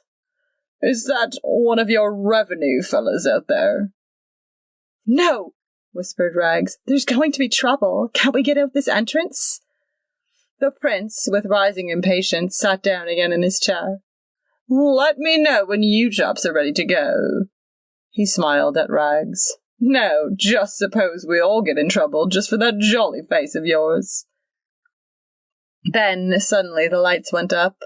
The plainclothes man whirled around quickly and sprang to the middle of the cabaret floor. Nobody try to leave this room, he shouted. Sit down. That party behind the palms. Is John M. Chestnut in this room? Rags gave a short, involuntary cry. Here, cried the detective to the policeman behind him. Take a look at that funny bunch across over there. Hands up, you men! My God, whispered Este. We've got to get out of here. He turned to the prince. This won't do, Ted. You can't be seen here. I'll stall them off while you get down to the car. He took a step toward the side entrance. Hands up there, shouted the plainclothes man. And when I say hands up, I mean it. Which one of you's Chestnut? You're mad, cried Este. We're British subjects. We're not involved in this affair in any way.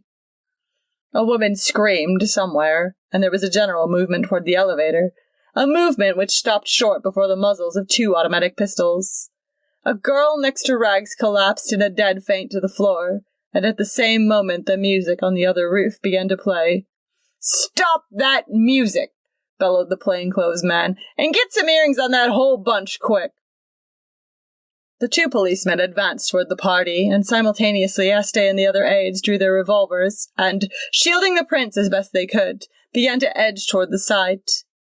A shot rang out, and then another, followed by a crash of silver and china as 6 diners overturned their tables and dropped quickly behind. The panic became general. There were 3 shots in quick succession, and then a fusillade.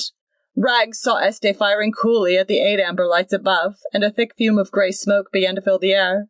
As a strange undertone to the shouting and screaming came the incessant clamour of the distant jazz band. Then, in a moment, it was all over. A shrill whistle rang out over the roof, and through the smoke Rags saw John Chestnut advancing toward the plainclothes man, his hands held out in a gesture of surrender. There was a last nervous cry, a chill clatter as someone inadvertently stepped into a pile of dishes, and then a heavy silence fell on the roof. Even the band seemed to have died away. It's all over! John Chestnut's voice rang out wildly on the night air. The party's over! Everybody who wants to can go home! Still, there was silence. Rags knew it was the silence of awe.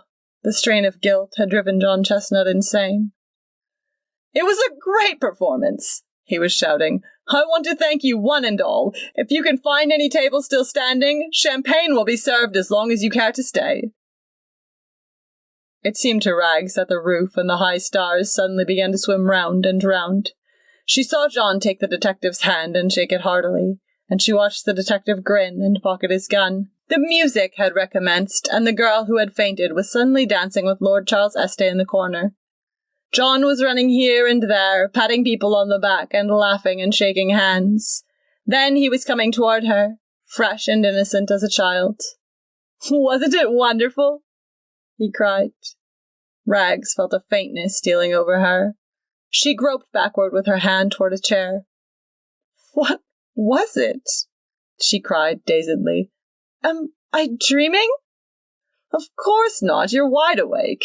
I made it up, Rags, don't you see? I made up the whole thing for you. I had it invented. The only thing real about it was my name." She collapsed suddenly against his coat, clung to his lapels, and would have wilted to the floor if he had not caught her quickly in his arms.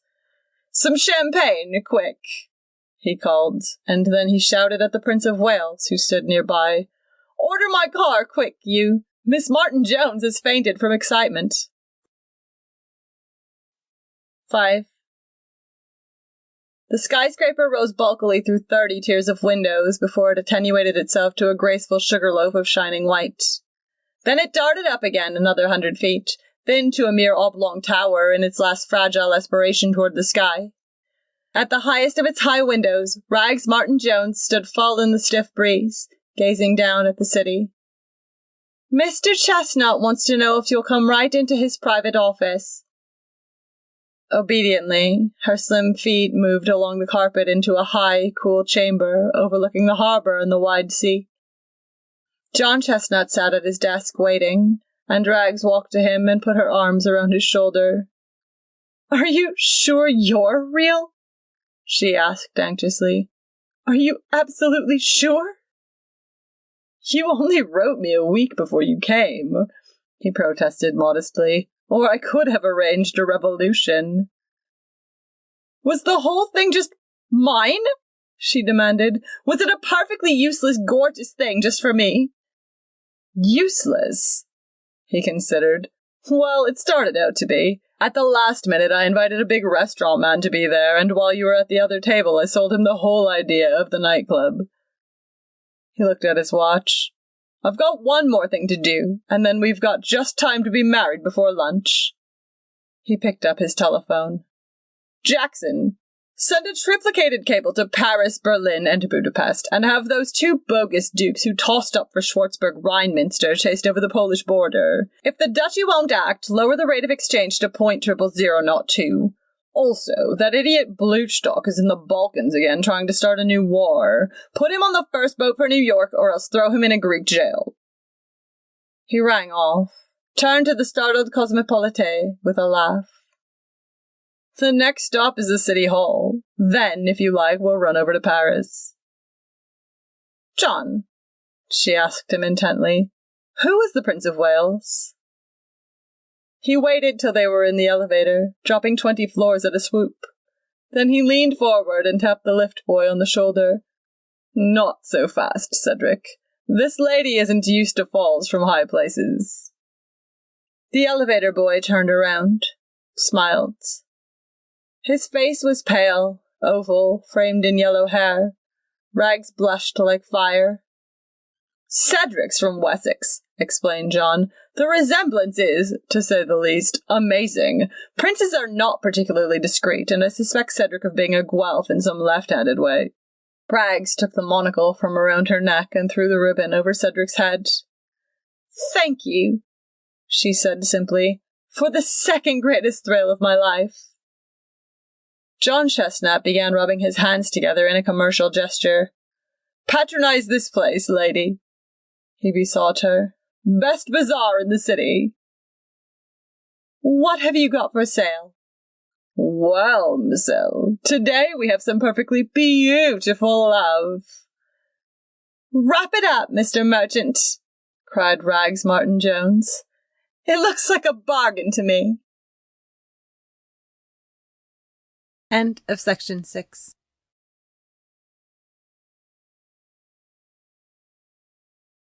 The Adjuster. At 5 o'clock, the somber egg-shaped room at the Ritz ripens to a subtle melody, the light clat-clat of 1 lump, 2 lumps into the cup, and the ding of the shining teapots and cream pots as they kiss elegantly in transit upon a silver tray. There are those who cherish that amber hour above all other hours, for now the pale, pleasant toil of the lilies who inhabit the Ritz is over.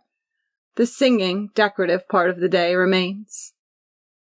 Moving your eyes around the slightly raised horseshoe balcony, you might, one spring afternoon, have seen young Mrs. Alphonse Carr and young Mrs. Charles Hempel at a table for two. The one in the dress was Mrs. Hempel. When I say the dress, I refer to that black, immaculate affair with the big buttons and the red ghost of a cape at the shoulders, a gown suggesting with faint and fashionable irreverence the garb of a French cardinal, as it was meant to do when it was invented in the Rue de la Paix. Mrs. Carr and Mrs. Hempel were 23 years old, and their enemies said that they had done very well for themselves. Either might have had her limousine waiting at the hotel door, but both of them much preferred to walk home, up Park Avenue, through the April twilight. Luella Hempel was tall, with the sort of flaxen hair that English country girls should have, but seldom do. Her skin was radiant, and there was no need of putting anything on it at all, but in deference to an antiquated fashion, this was the year 1920, she had powdered out its high roses and drawn on it a new mouth and new eyebrows, which were no more successful than such meddling deserves. This, of course, is said from the vantage point of 1925. In those days, the effect she gave was exactly right. "I've been married 3 years," she was saying as she squashed out a cigarette in an exhausted lemon. "The baby will be 2 years old tomorrow. I must remember to get—" She took a gold pencil from her case and wrote "candles" and "things you pull with paper caps" on an ivory date pad. Then, raising her eyes, she looked at Mrs. Carr and hesitated. "Shall I tell you something outrageous?" "Try," said Mrs. Carr cheerfully. "Even my baby bores me." "That sounds unnatural, Edie, but it's true. He doesn't begin to fill my life. I love him with all my heart, but when I have him to take care of for an afternoon, I get so nervous that I want to scream. After 2 hours, I begin praying for the moment the nurse will walk in the door." When she had made this confession, Luella breathed quickly and looked closely at her friend. She didn't really feel unnatural at all. This was the truth. There couldn't be anything vicious in the truth. "It may be because you don't love Charles," ventured Mrs. Carr, unmoved. "But I do! I hope I haven't given you that impression with all this talk." She decided that Edie Carr was stupid. "It's the very fact that I do love Charles that complicates matters. I cried myself to sleep last night because I know we're drifting slowly but surely toward a divorce. It's the baby that keeps us together." Edie Carr, who had been married 5 years, looked at her critically to see if this was a pose, but Luella's lovely eyes were grave and sad. "And what is the trouble?" Edie inquired. "It's plural," said Luella, frowning. "First, there's food. I'm a vile housekeeper, and I have no intention of turning into a good one. I hate to order groceries, and I hate to go into the kitchen and poke around to see if the icebox is clean, and I hate to pretend to the servants that I'm interested in their work, when really I never want to hear about food until it comes on the table. You see, I never learned to cook, and consequently a kitchen is about as interesting to me as a boiler room. It's simply a machine that I don't understand. It's easy to say, go to cooking school, the way people do in books, but, Edie, in real life, does anybody ever change into a model housefrau unless they have to?" "Go on," said Edie noncommittally. "Tell me more." "Well, as a result, the house is always in a riot. The servants leave every week. If they're young and incompetent, I can't train them, so we have to let them go. If they're experienced, they hate a house where a woman doesn't take an intense interest in the price of asparagus, so they leave, and half the time we eat at restaurants and hotels." "I don't suppose Charles likes that." "Hates it. In fact, he hates about everything that I like. He's lukewarm about the theatre, hates the opera, hates dancing, hates cocktail parties. Sometimes I think he hates everything pleasant in the world. I sat home for a year or so. While Chuck was on the way, and while I was nursing him, I didn't mind. But this year I told Charles frankly that I was still young enough to want some fun, and since then we've been going out whether he wants to or not." She paused, brooding. "I'm so sorry for him. I don't know what to do, Edie. But if we sat home, I'd just be sorry for myself. And to tell you another true thing, I'd rather that he be unhappy than me." Luella was not so much stating a case as thinking aloud. She considered that she was being very fair. Before her marriage, men had always told her that she was a good sport, and she had tried to carry this fairness into her married life. So she always saw Charlie's point of view as clearly as she saw her own. If she had been a pioneer wife, she would probably have fought the fight side by side with her husband. But here in New York, there wasn't any fight. They weren't struggling together to obtain a far-off peace and leisure. She had more of either than she could use. Luella, like several thousand other young wives in New York, honestly wanted something to do.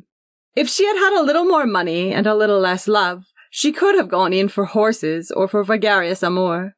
Or, if they had had a little less money, her surplus energy would have been absorbed by hope and effort.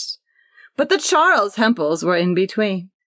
They were of that enormous American class who wander over Europe every summer, sneering rather pathetically and wistfully at the customs and traditions and pastimes of other countries, because they have no customs or traditions or pastimes of their own. It is a class sprung yesterday from fathers and mothers who might just as well have lived 200 years ago. The tea hour had turned abruptly into the before-dinner hour. Most of the tables had emptied until the room was dotted rather than crowded with shrill, isolated voices and remote, surprising laughter. In one corner, the waiters were already covering the tables with white for dinner. Charles and I are on each other's nerves. In the new silence, Luella's voice rang out with startling clearness, and she lowered it precipitately. Little things. He keeps rubbing his face with his hand all the time, at table, at the theatre, even when he's in bed. It drives me wild, and when things like that begin to irritate you, it's nearly over. She broke off, and reaching backward, drew up a light fur around her neck. I hope I haven't bored you, Edie. It's on my mind, because tonight tells the story. I made an engagement for tonight. An interesting engagement. A supper after the theatre to meet some Russians, singers or dancers or something, and Charles says he won't go. If he doesn't, then I'm going alone, and that's the end. She put her elbows on the table suddenly, and bending her eyes down into her smooth gloves, began to cry stubbornly and quietly. There was no one near to see, but Edie Carr wished that she had taken her gloves off. She would have reached out consolingly and touched her bare hand, but the gloves were a symbol of the difficulty of sympathizing with a woman to whom life had given so much. Edie wanted to say that it would come out all right, that it wasn't so bad as it seemed, but she said nothing. Her only reaction was impatience and distaste. A waiter stepped near and laid a folded paper on the table, and Mrs. Carr reached for it. "No, you mustn't," murmured Luella brokenly. "No, I invited you. I've got the money right here." 2. The Hempels' apartment, they owned it, was in one of those impersonal white palaces that are known by number instead of name. They had furnished it on their honeymoon, gone to England for the big pieces, to Florence for the bric-a-brac, and to Venice for the lace and sheer linen of the curtains and for the glass of many colours which littered the table when they entertained. Luella enjoyed choosing things on her honeymoon. It gave a purposeful air to the trip, and saved it from ever turning into a rather dismal wandering among big hotels and desolate ruins which European honeymoons are apt to be. They returned, and life began, on the grand scale. Luella found herself a lady of substance. It amazed her sometimes that the specially created apartment and the specially created limousine were hers, just as indisputably as the mortgaged suburban bungalow out of the Ladies' Home Journal and the last year's car that fate might have given her instead. She was even more amazed when it all began to bore her, but it did. The evening was at 7 when she turned out of the April dusk, let herself into the hall, and saw her husband waiting in the living room before an open fire. She came in without a sound, closed the door noiselessly behind her, and stood watching him for a moment through the pleasant, effective vista of the small salon which intervened. Charles Hempel was in the middle 30s, with a young, serious face and distinguished iron-grey hair which would be white in 10 years more. That and his deep-set dark grey eyes were his most noticeable features. Women always thought his hair was romantic.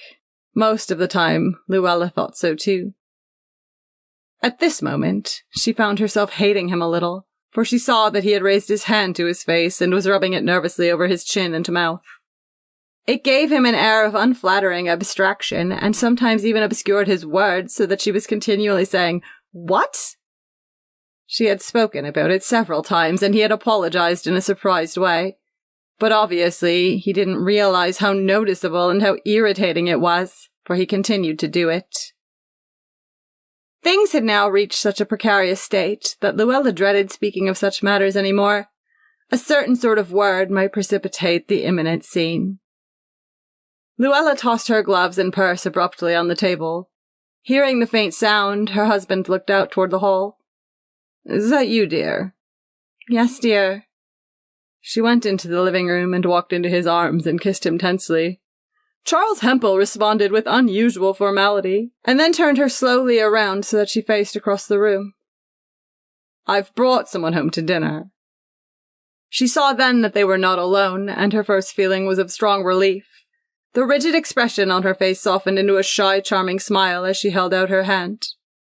"This is Dr. Moon. This is my wife."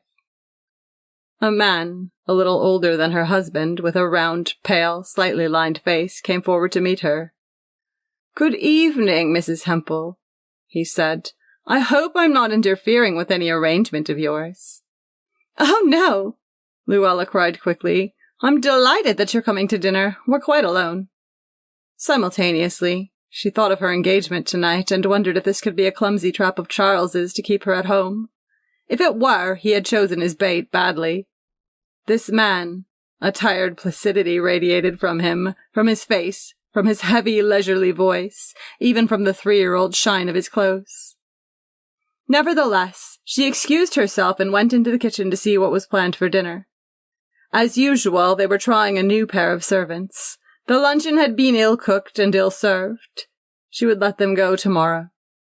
She hoped Charles would talk to them. She hated to get rid of servants. Sometimes they wept and sometimes they were insolent, but Charles had a way with him, and they were always afraid of a man. The cooking on the stove, however, had a soothing savor. Luella gave instructions about which china and unlocked a bottle of precious Chianti from the buffet. Then she went in to kiss young Chuck good night.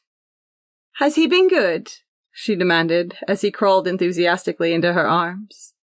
"Very good," said the governess. "We went for a long walk over by Central Park."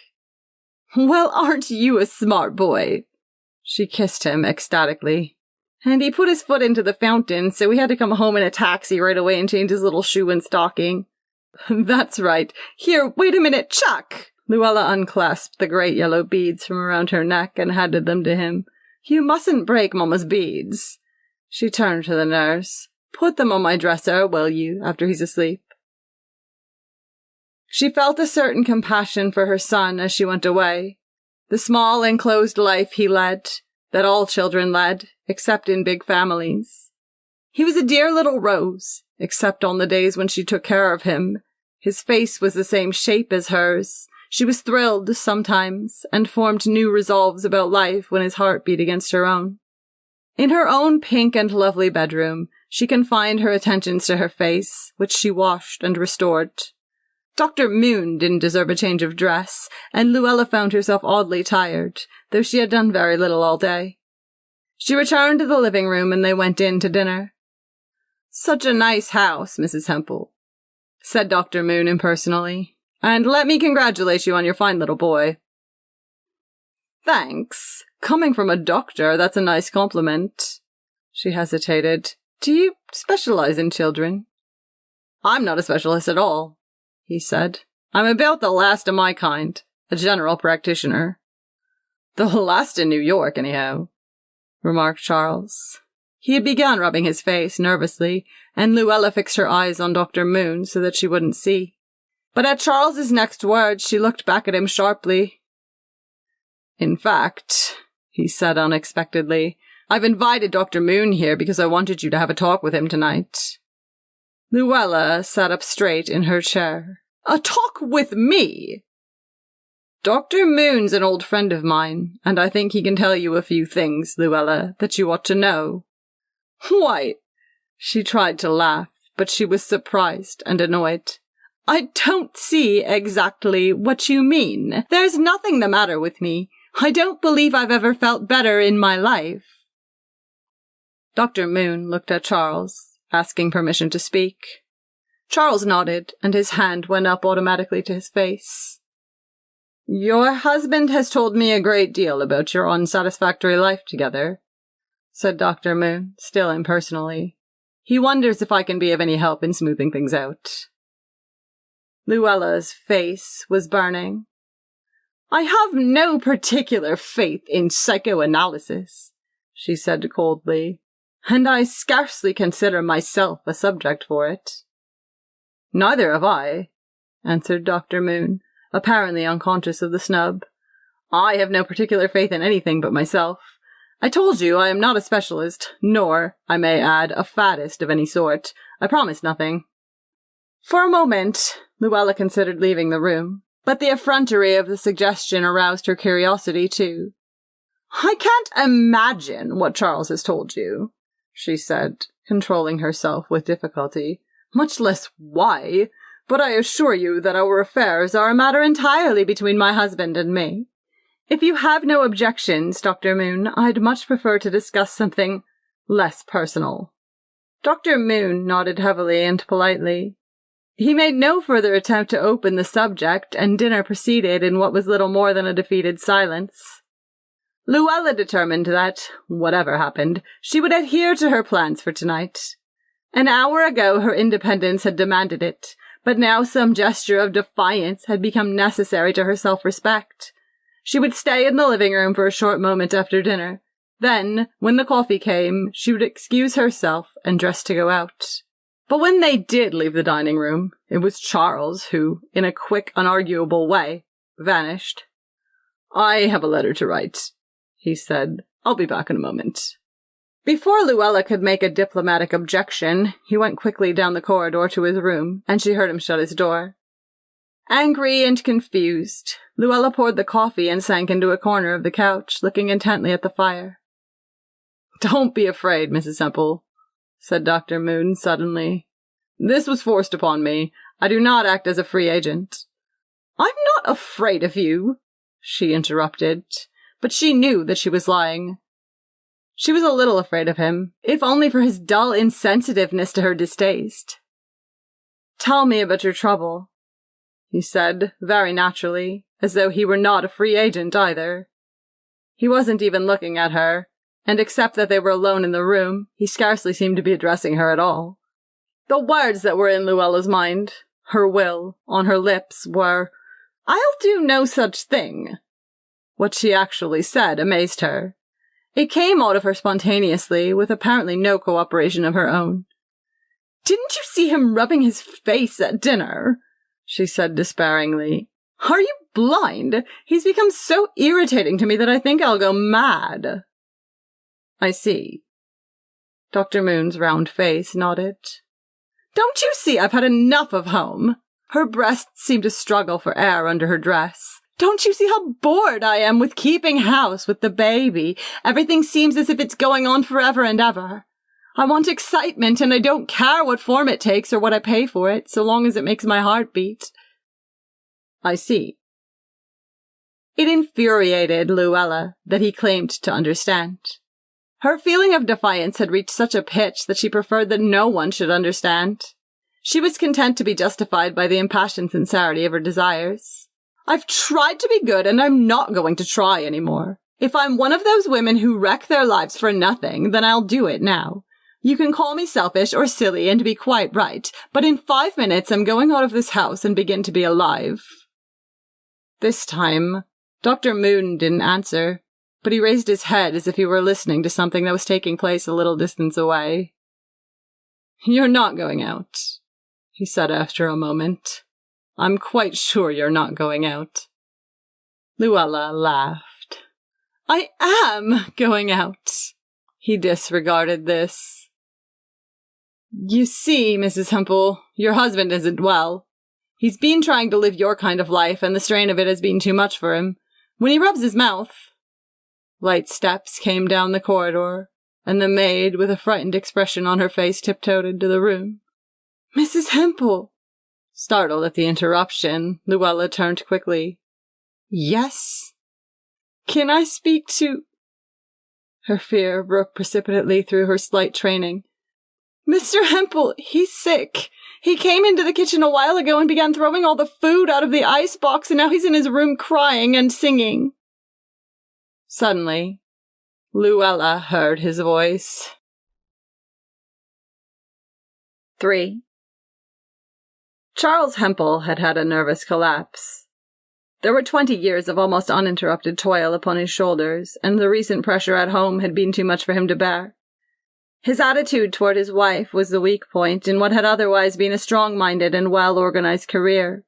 He was aware of her intense selfishness, but it is one of the many flaws in the scheme of human relationships that selfishness in women has an irresistible appeal to many men.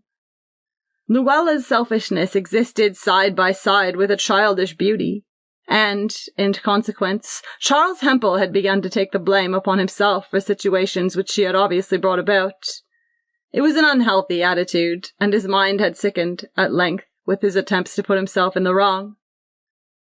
After the first shock and the momentary flush of pity that followed it, Luella looked at the situation with impatience.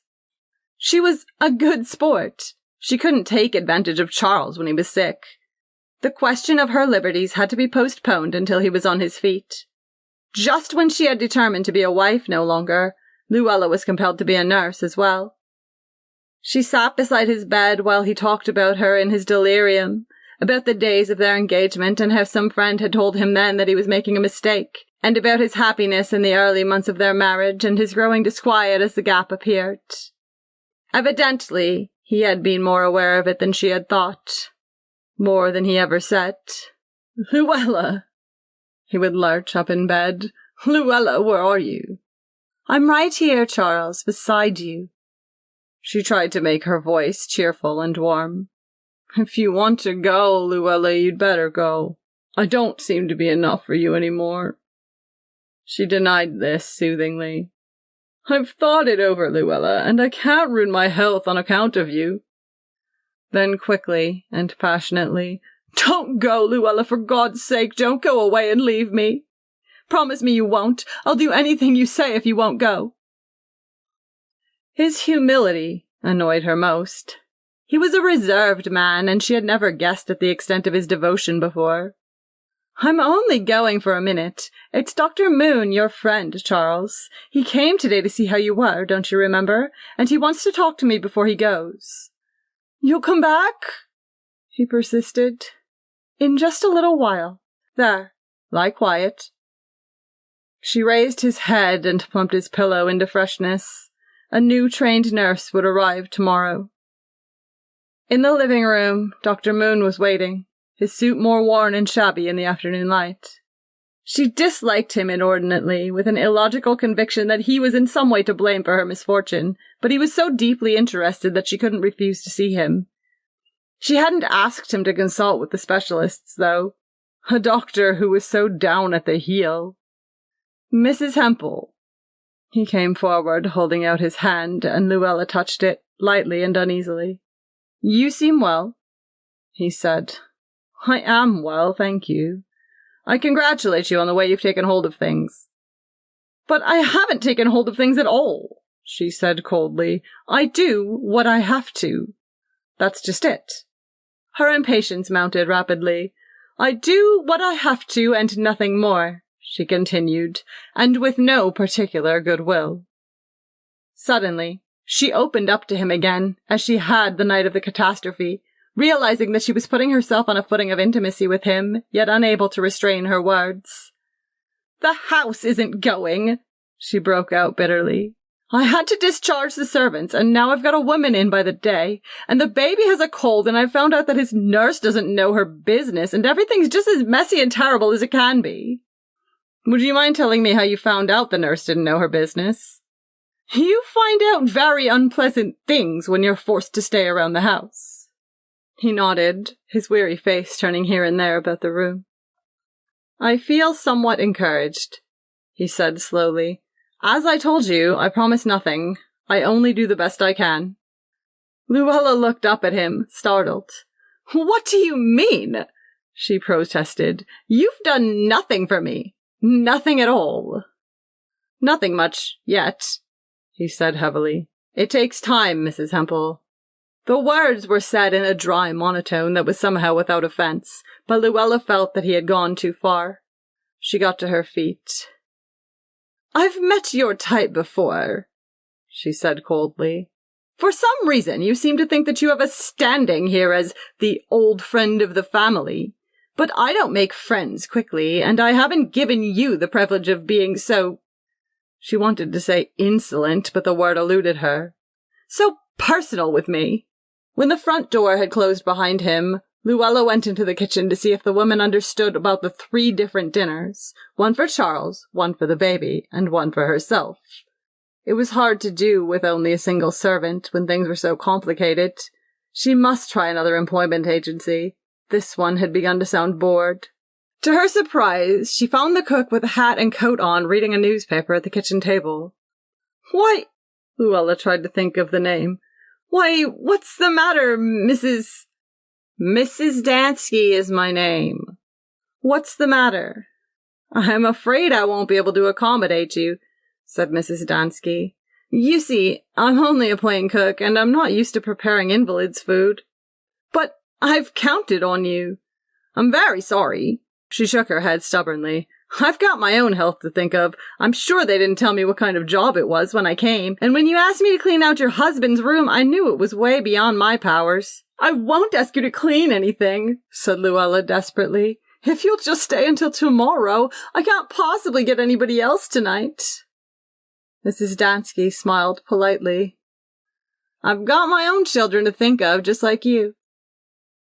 It was on Luella's tongue to offer her more money, but suddenly her temper gave way. "I've never heard of anything so selfish in my life," she broke out. "To leave me at a time like this. You're an old fool." "If you'd pay me for my time, I'd go," said Mrs. Dansky calmly. "I won't pay you a cent unless you'll stay."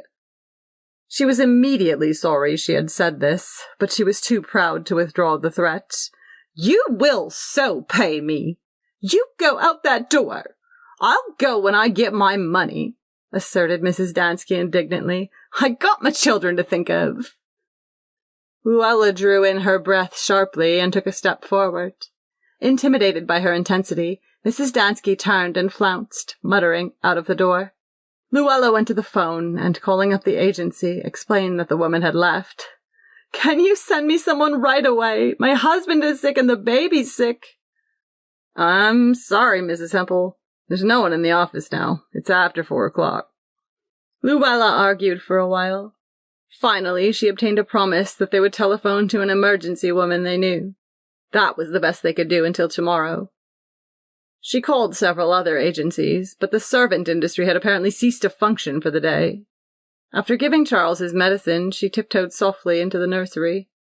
"How's baby?" she asked abstractedly. 99.1, whispered the nurse, holding the thermometer to the light. "I just took it." "Is that much?" asked Luella, frowning. "It's just 3/5 of a degree. That isn't so much for the afternoon. They often run up a little with a cold." Luella went over to the cot and laid her hand on her son's flushed cheek, thinking, in the midst of her anxiety, how much he resembled the incredible cherub of the Lux advertisement in the bus. She turned to the nurse. "Do you know how to cook?" "Why, I'm not a good cook." "Well, can you do the baby's food tonight? That old fool has left and I can't get anyone and I don't know what to do." "Oh, yes, I can do the baby's food." "That's all right, then. I'll try to fix something for Mr. Hempel. Please have your door open so you can hear the bell when the doctor comes, and let me know." So many doctors! There had scarcely been an hour all day when there wasn't a doctor in the house. The specialist and their family physician every morning, then the baby doctor, and this afternoon there had been Dr. Moon, placid, persistent, unwelcome in the parlor. Luella went into the kitchen. She could cook bacon and eggs for herself. She had often done that after the theater. But the vegetables for Charles were a different matter.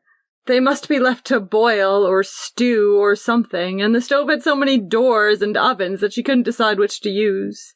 She chose a blue pan that looked new, sliced carrots into it, and covered them with a little water. As she put it on the stove and tried to remember what to do next, the phone rang. It was the agency. "Yes, this is Mrs. Hempel speaking." "Why, the woman we sent to you has returned here with the claim that you refused to pay her for her time." "I explained to you that she refused to stay," said Luella hotly. "She didn't keep her agreement, and I didn't feel I was under any obligation." "We have to see that our people are paid," the agency informed her. "Otherwise we wouldn't be helping them at all, would we? I'm sorry, Mrs. Hempel, but we won't be able to furnish you with anyone else until this little matter is arranged." "Oh, I'll pay," she cried. "Of course, we like to keep on good terms with our clients." Yes. "So if you'll send her money around tomorrow, it's 75 cents an hour."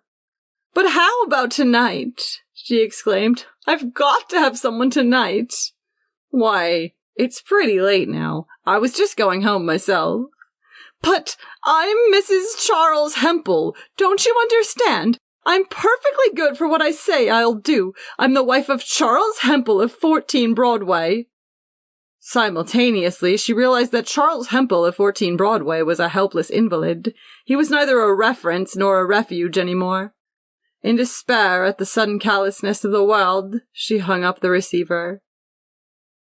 After another 10 minutes of frantic muddling in the kitchen, she went to the baby's nurse, whom she disliked, and confessed that she was unable to cook her husband's dinner. The nurse announced that she had a splitting headache and that with a sick child her hands were full already, but she consented, without enthusiasm, to show Luella what to do. Swallowing her humiliation, Luella obeyed orders while the nurse experimented, grumbling with the unfamiliar stove. Dinner was started, after a fashion. Then it was time for the nurse to bathe Chuck, and Luella sat down alone at the kitchen table and listened to the bubbling perfume that escaped from the pans. "And women do this every day," she thought. "Thousands of women cook and take care of sick people and go out to work, too." But she didn't think of those women as being like her, except in the superficial aspect of having 2 feet and 2 hands. She said it as she might have said, "South Sea Islanders wear nose rings." She was merely slumming today in her own home, and she wasn't enjoying it. For her, it was merely a ridiculous exception. Suddenly, she became aware of slow approaching steps in the dining room, and then in the butler's pantry. Half afraid that it was Dr. Moon coming to pay another call, she looked up and saw the nurse coming through the pantry door. It flashed through Luella's mind that the nurse was going to be sick, too. And she was right. The nurse had hardly reached the kitchen door when she lurched and clutched at the handle as a winged bird clings to a branch. Then she receded wordlessly to the floor. Simultaneously, the doorbell rang, and Luella, getting to her feet, gasped with relief that the baby doctor had come. "Fainted, that's all," he said, taking the girl's head into his lap. The eyes fluttered. "Yep, she fainted, that's all." "Everybody's sick!" cried Luella with a sort of despairing humor. "Everybody's sick but me, doctor." "This one's not sick," he said after a moment. "Her heart is normal already. She just fainted." When she had helped the doctor raise the quickening body to a chair, Luella hurried into the nursery and bent over the baby's bed. She let down one of the iron sides quietly. The fever seemed to be gone now. The flush had faded away. She bent over to touch the small cheek. Suddenly, Luella began to scream. 4. Even after her baby's funeral, Luella still couldn't believe that she had lost him. She came back to the apartment and walked around the nursery in a circle, saying his name. Then, frightened by grief, she sat down and stared at his white rocker with the red chicken painted on the side. "What will become of me now?" she whispered to herself. "Something awful is going to happen to me when I realize that I'll never see Chuck anymore." She wasn't sure yet. If she waited here till twilight, the nurse might still bring him in from his walk. She remembered a tragic confusion in the midst of which someone had told her that Chuck was dead. But if that was so, then why was his room waiting, with his small brush and comb still on the bureau, and why was she here at all? Mrs. Hempel. She looked up. The weary, shabby figure of Dr. Moon stood in the door. "You go away," Luella said dully. "Your husband needs you." "I don't care." Dr. Moon came a little way into the room. "I don't think you understand, Mrs. Hempel. He's been calling for you. You haven't anyone now except him." "I hate you," she said suddenly. "If you like. I promised nothing, you know. I do the best I can. You'll be better when you realize that your baby is gone, that you're not going to see him anymore." Luella sprang to her feet. "My baby isn't dead!" she cried. "You lie! You always lie!" Her flashing eyes looked into his and caught something there, at once brutal and kind, that awed her and made her impotent and acquiescent. She lowered her own eyes in tired despair. "All right," she said wearily. "My baby is gone. What shall I do now? Your husband is much better. All he needs is rest and kindness, but you must go to him and tell him what's happened." "I suppose you think you made him better," said Luella bitterly. "Perhaps. He's nearly well." Nearly well. Then the last link that held her to home was broken. This part of her life was over. She could cut it off here with its grief and depression and be off now, free as the wind. "I'll go to him in a minute," Luella said in a faraway voice. "Please leave me alone." Dr. Moon's unwelcome shadow melted into the darkness of the hall. "I can go away," Luella whispered to herself. "Life has given me back freedom in place of what it took away from me." But she mustn't linger even a minute, or life would bind her again and make her suffer once more. She called the apartment porter and asked that her trunk be brought up from the storeroom. Then she began taking things from the bureau and wardrobe, trying to approximate as nearly as possible the possessions that she had brought to her married life. She even found 2 old dresses that had formed part of her trousseau, out of style now and a little tight in the hips, which she threw in with the rest. A new life. Charles was well again, and her baby, whom she had worshipped and who had bored her a little, was dead.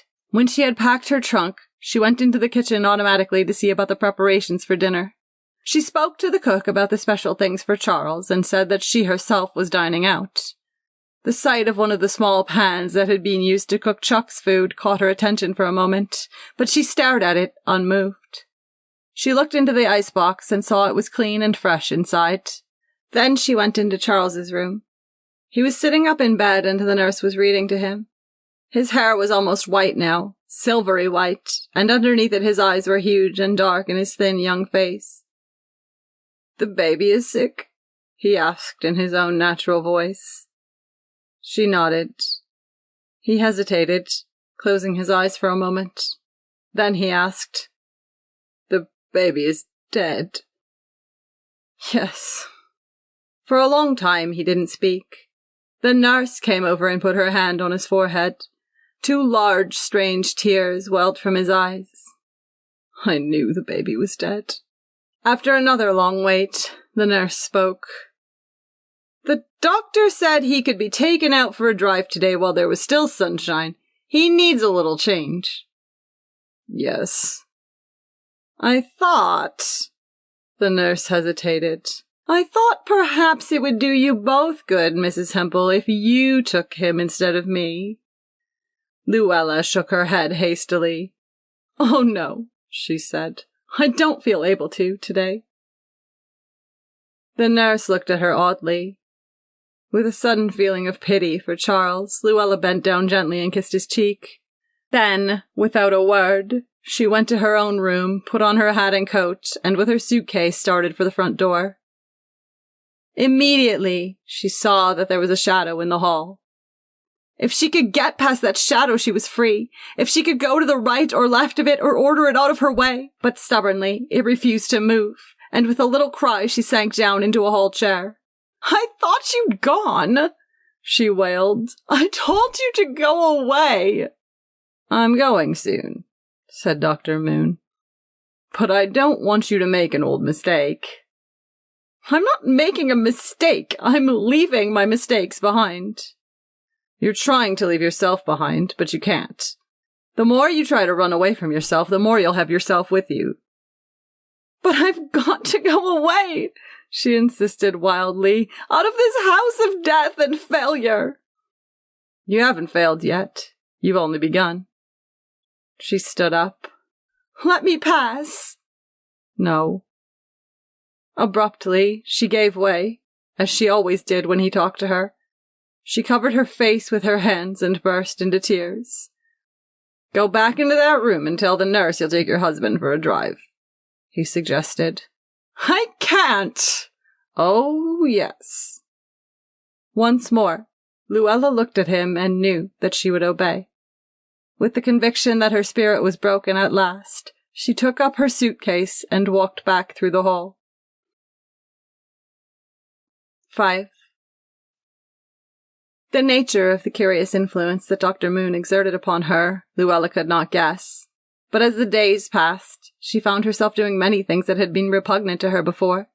She stayed at home with Charles, and when he grew better, she went out with him sometimes to dinner or the theater, but only when he expressed a wish.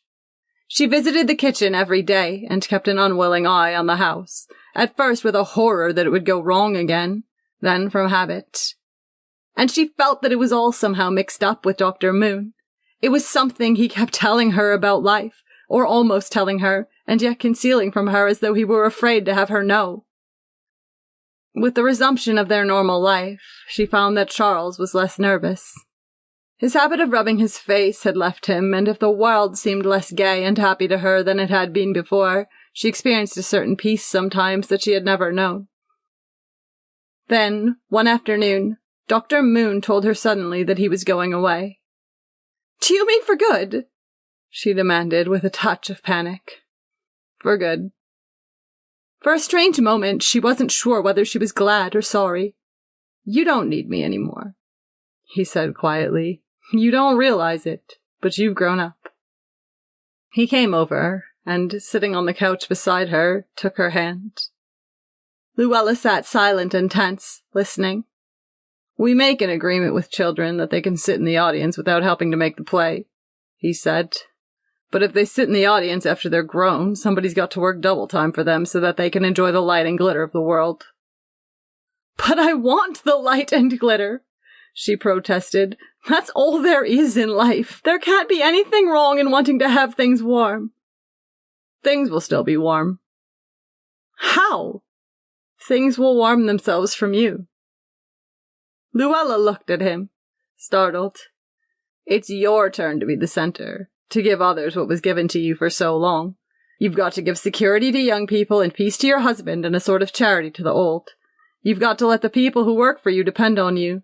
You've got to cover up a few more troubles than you show, and be a little more patient than the average person, and do a little more instead of a little less than your share. The light and glitter of the world is in your hands." He broke off suddenly. "Get up," he said, "and go to that mirror, and tell me what you see." Obediently, Luella got up and went close to a purchase of her honeymoon, a Venetian pier glass on the wall. "I see new lines in my face, here," she said, raising her finger and placing it between her eyes, "and a few shadows at the sides that are little wrinkles." "Do you care?" She turned quickly. "No," she said. "Do you realize that Chuck is gone? That you'll never see him anymore?" "Yes." She passed her eyes slowly over her hands. "But that all seems so vague and far away." "Vague and far away," he repeated, and then, "And are you afraid of me now?" "Not any longer," she said, and she added frankly, "now that you're going away." He moved toward the door. He seemed particularly weary tonight, as though he could hardly move about at all. "The household here is in your keeping," he said in a tired whisper. If there is any light and warmth in it, it will be your light and warmth. If it is happy, it will be because you've made it so. Happy things may come to you in life, but you must never go seeking them any more.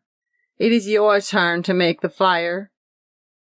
Won't you sit down a moment longer? Luella ventured. There isn't time. His voice was so low now that she could scarcely hear the words. But remember that whatever suffering comes to you, I can always help you, if it is something that can be helped. I promise nothing. What have you done to me? She cried. Why have I no sorrow left for Chuck? For anything at all? Tell me. I almost see, yet I can't see. Before you go, tell me who you are. Who am I? His worn suit paused in the doorway. His round, pale face seemed to dissolve into 2 faces, a dozen faces, a score, each one different yet the same, sad, happy, tragic, indifferent, resigned, until 70 Dr. Moons were ranged like an infinite series of reflections, like months stretching into the vista of the past. Who am I? He repeated. I am 5 years. The door closed. At 6 o'clock, Charles Hempel came home, and as usual, Luella met him in the hall. Except that now his hair was dead white, his long illness of 2 years had left no mark upon him. Luella himself was more noticeably changed. She was a little stouter, and there were those lines around her eyes that had come when Chuck died one evening back in 1921. But she was still lovely, and there was a mature kindness about her face at 28, as if suffering had touched her only reluctantly and then hurried away. Edie and her husband are coming to dinner, she said. I've got theatre tickets, but if you're tired, I don't care whether we go or not. I'd like to go. She looked at him. You wouldn't. I really would. We'll see how you feel after dinner. He put his arm around her waist. Together they walked into the nursery, where the 2 children were waiting up to say good night. End of section 7.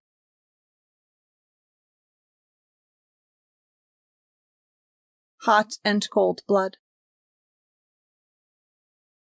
One day, when the young Mathers had been married for about a year, Jacqueline walked into the rooms of the hardware brokerage where her husband carried on with more than average success. At the open door of the inner office, she stopped and said, "Oh, excuse me." She had interrupted an apparently trivial yet somehow intriguing scene. A young man named Bronson, whom she knew slightly, was standing with her husband. The latter had risen from his desk. Bronson seized her husband's hand and shook it earnestly, something more than earnestly. When they heard Jacqueline step in the doorway, both men turned, and Jacqueline saw that Bronson's eyes were red. A moment later, he came out, passing her with a somewhat embarrassed, "How do you do?" She walked into her husband's office. What was Ed Bronson doing here? She demanded curiously and at once. Jim Mather smiled at her, half shutting his grey eyes, and drew her quietly to a sitting position on his desk. He just dropped in for a minute, he answered easily. How's everything at home? All right. She looked at him with curiosity. What did he want? She insisted. Oh, he just wanted to see me about something. What? Oh, just something. Business. Why were his eyes red? Were they? He looked at her innocently, and then suddenly they both began to laugh. Jacqueline rose and walked around the desk and plumped down into his swivel chair.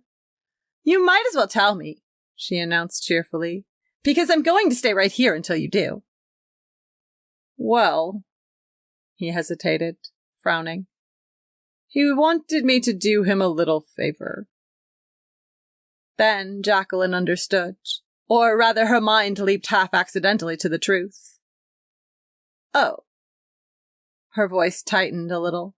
You've been lending him some money. Only a little. How much? Only 300. Only 300? The voice was of the texture of Bessemer cooled.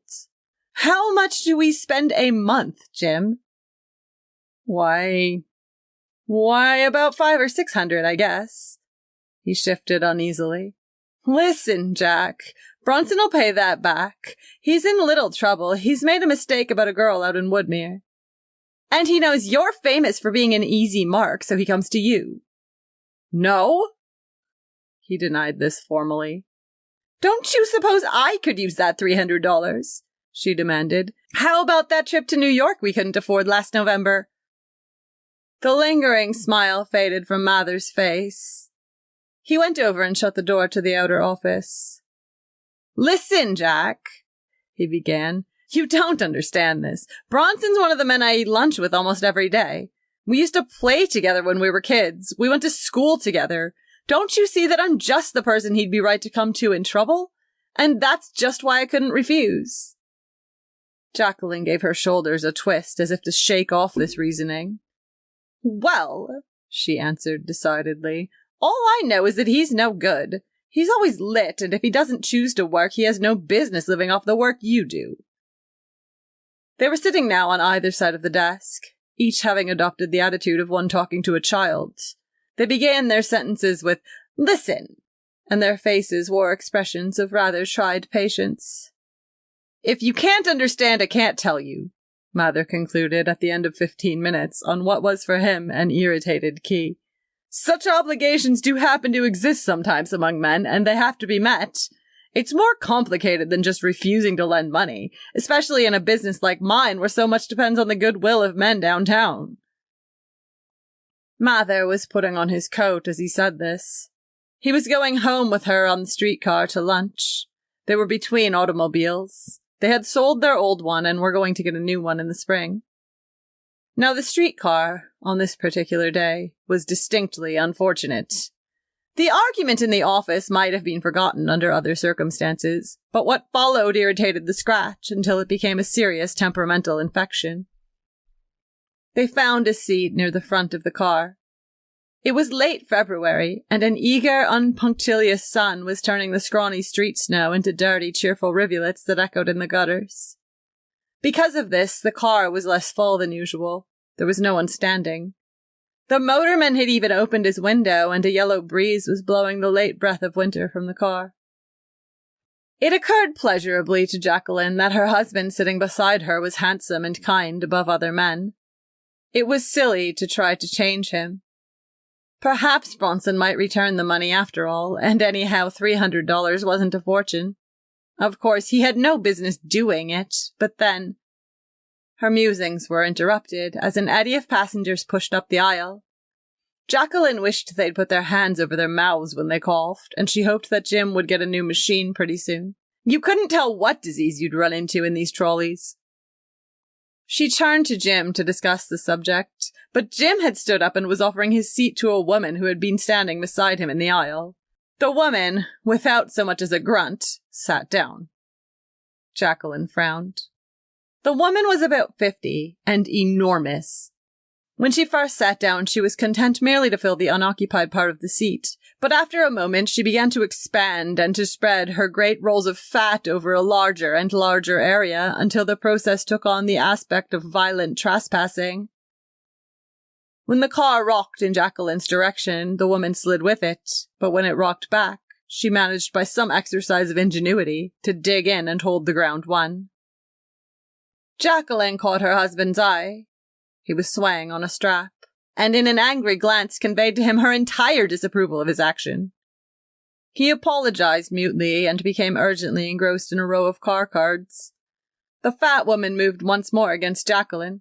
She was now practically overlapping her. Then she turned puffy, disagreeable eyes full on Mrs. James Mather and coughed rousingly in her face. With a smothered exclamation, Jacqueline got to her feet, squeezed with brisk violence past the fleshy knees, and made her way, pink with rage, toward the rear of the car. There she seized a strap, and there she was presently joined by her husband in a state of considerable alarm. They exchanged no word, but stood silently side by side for 10 minutes, while a row of men sitting in front of them crackled their newspapers and kept their eyes fixed virtuously upon the day's cartoons. When they left the car at last, Jacqueline exploded. "You big fool!" she cried wildly. "Did you see that horrible woman you gave your seat to? Why don't you consider me occasionally instead of every fat, selfish washwoman you meet?" How should I know? But Jacqueline was as angry at him as she had ever been. It was unusual for anyone to get angry at him. "You didn't see any of those men getting up for me, did you? No wonder you were too tired to go out last Monday night. You'd probably given your seat to some horrible Polish washwoman that's strong as an ox and likes to stand up." They were walking along in the slushy street, stepping wildly into great pools of water. Confused and distressed, Mather could utter neither apology nor defense. Jacqueline broke off, and then turned to him with a curious light in her eyes. The words in which she couched her summary of the situation were probably the most disagreeable that had ever been addressed to him in his life. "The trouble with you, Jim, the reason you're such an easy mark is that you've got the ideas of a college freshman. You're a professional nice fellow." 2. The incident and the unpleasantness were forgotten. Mather's vast good nature had smoothed over the roughness within an hour. References to it fell with a dying cadence throughout several days, then ceased and tumbled into the limbo of oblivion. I say limbo, for oblivion is, unfortunately, never quite oblivious. The subject was drowned out by the fact that Jacqueline, with her customary spirit and coolness, began the long, arduous uphill business of bearing a child. Her natural traits and prejudices became intensified, and she was less inclined to let things pass. It was April now, and as yet they had not bought a car. Mather had discovered that he was saving practically nothing, and that in another half-year he would have a family on his hands. It worried him. A wrinkle, small, tentative, undisturbing, appeared for the first time as a shadow around his honest, friendly eyes. He worked far into the spring twilight now, and frequently brought home with him the overflow from his office day. The new car would have to be postponed for a while. April afternoon, and all the city shopping on Washington Street. Jacqueline walked slowly past the shops, brooding without fear or depression on the shape into which her life was now being arbitrarily forced. Dry summer dust was in the wind. The sun bounded cheerily from the plate-glass windows and made radiant gasoline rainbows where automobile drippings had formed pools on the street. Jacqueline stopped. Not 6 feet from her, a bright new sport roadster was parked at the curb. Beside it stood 2 men in conversation, and at the moment when she identified one of them as young Bronson, she heard him say to the other in a casual tone, "What do you think of it? Just got it this morning." Jacqueline turned abruptly and walked with quick tapping steps to her husband's office. With her usual curt nod to the stenographer, she strode by her to the inner room. Mather looked up from his desk in surprise at her brusque entry. "Jim," she began breathlessly, "did Bronson ever pay you that $300? "Why, no," he answered hesitantly. "Not yet. He was in here last week and he explained that he was a little bit hard up." Her eyes gleamed with angry triumph. "Oh, he did?" she snapped. "Well, he's just bought a new sport roadster that must have cost anyhow $2,500. He shook his head, unbelieving. "I saw it," she insisted. "I heard him say he'd just bought it." "He told me he was hard up," repeated Mather helplessly. Jacqueline audibly gave up by heaving a profound noise, a sort of groanish sigh. "He was using you! He knew you were easy and he was using you! Can't you see? He wanted you to buy him the car and you did!" She laughed bitterly. "He's probably roaring his sides out to think how easily he worked you." "Oh, no," protested Mather with a shocked expression. "You must have mistaken somebody for him. We walk and he rides on our money," she interrupted excitedly. "Oh, it's rich! It's rich! If it wasn't so maddening, it'd just be absurd! Look here!" Her voice grew sharper, more restrained. There was a touch of contempt in it now. You spend half your time doing things for people who don't give a damn about you or what becomes of you. You give up your seat on the streetcar to hogs and come home too dead tired to even move. You're on all sorts of committees that take at least an hour a day out of your business and you don't get a cent out of them. You're eternally being used. I won't stand it. I thought I married a man, not a professional Samaritan who's going to fetch and carry for the world. As she finished her invective, Jacqueline reeled suddenly and sank into a chair, nervously exhausted. Just at this time, she went on brokenly, I need you. I need your strength and your health and your arms around me, and if you just give it to everyone, it spreads so thin when it reaches me. He knelt by her side, moving her tired young head until it lay against his shoulder. I'm sorry, Jacqueline, he said humbly. I'll be more careful. I didn't realize what I was doing. You're the dearest person in the world, murmured Jacqueline huskily, but I want all of you and the best of you for me. He smoothed her hair over and over. For a few minutes they rested there silently, having attained a sort of nirvana of peace and understanding. Then Jacqueline reluctantly raised her head as they were interrupted by the voice of Miss Clancy in the doorway. Oh, I beg your pardon. What is it? A boy's here with some boxes. It's COD. Mather rose and followed Miss Clancy into the outer office. It's $50. He searched his wallet. He had omitted to go to the bank that morning. Just a minute, he said abstractedly. His mind was on Jacqueline who seemed forlorn in her trouble, waiting for him in the other room.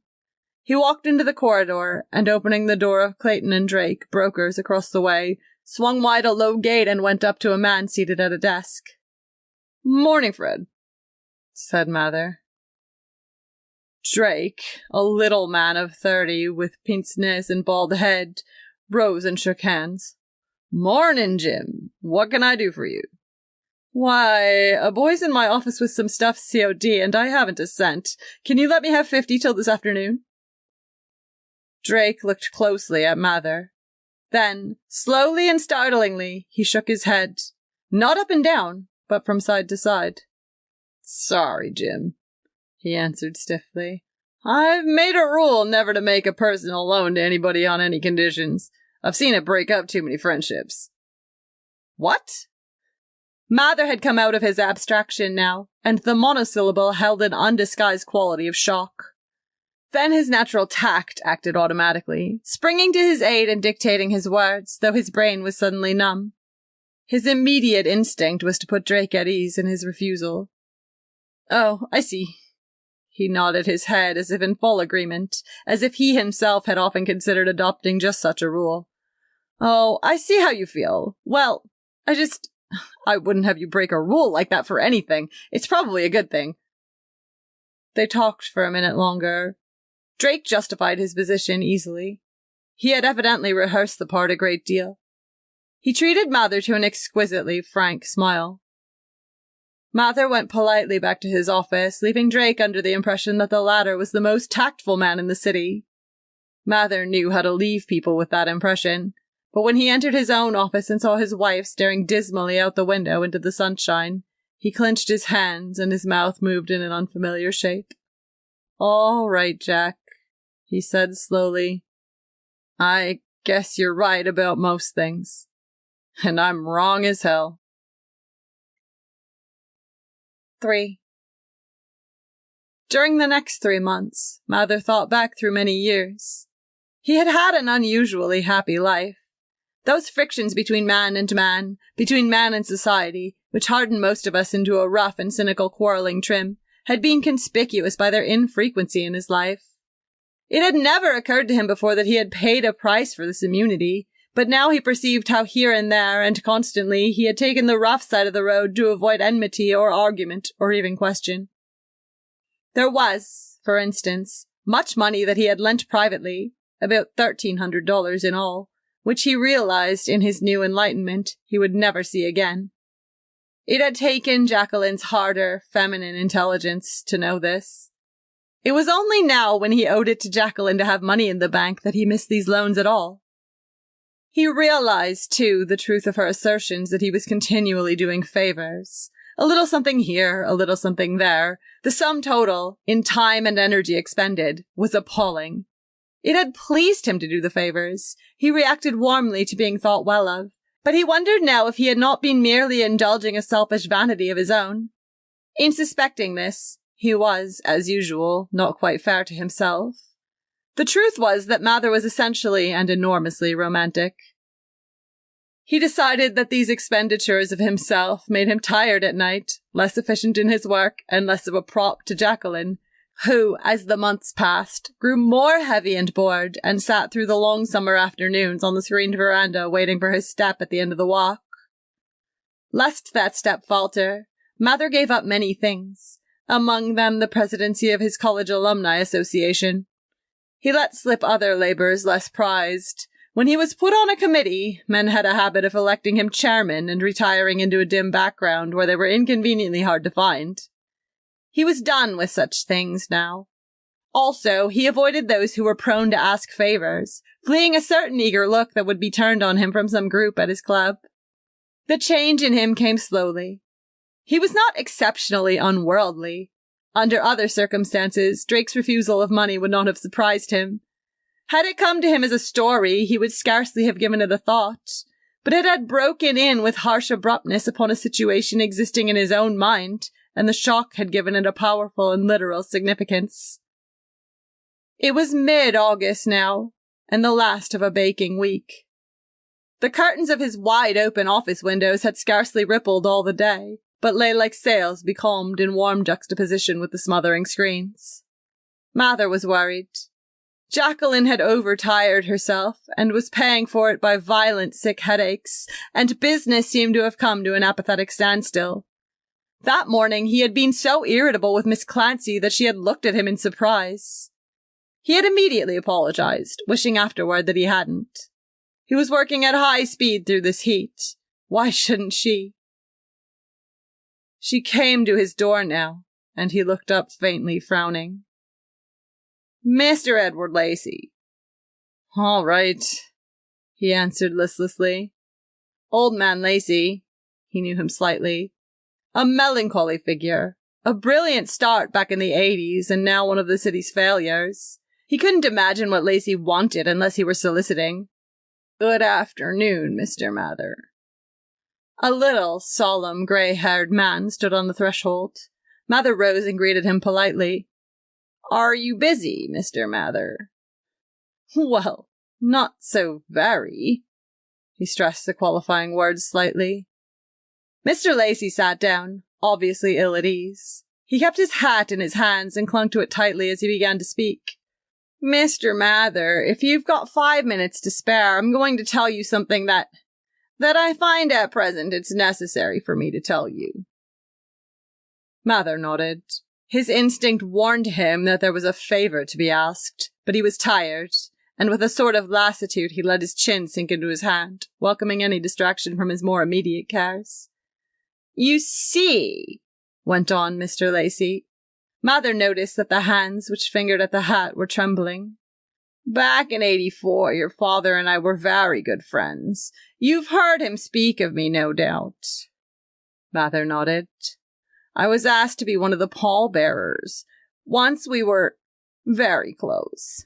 It's because of that I come to you now. Never before in my life have I ever had to come to anyone as I've come to you now, Mr. Mather. Come to a stranger. But as you grow older, your friends die or move away, or some misunderstanding separates you, and your children die unless you're fortunate enough to go first. And pretty soon you get to be alone, so that you don't have any friends at all. You're isolated. He smiled faintly. His hands were trembling violently now. Once upon a time, almost 40 years ago, your father came to me and asked me for $1,000. I was a few years older than he was, and though I knew him only slightly, I had a high opinion of him. That was a lot of money in those days, and he had no security. He had nothing but a plan in his head, but I liked the way he had of looking out of his eyes. You'll pardon me if I say you look not unlike him. So I gave it to him without security." Mr. Lacey paused. "Without security," he repeated. "I could afford it then. I didn't lose by it. He paid it back with interest at 6% before the year was up." Mather was looking down at his blotter, tapping out a series of triangles with his pencil. He knew what was coming now, and his muscles physically tightened as he mustered his forces for the refusal he would have to make. "I'm now an old man, Mr. Mather," the cracked voice went on. "I've made a failure. I am a failure. Only we needn't go into that now. I have a daughter, an unmarried daughter who lives with me. She does stenographic work and has been very kind to me. We live together, you know, on Selby Avenue. We have an apartment, quite a nice apartment." The old man sighed quaveringly. He was trying, and at the same time was afraid, to get to his request. It was insurance, it seemed. He had a $10,000 policy. He had borrowed on it up to the limit, and he stood to lose the whole amount unless he could raise $450. He and his daughter had about $75 between them. They had no friends, he had explained that, and they had found it impossible to raise the money. Mather could stand the miserable story no longer. He could not spare the money, but he could at least relieve the old man of the blistered agony of asking for it. "I'm sorry, Mr. Lacey," he interrupted as gently as possible, "but I can't lend you that money." "No." The old man looked at him with faded, blinking eyes that were beyond all shock. Almost, it seemed, beyond any human emotion except ceaseless care. The only change in his expression was that his mouth dropped slowly ajar. Mather fixed his eyes determinedly upon his blotter. "We're going to have a baby in a few months, and I've been saving for that. It wouldn't be fair to my wife to take anything from her, or the child, right now." His voice sank to a sort of mumble. He found himself saying platitudinously that business was bad, saying it with revolting facility. Mr. Lacey made no argument. He rose without visible signs of disappointment. Only his hands were still trembling, and they worried Mather. The old man was apologetic. He was sorry to have bothered him at a time like this. Perhaps something would turn up. He had thought that if Mr. Mather did happen to have a good deal of extra, why, he might be the person to go to because he was the son of an old friend. As he left the office, he had trouble opening the outer door. Miss Clancy helped him. He went shabbily and unhappily down the corridor, with his faded eyes blinking and his mouth still faintly ajar. Jim Mather stood by his desk and put his hand over his face and shivered suddenly, as if he were cold. But the 5 o'clock air outside was hot as a tropic noon. 4. The twilight was hotter still an hour later as he stood at the corner waiting for his car. The trolley ride to his house was 25 minutes, and he bought a pink-jacketed newspaper to appetize his listless mind. Life had seemed less happy, less glamorous of late. Perhaps he had learned more of the world's ways. Perhaps its glamour was evaporating little by little with the hurried years. Nothing like this afternoon, for instance, had ever happened to him before. He could not dismiss the old man from his mind. He pictured him plodding home in the weary heat, on foot probably, to save car fare, opening the door of a hot little flat and confessing to his daughter that the son of his friend had not been able to help him out.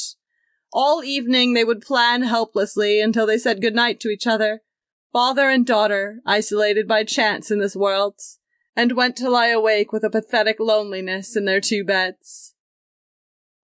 Mather's streetcar came along, and he found a seat near the front next to an old lady who looked at him grudgingly as she moved over.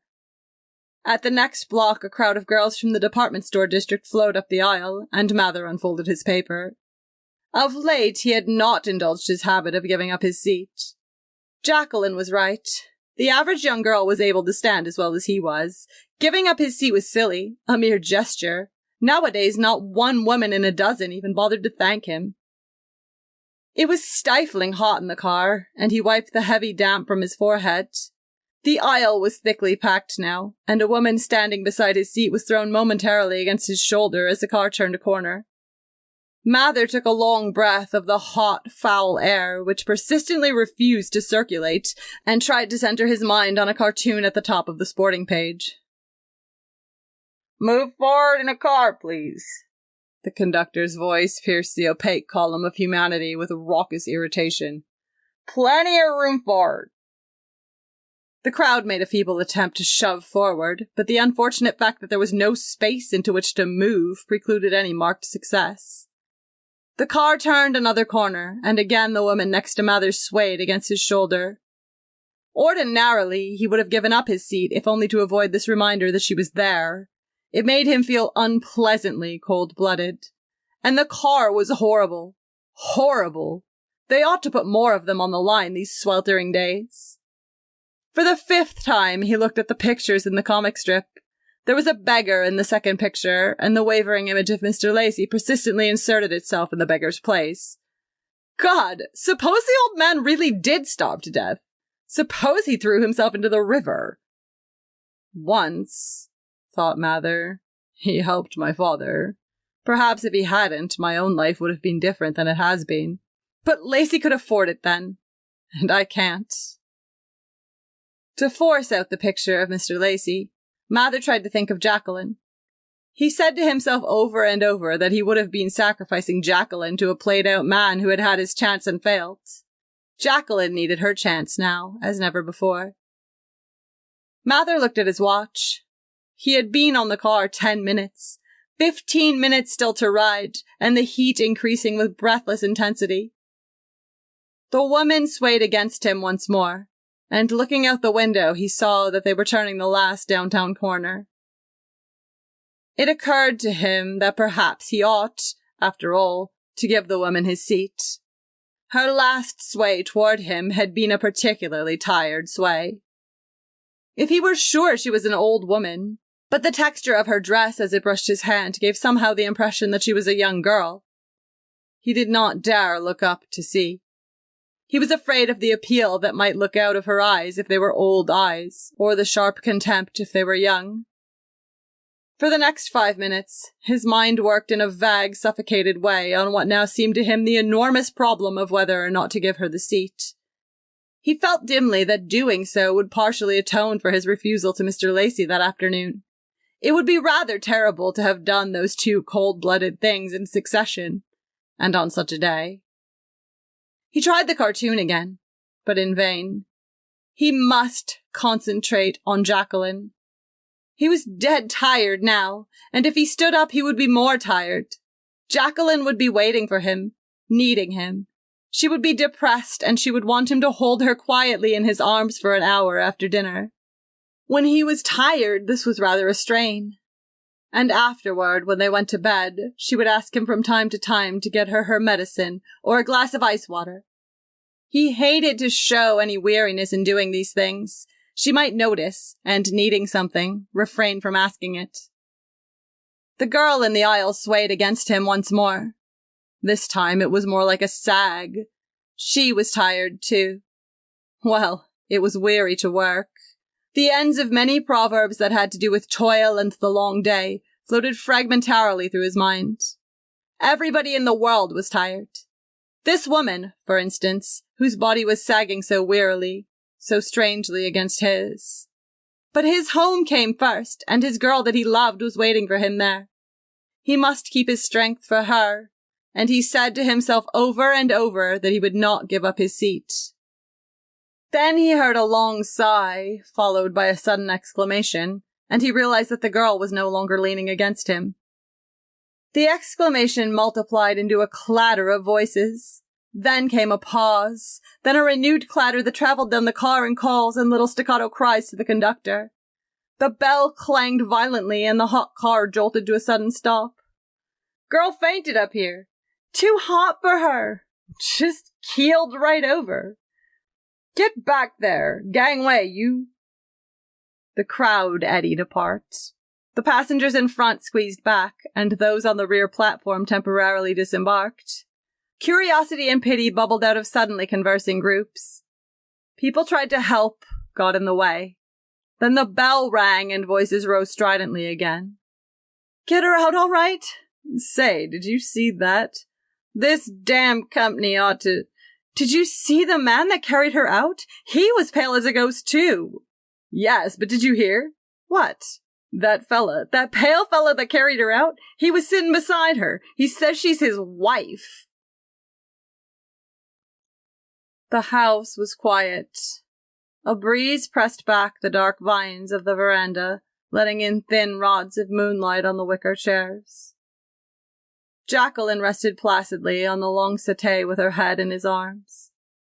After a while she stirred lazily. Her hand, reaching up, patted his cheek. I think I'll go to bed now. I'm so tired. Will you help me up? He lifted her and then laid her back among the pillows.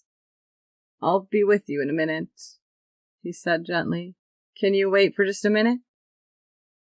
He passed into the lighted living room, and she heard him thumbing the pages of a telephone directory. Then she listened as he called a number. Hello, is Mr. Lacey there? Why, yes, it is pretty important, if he hasn't gone to sleep. A pause. Jacqueline could hear restless sparrows splattering through the leaves of the magnolia over the way. Then her husband at the telephone.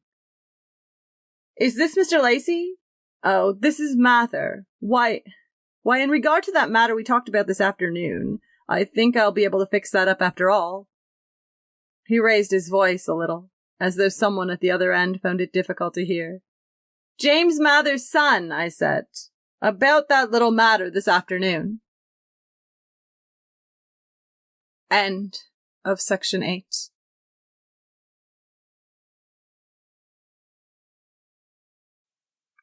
The sensible thing. At the great American lunch hour, young George O'Kelly straightened his desk deliberately and with an assumed air of interest. No one in the office must know that he was in a hurry, for success is a matter of atmosphere, and it is not well to advertise the fact that your mind is separated from your work by a distance of 700 miles. But once out of the building, he set his teeth and began to run, glancing now and then at the gay noon of early spring which filled Times Square and loitered less than 20 feet over the heads of the crowd. The crowd all looked slightly upward and took deep March breaths, and the sun dazzled their eyes so that scarcely anyone saw anyone else but only their own reflection on the sky. George O'Kelly, whose mind was over 700 miles away, thought that all outdoors was horrible. He rushed into the subway and for 95 blocks bent a frenzied glance on a car card which showed vividly how he had only one chance in 5 of keeping his teeth for 10 years. At 137th Street, he broke off his study of commercial art, left the subway, and began to run again, a tireless, anxious run that brought him this time to his home. One room in a high, horrible apartment house in the middle of nowhere. There it was on the bureau. The letter, in sacred ink on blessed paper. All over the city, people, if they listened, could hear the beating of George O'Kelly's heart. He read the commas, the blots, and the thumb smudge on the margin. Then he threw himself hopelessly upon his bed. He was in a mess, one of those horrific messes which are ordinary incidents in the life of the poor, which follow poverty like birds of prey. The poor go under, or go up, or go wrong, or even go on, somehow, in a way the poor have. But George O'Kelly was so new to poverty that had anyone denied the uniqueness of his case, he would have been astounded. Less than 2 years ago, he had been graduated with honors from the Massachusetts Institute of Technology, and had taken a position with a firm of construction engineers in southern Tennessee. All his life he had thought in terms of tunnels and skyscrapers and great squat dams and tall, 3-towered bridges that were like dancers holding hands in a row with heads as tall as cities and skirts of cable strand. It had seemed romantic to George O'Kelly to change the sweep of rivers and the shape of mountains so that life could flourish in the old bad lands of the world where it had never taken root before. He loved steel, and there was always steel near him in his dreams. Liquid steel, steel in bars and blocks and beams and formless plastic masses, waiting for him as paint and canvas to his hand. Steel inexhaustible, to be made lovely and austere in his imaginative fire. At present, he was an insurance clerk at $40 a week, with his dreams slipping fast behind him. The dark little girl who had made this mess, this terrible and intolerable mess, was waiting to be sent for in a town in Tennessee. In 15 minutes, the woman from whom he sublet his room knocked and asked him with maddening kindness if, since he was home, he would have some lunch. He shook his head, but the interruption aroused him, and getting up from the bed, he wrote a telegram. "Letter depressed me. Have you lost your nerve? You are foolish and just upset to think of breaking off. Why not marry me immediately? Sure, we can make it all right." He hesitated for a wild minute, and then added in a hand that could scarcely be recognized as his own, "In any case, I will arrive tomorrow at 6 o'clock. When he finished, he ran out of the apartment and down to the telegraph office near the subway stop. He possessed in this world not quite $100, but the letter showed that she was nervous, and this left him no choice. He knew what nervous meant, that she was emotionally depressed, that the prospect of marrying into a life of poverty and struggle was putting too much strain upon her love. George O'Kelly reached the insurance company at his usual run, the run that had become almost second nature to him, that seemed best to express the tension under which he lived. He went straight to the manager's office. "I want to see you, Mr. Chambers," he announced breathlessly. "Well?" Two eyes like winter windows, glared at him with ruthless impersonality. "I want to get 4 days vacation." "Why, you had a vacation just 2 weeks ago," said Mr. Chambers in surprise. "That's true," admitted the distraught young man, "but now I've got to have another." "Where'd you go last time? To your home?" "No, I went to a place in Tennessee." "Well, where do you want to go this time?" "Well, this time I want to go to a place in Tennessee." "You're consistent, anyhow," said the manager dryly. "But I didn't realize you were employed here as a traveling salesman."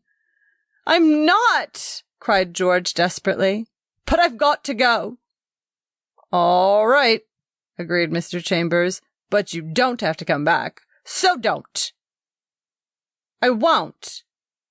And to his own astonishment, as well as Mr. Chambers's, George's face grew pink with pleasure. He felt happy, exultant. For the first time in 6 months, he was absolutely free. Tears of gratitude stood in his eyes, and he seized Mr. Chambers warmly by the hand. "I want to thank you," he said, with a rush of emotion. "I don't want to come back. I think I'd have gone crazy if you said that I could come back. Only I couldn't quit myself, you see, and I want to thank you for quitting for me." He waved his hand magnanimously, shouted aloud, "You owe me 3 days' salary, but you can keep it," and rushed from the office. Mr. Chambers rang for his stenographer to ask if O'Kelly had seemed queer lately.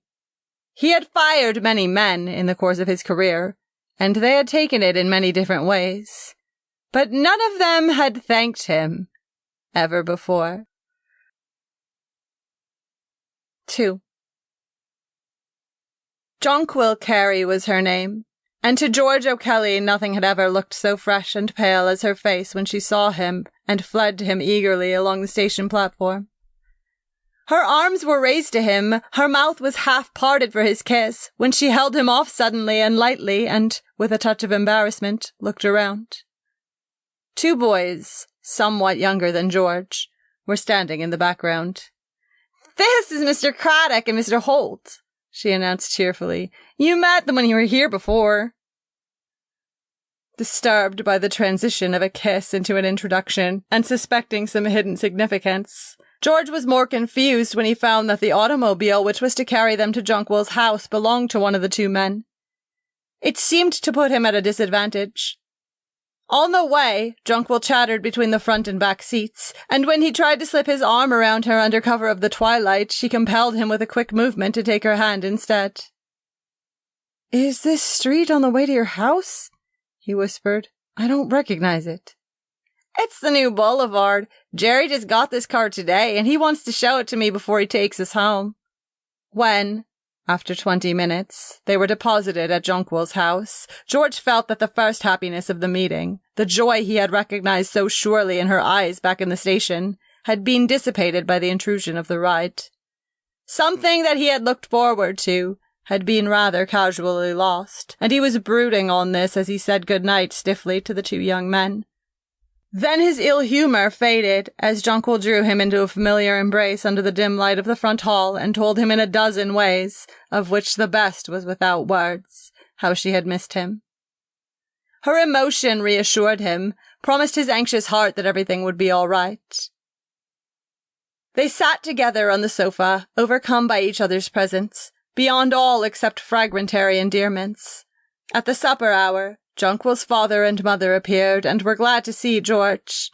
They liked him and had been interested in his engineering career when he had first come to Tennessee over a year before. They had been sorry when he had given it up and gone to New York to look for something more immediately profitable, but while they deplored the curtailment of his career, they sympathized with him and were ready to recognize the engagement. During dinner, they asked about his progress in New York. "Everything's going fine," he told them with enthusiasm. "I've been promoted. Better salary." He was miserable as he said this, but they were all so glad. "They must like you," said Mrs. Carey. "That's certain, or they wouldn't let you off twice in 3 weeks to come down here." "I told them they had to," explained George hastily. "I told them if they didn't, I wouldn't work for them anymore." "But you ought to save your money," Mrs. Carey reproached him gently, "not spend it all on this expensive trip." Dinner was over. He and Jonquil were alone, and she came back into his arms. "So glad you're here," she sighed. "Wish you never were going away again, darling." "Do you miss me?" "Oh, so much, so much." Do other men come to see you often? Like those two kids?" The question surprised her. The dark velvet eyes stared at him. "Why, of course they do. All the time. Why, I've told you in the letters that they did, dearest." This was true. When he had first come to the city, there had been already a dozen boys around her, responding to her picturesque fragility with adolescent worship, and a few of them perceiving that her beautiful eyes were also sane and kind. "Do you expect me never to go anywhere?" Jonquil demanded, leaning back against the sofa pillows until she seemed to look at him from many miles away. "And just fold my hands and sit still forever?" "What do you mean?" he blurted out in a panic. "Do you mean you think I'll never have enough money to marry you?" "Oh, don't jump at conclusions so, George." "I'm not jumping at conclusions. That's what you said." George decided suddenly that he was on dangerous grounds. He had not intended to let anything spoil this night. He tried to take her again in his arms, but she resisted unexpectedly, saying, "It's hot. I'm going to get the electric fan." When the fan was adjusted, they sat down again, but he was in a super-sensitive mood, and involuntarily he plunged into the specific world he had intended to avoid. "When will you marry me?" "Are you ready for me to marry you?" All at once, his nerves gave way, and he sprang to his feet. "Let's shut off that damned fan!" he cried. "It drives me wild. It's like a clock ticking away all the time I'll be with you. I came here to be happy and forget everything about New York and time." He sank down on the sofa as suddenly as he had risen.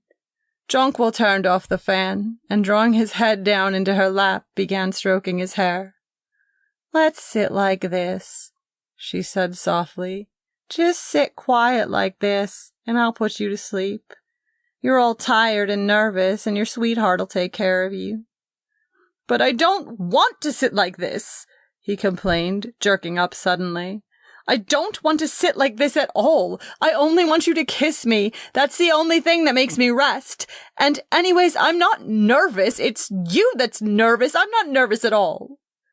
To prove that he wasn't nervous, he left the couch and plumped himself into a rocking chair across the room. Just when I'm ready to marry you, you write me the most nervous letters as if you're going to back out and I have to come rushing down here. You don't have to come if you don't want to. But I do want to, insisted George. It seemed to him that he was being very cool and logical, and that she was putting him deliberately in the wrong. With every word, they were drawing farther and farther apart, and he was unable to stop himself or to keep worry and pain out of his voice. But in a minute, Jonquil began to cry sorrowfully, and he came back to the sofa and put his arm around her. He was the comforter now, drawing her head close to his shoulder, murmuring old familiar things until she grew calmer and only trembled a little, spasmodically, in his arms. For over an hour they sat there, while the evening pianos thumped their last cadences into the street outside.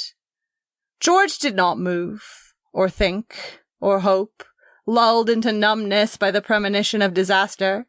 The clock would tick on, past 11, past 12. And then Mrs. Carey would call down gently over the banister. Beyond that, he saw only tomorrow and despair. 3. In the heat of the next day, the breaking point came. They had each guessed the truth about the other, but of the two she was the more ready to admit the situation. "There's no use going on," she said miserably. "You know you hate the insurance business and you'll never do well in it." "That's not it," he insisted stubbornly. "I hate going on alone. If you'll marry me and come with me and take a chance with me, I can make good at anything, but not while I'm worrying about you down here." She was silent a long time before she answered, not thinking, for she had seen the end, but only waiting, because she knew that every word would seem more cruel than the last. Finally, she spoke. "George, I love you with all my heart, and I don't see how I can ever love anyone else but you. If you'd been ready for me 2 months ago, I'd have married you. Now I can't because it doesn't seem to be the sensible thing." He made wild accusations.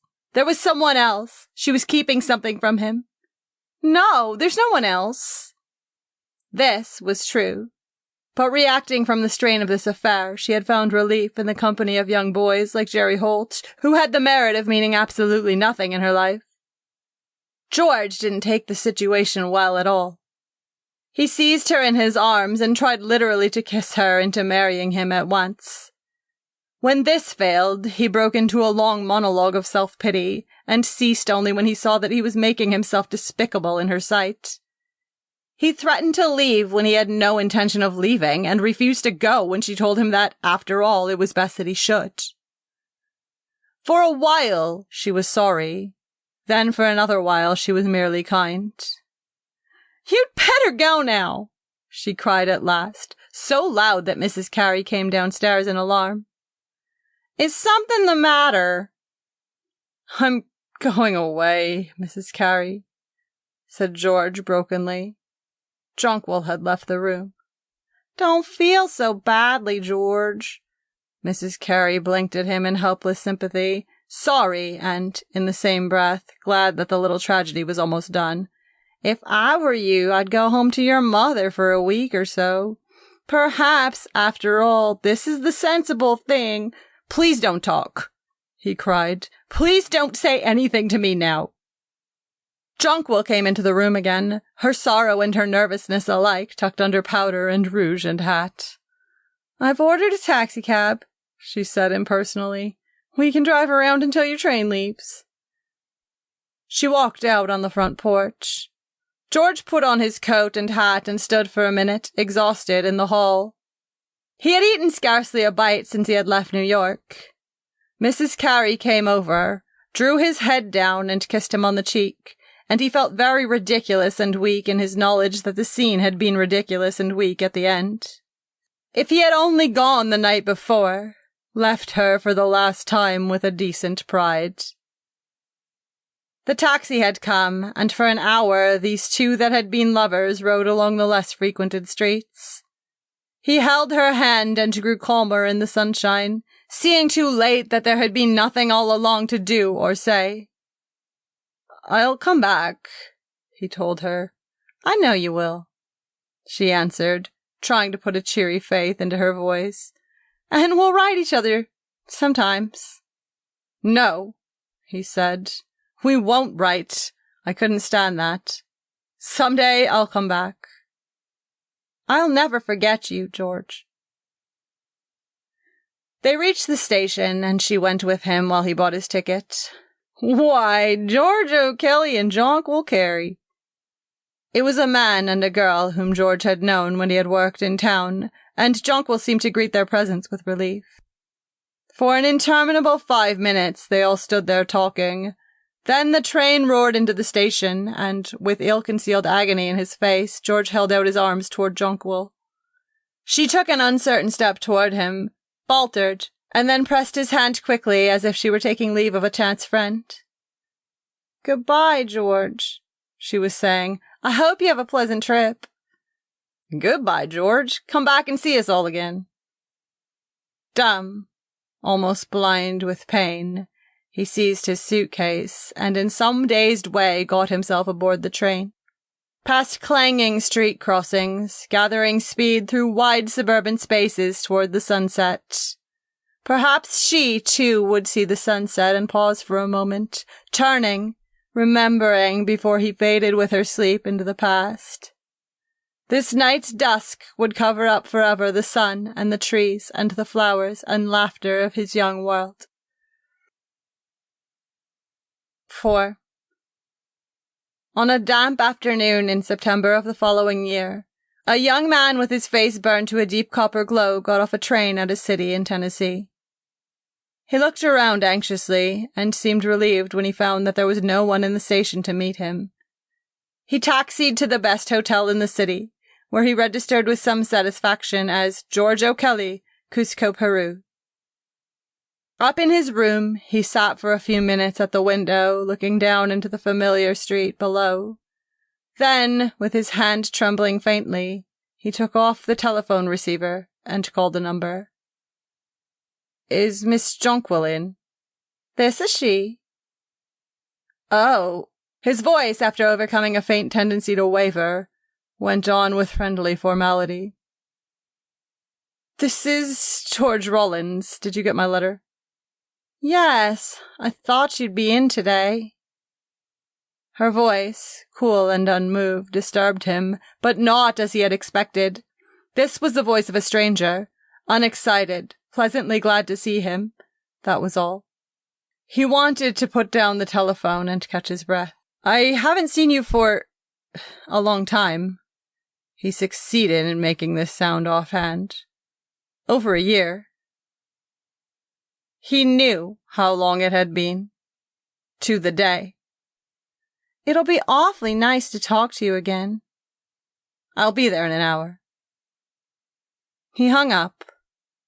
For 4 long seasons, every minute of his leisure had been crowded with anticipation of this hour, and now this hour was here. He had thought of finding her married, engaged, in love. He had not thought she would be unstirred at his return.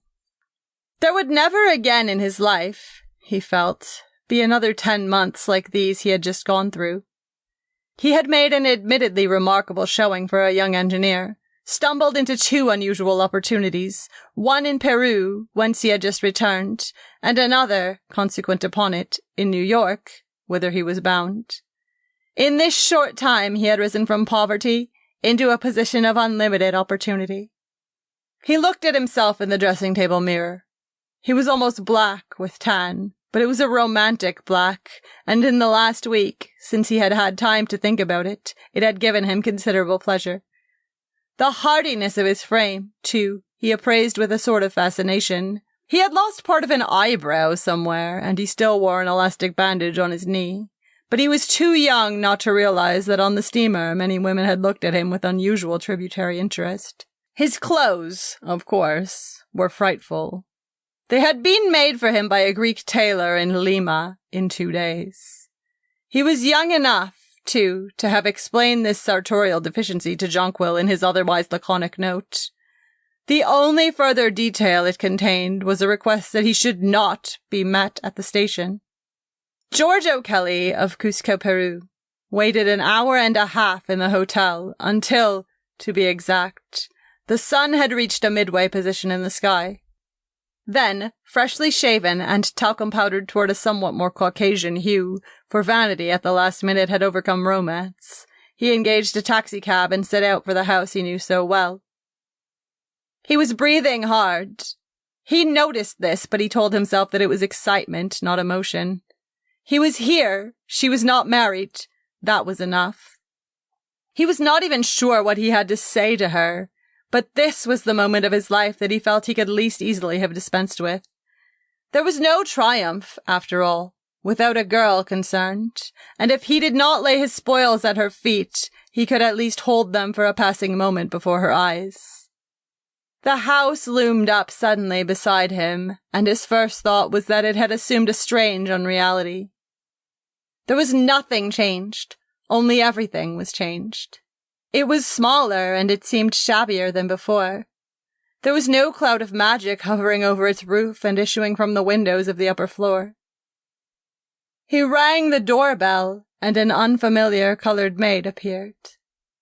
Miss Jonquil would be down in a moment.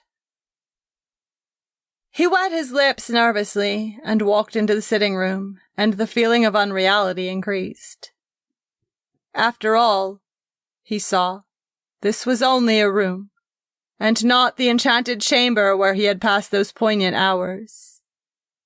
He sat in a chair, amazed to find it a chair, realizing that his imagination had distorted and colored all these simple, familiar things. Then the door opened, and Jonquil came into the room, and it was as though everything in it suddenly blurred before his eyes. He had not remembered how beautiful she was, and he felt his face grow pale and his voice diminish to a poor sigh in his throat. She was dressed in pale green, and a gold ribbon bound back her dark straight hair like a crown.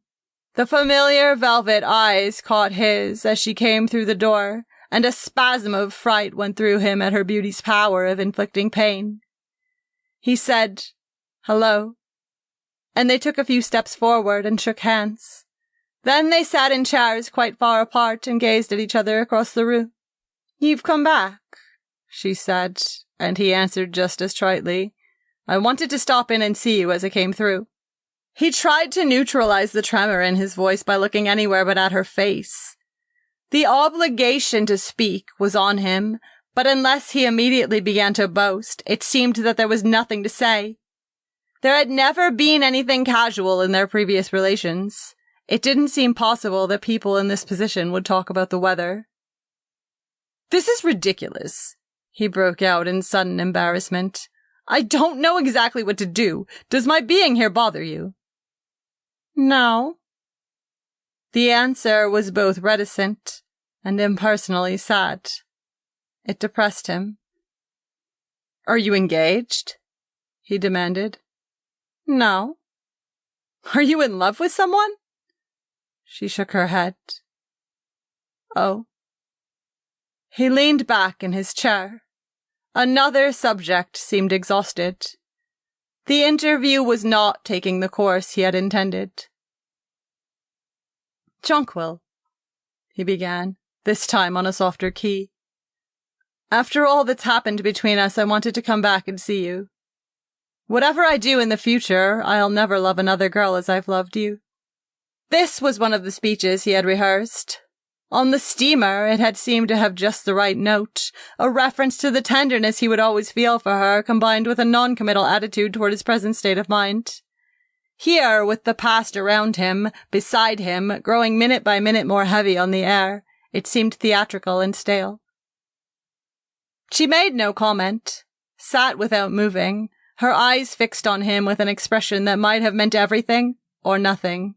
"You don't love me anymore, do you?" he asked her in a level voice. "No."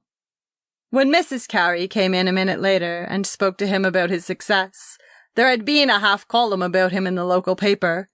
He was a mixture of emotions. He knew now that he still wanted this girl, and he knew that the past sometimes comes back. That was all. For the rest, he must be strong and watchful, and he would see. "And now," Mrs. Carey was saying, "I want you two to go and see the lady who has the chrysanthemums. She particularly told me she wanted to see you because she'd read about you in the paper." They went to see the lady with the chrysanthemums. They walked along the street, and he recognized with a sort of excitement just how her shorter footsteps always fell in between his own. The lady turned out to be nice, and the chrysanthemums were enormous and extraordinarily beautiful. The lady's gardens were full of them, white and pink and yellow, so that to be among them was a trip back into the heart of summer. There were 2 gardens full, and a gate between them. When they strolled toward the second garden, the lady went first through the gate. And then a curious thing happened. George stepped aside to let Jonquil pass, but instead of going through, she stood still and stared at him for a minute. It was not so much the look, which was not a smile, as it was the moment of silence. They saw each other's eyes, and both took a short, faintly accelerated breath, and then they went on into the second garden. That was all. The afternoon waned. They thanked the lady and walked home slowly, thoughtfully, side by side. Through dinner, too, they were silent. George told Mr. Carey something of what had happened in South America, and managed to let it be known that everything would be plain sailing for him in the future. Then dinner was over, and he and Jonquil were alone in the room which had seen the beginning of their love affair, and the end. It seemed to him long ago and inexpressibly sad. On that sofa he had felt agony and grief such as he would never feel again. He would never be so weak or so tired and miserable and poor. Yet he knew that that boy of 15 months before had had something, a trust, a warmth that was gone forever. The sensible thing. They had done the sensible thing. He had traded his first youth for strength and carved success out of despair. But with his youth, life had carried away the freshness of his love. "You won't marry me, will you?" he said quietly. Jonquil shook her dark head. "I'm never going to marry," she answered. He nodded. "I'm going on to Washington in the morning," he said. "Oh." "I have to go. I've got to be in New York by the 1st, and meanwhile I want to stop off in Washington." "Business?" "No," he said, as if reluctantly. "There's someone there I must see, who was very kind to me when I was so down and out." This was invented. There was no one in Washington for him to see, but he was watching Jonquil narrowly, and he was sure that she winced a little, that her eyes closed and then opened wide again.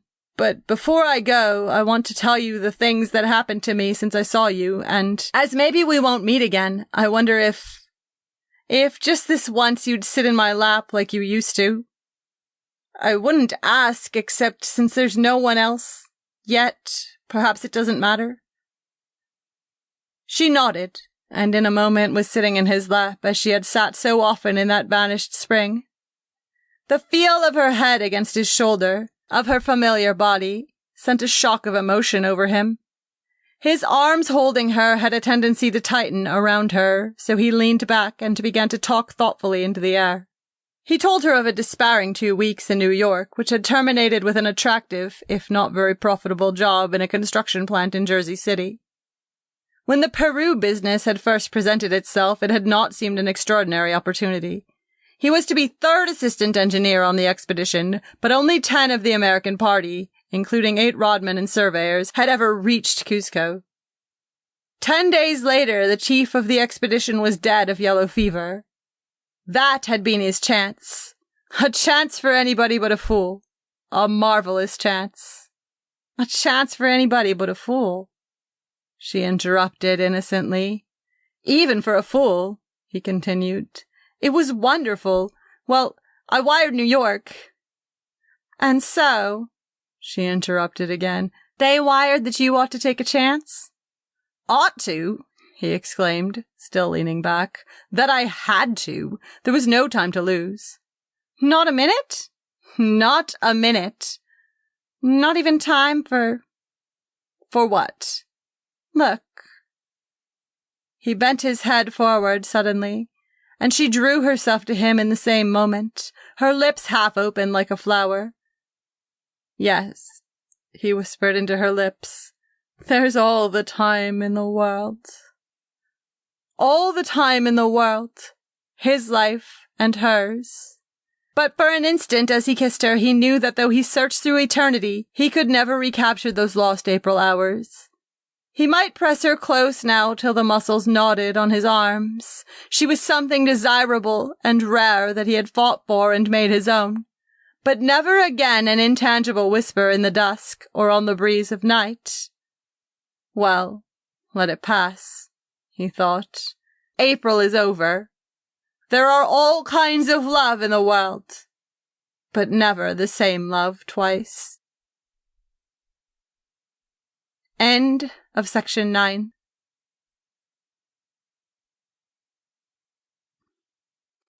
Gretchen's 40 Winks. The sidewalks were scratched with brittle leaves, and the bad little boy next door froze his tongue to the iron mailbox. Snow before night, sure. Autumn was over. This, of course, raised the coal question and the Christmas question, but Roger Halsey, standing on his own front porch, assured the dead suburban sky that he hadn't time for worrying about the weather. Then he let himself hurriedly into the house and shut the subject out into the cold twilight. The hall was dark, but from above he heard the voices of his wife and the nursemaid and the baby in one of their interminable conversations, which consisted chiefly of, "Don't!" and "Look out, Maxie!" and "Oh, there he goes!" punctuated by wild threats and vague bumpings and the recurrent sound of small, venturing feet. Roger turned on the hall light and walked into the living room and turned on the red silk lamp. He put his bulging portfolio on the table, and sitting down rested his intense young face in his hand for a few minutes, shading his eyes carefully from the light. Then he lit a cigarette, squashed it out, and going to the foot of the stairs called for his wife. "Gretchen!" "Hello, dear!" Her voice was full of laughter. "Come see baby!" He swore softly. "I can't see baby now," he said aloud. "How long for you be down?" There was a mysterious pause, and then a succession of "Don'ts!" and "Look out, Maxie!" evidently meant to avert some threatened catastrophe. "How long for you be down?" repeated Roger, slightly irritated. "Oh, I'll be right down." "How soon?" he shouted. He had trouble every day at this hour in adapting his voice from the urgent key of the city to the proper casualness for a model home, but tonight he was deliberately impatient. It almost disappointed him when Gretchen came running down the stairs 3 at a time, crying, "What is it?" in a rather surprised voice. They kissed, lingered over it some moments. They had been married 3 years, and they were much more in love than that implies. It was seldom that they hated each other with that violent hate of which only young couples are capable, for Roger was still actively sensitive to her beauty. "Come in here," he said abruptly. "I want to talk to you." His wife, a bright-colored Titian-haired girl, vivid as a French rag doll, followed him into the living room. "Listen, Gretchen." He sat down at the end of the sofa. "Beginning with tonight, I'm going to—" "What's the matter?" "Nothing. I'm just looking for a cigarette. Go on." She tiptoed breathlessly back to the sofa and settled at the other end. "Gretchen—" Again he broke off. Her hand, palm upward, was extended toward him. "Well, what is it?" he asked wildly. "Matches." "What?" In his impatience, it seemed incredible that she should ask for matches, but he fumbled automatically in his pocket. "Thank you," she whispered. "I didn't mean to interrupt you. Go on." "Gretch!" "Scratch!" The match flared. They exchanged a tense look. Her fawn's eyes apologized mutely this time, and he laughed. After all, she had done no more than light a cigarette, but when he was in this mood, her slightest positive action irritated him beyond measure. "When you've got time to listen," he said crossly, "you might be interested in discussing the poorhouse question with me." "What poorhouse?" Her eyes were wide, startled. She sat quiet as a mouse. "That was just to get your attention, but beginning tonight I'll start on what'll probably be the most important 6 weeks of my life. The 6 weeks that'll decide whether we're going on forever in this rotten little house in this rotten little suburban town." Boredom replaced alarm in Gretchen's black eyes. She was a Southern girl, and any question that had to do with getting ahead in the world always tended to give her a headache. "6 months ago, I left the New York Lithographic Company," announced Roger, "and went in the advertising business for myself." "I know," interrupted Gretchen resentfully, "and now, instead of getting 600 a month sure, we're living on a risky 500. "Gretchen," said Roger sharply, "if you'll just believe in me as hard as you can for 6 weeks more, we'll be rich. I've got a chance now to get some of the biggest accounts in the country." He hesitated. "And for these 6 weeks, we won't go out at all, and we won't have anyone here. I'm going to bring home work every night, and we'll pull down all the blinds, and if anyone rings the doorbell, we won't answer." He smiled airily, as if it were a new game they were going to play. Then, as Gretchen was silent, his smile faded, and he looked at her uncertainly. "Well, what's the matter?" she broke out finally. "Do you expect me to jump up and sing? You do enough work as it is. If you try to do any more, you'll end up with a nervous breakdown. I read about it." "Don't worry about me," he interrupted. "I'm all right, but you're going to be bored to death sitting here every evening." "No, I won't," she said without conviction. "Except tonight." "What about tonight?" "George Tompkins asked us to dinner." "Did you accept?" "Of course I did," she said impatiently. "Why not? You're always talking about what a terrible neighborhood this is, and I thought maybe you'd like to go to a nicer one for a change." "When I go to a nicer neighborhood, I want to go for good," he said grimly. "Well, can we go?" "I suppose we'll have to if you've accepted." Somewhat to his annoyance, the conversation abruptly ended. Gretchen jumped up and kissed him sketchily and rushed into the kitchen to light the hot water for a bath. With a sigh, he carefully deposited his portfolio behind the bookcase.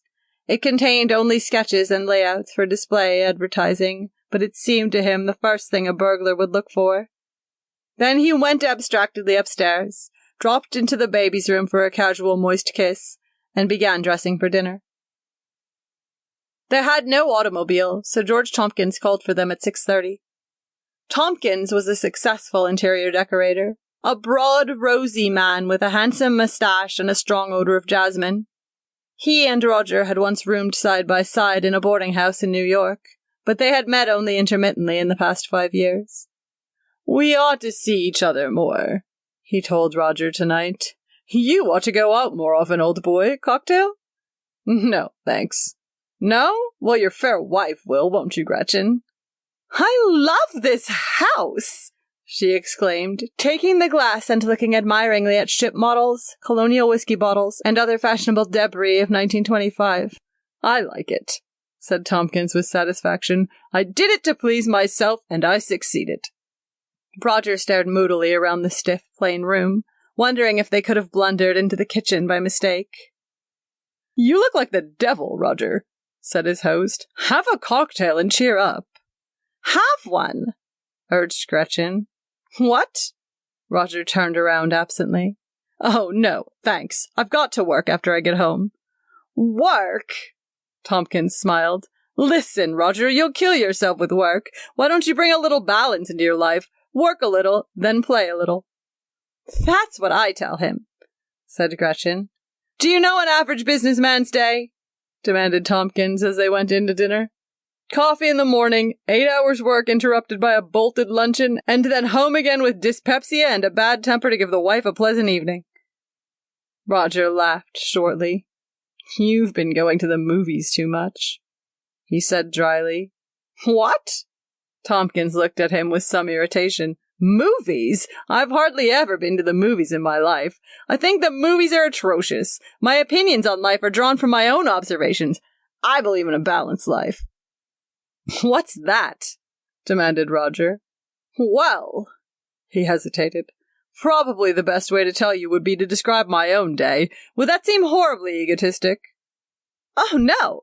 Gretchen looked at him with interest. I'd love to hear about it. Well, in the morning I get up and go through a series of exercises. I've got one room fitted up as a little gymnasium, and I punch the bag and do shadow boxing and weight pulling for an hour. Then after a cold bath. There's the thing now. Do you take a daily cold bath? No, admitted Roger. I take a hot bath in the evening 3 or 4 times a week. A horrified silence fell. Tompkins and Gretchen exchanged a glance as if something obscene had been said. What's the matter? Broke out Roger, glancing from one to the other in some irritation. You know I don't take a bath every day. I haven't got the time. Tompkins gave a prolonged sigh. After my bath, he continued, drawing a merciful veil of silence over the matter, I have breakfast and drive to my office in New York, where I work until 4. Then I lay off, and if it's summer I hurry out here for 9 holes of golf, or if it's winter I play squash for an hour at my club. Then a good snappy game of bridge until dinner. Dinner is liable to have something to do with business, but in a pleasant way. Perhaps I've just finished a house for some customer, and he wants me to be on hand for his first party to see that the lighting is soft enough and all that sort of thing. Or maybe I sit down with a good book of poetry and spend the evening alone. At any rate, I do something every night to get me out of myself. It must be wonderful, said Gretchen enthusiastically. I wish we lived like that. Tompkins bent forward earnestly over the table. You can, he said impressively. There's no reason why you shouldn't. Look here, if Roger will play 9 holes of golf every day, it'll do wonders for him. He won't know himself. He'll do his work better, never get that tired, nervous feeling. What's the matter? He broke off. Roger had perceptibly yawned. Roger, cried Gretchen sharply, there's no need to be so rude. If you did what George said, you'd be a lot better off. She turned indignantly to their host. The latest is that he's going to work at night for the next 6 weeks. He says he's going to pull down the blinds and shut us up like hermits in a cave. He's been doing it every Sunday for the last year. Now he's going to do it every night for 6 weeks. Tompkins shook his head sadly. At the end of 6 weeks, he remarked, he'll be starting for the sanitarium. Let me tell you, every private hospital in New York is full of cases like yours. You just strain the human nervous system a little too far and bang, you've broken something. And in order to save 60 hours, you're laid up 60 weeks for repairs. He broke off, changed his tone, and turned to Gretchen with a smile. Not to mention what happens to you.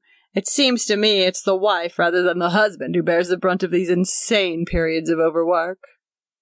I don't mind, protested Gretchen loyally.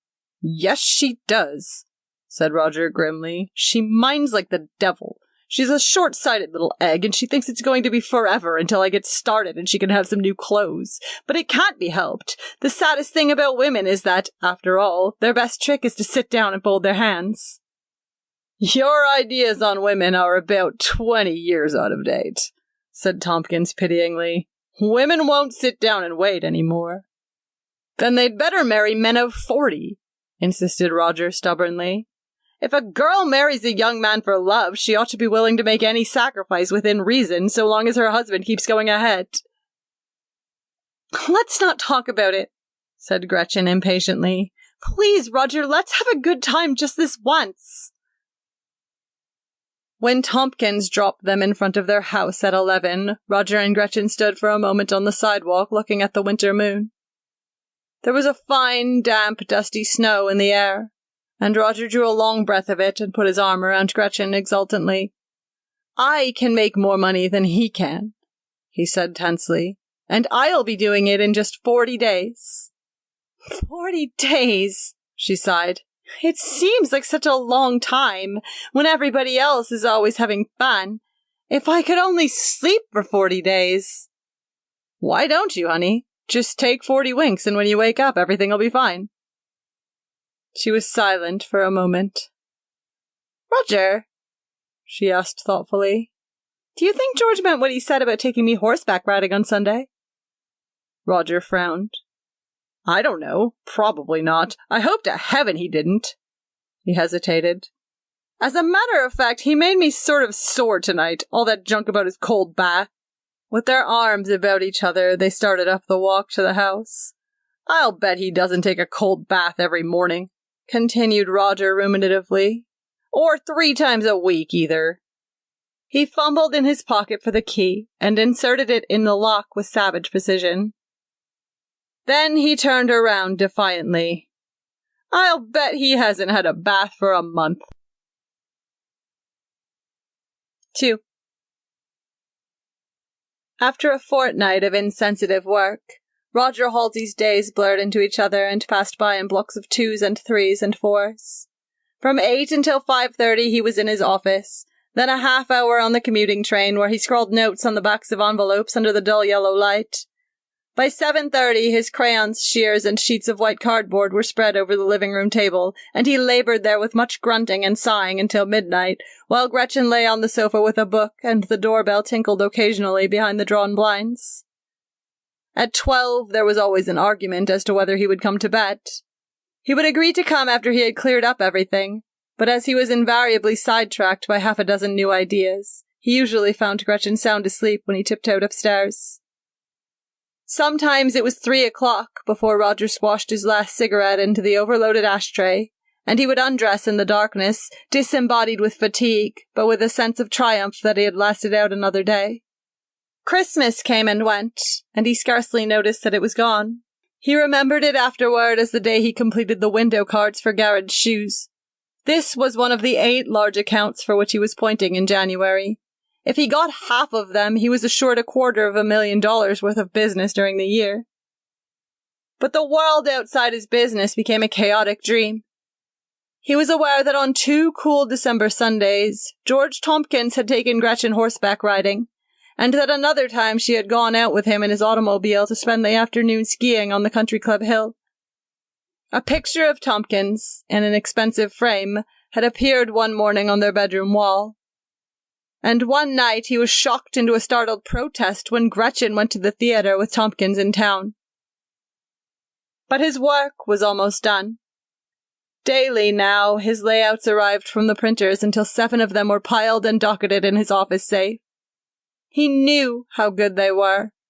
Money alone couldn't buy such work. More than he realized himself, it had been a labor of love. December tumbled like a dead leaf from the calendar. There was an agonizing week when he had to give up coffee because it made his heart pound so. If he could hold on now for 4 days, 3 days. On Thursday afternoon, H.G. Garrett was to arrive in New York. On Wednesday evening, Roger came home at 7 to find Gretchen poring over the December bills with a strange expression in her eyes. "What's the matter?" She nodded at the bills. He ran through them, his brow wrinkling in a frown. "Gosh, I can't help it," she burst out suddenly. "They're terrible." "Well, I didn't marry you because you were a wonderful housekeeper. I'll manage about the bills some way. Don't worry your little head over it." She regarded him coldly. "You talk as if I were a child." "I have to," he said with sudden irritation. "Well, at least I'm not a piece of bric-a-brac that you can just put somewhere and forget." He knelt down by her quickly and took her arms in his hands. "Gretchen, listen," he said breathlessly. "For God's sake, don't go to pieces now. We're both all stored up with malice and reproach, and if we had a quarrel, it'd be terrible. I love you, Gretchen. Say you love me, quick." "You know I love you." The quarrel was averted, but there was an unnatural tenseness all through dinner. It came to a climax afterward when he began to spread his working materials on the table. "Oh, Roger," she protested. "I thought you didn't have to work tonight." "I didn't think I'd have to, but something came up." "I've invited George Tompkins over." "Oh, gosh," he exclaimed. "Well, I'm sorry, honey, but you'll have to phone him not to come." "He's left," she said. "He's coming straight from town. He'll be here any minute now." Roger groaned. It occurred to him to send them both to the movies, but somehow the suggestion stuck on his lips. He did not want her at the movies. He wanted her here, where he could look up and know she was by his side. George Tompkins arrived breezily at 8 o'clock. "Aha!" he cried reprovingly, coming into the room. "Still at it." Roger agreed, coolly, that he was. "Better quit before you have to." He sat down with a long sigh of physical comfort and lit a cigarette. "Take it from a fellow who looked into the question scientifically. We can stand so much and then, bang. If you'll excuse me," Roger made his voice as polite as possible, "I'm going upstairs and finish this work." "Just as you like, Roger."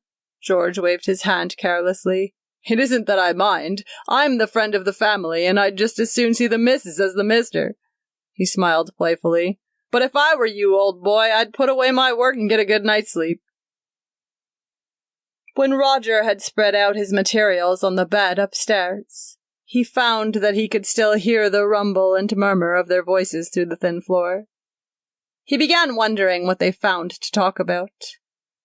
As he plunged deeper into his work, his mind had a tendency to revert sharply to his question, and several times he arose and paced nervously up and down the room.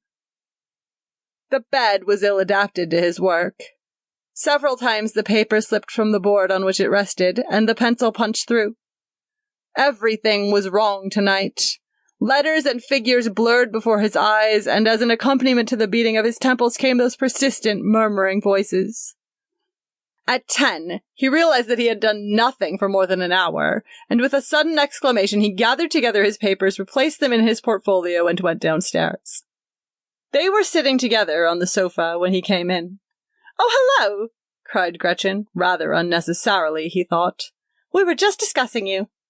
"Thank you," he answered ironically. "What particular part of my anatomy was under the scalpel?" "Your health," said Tompkins jovially.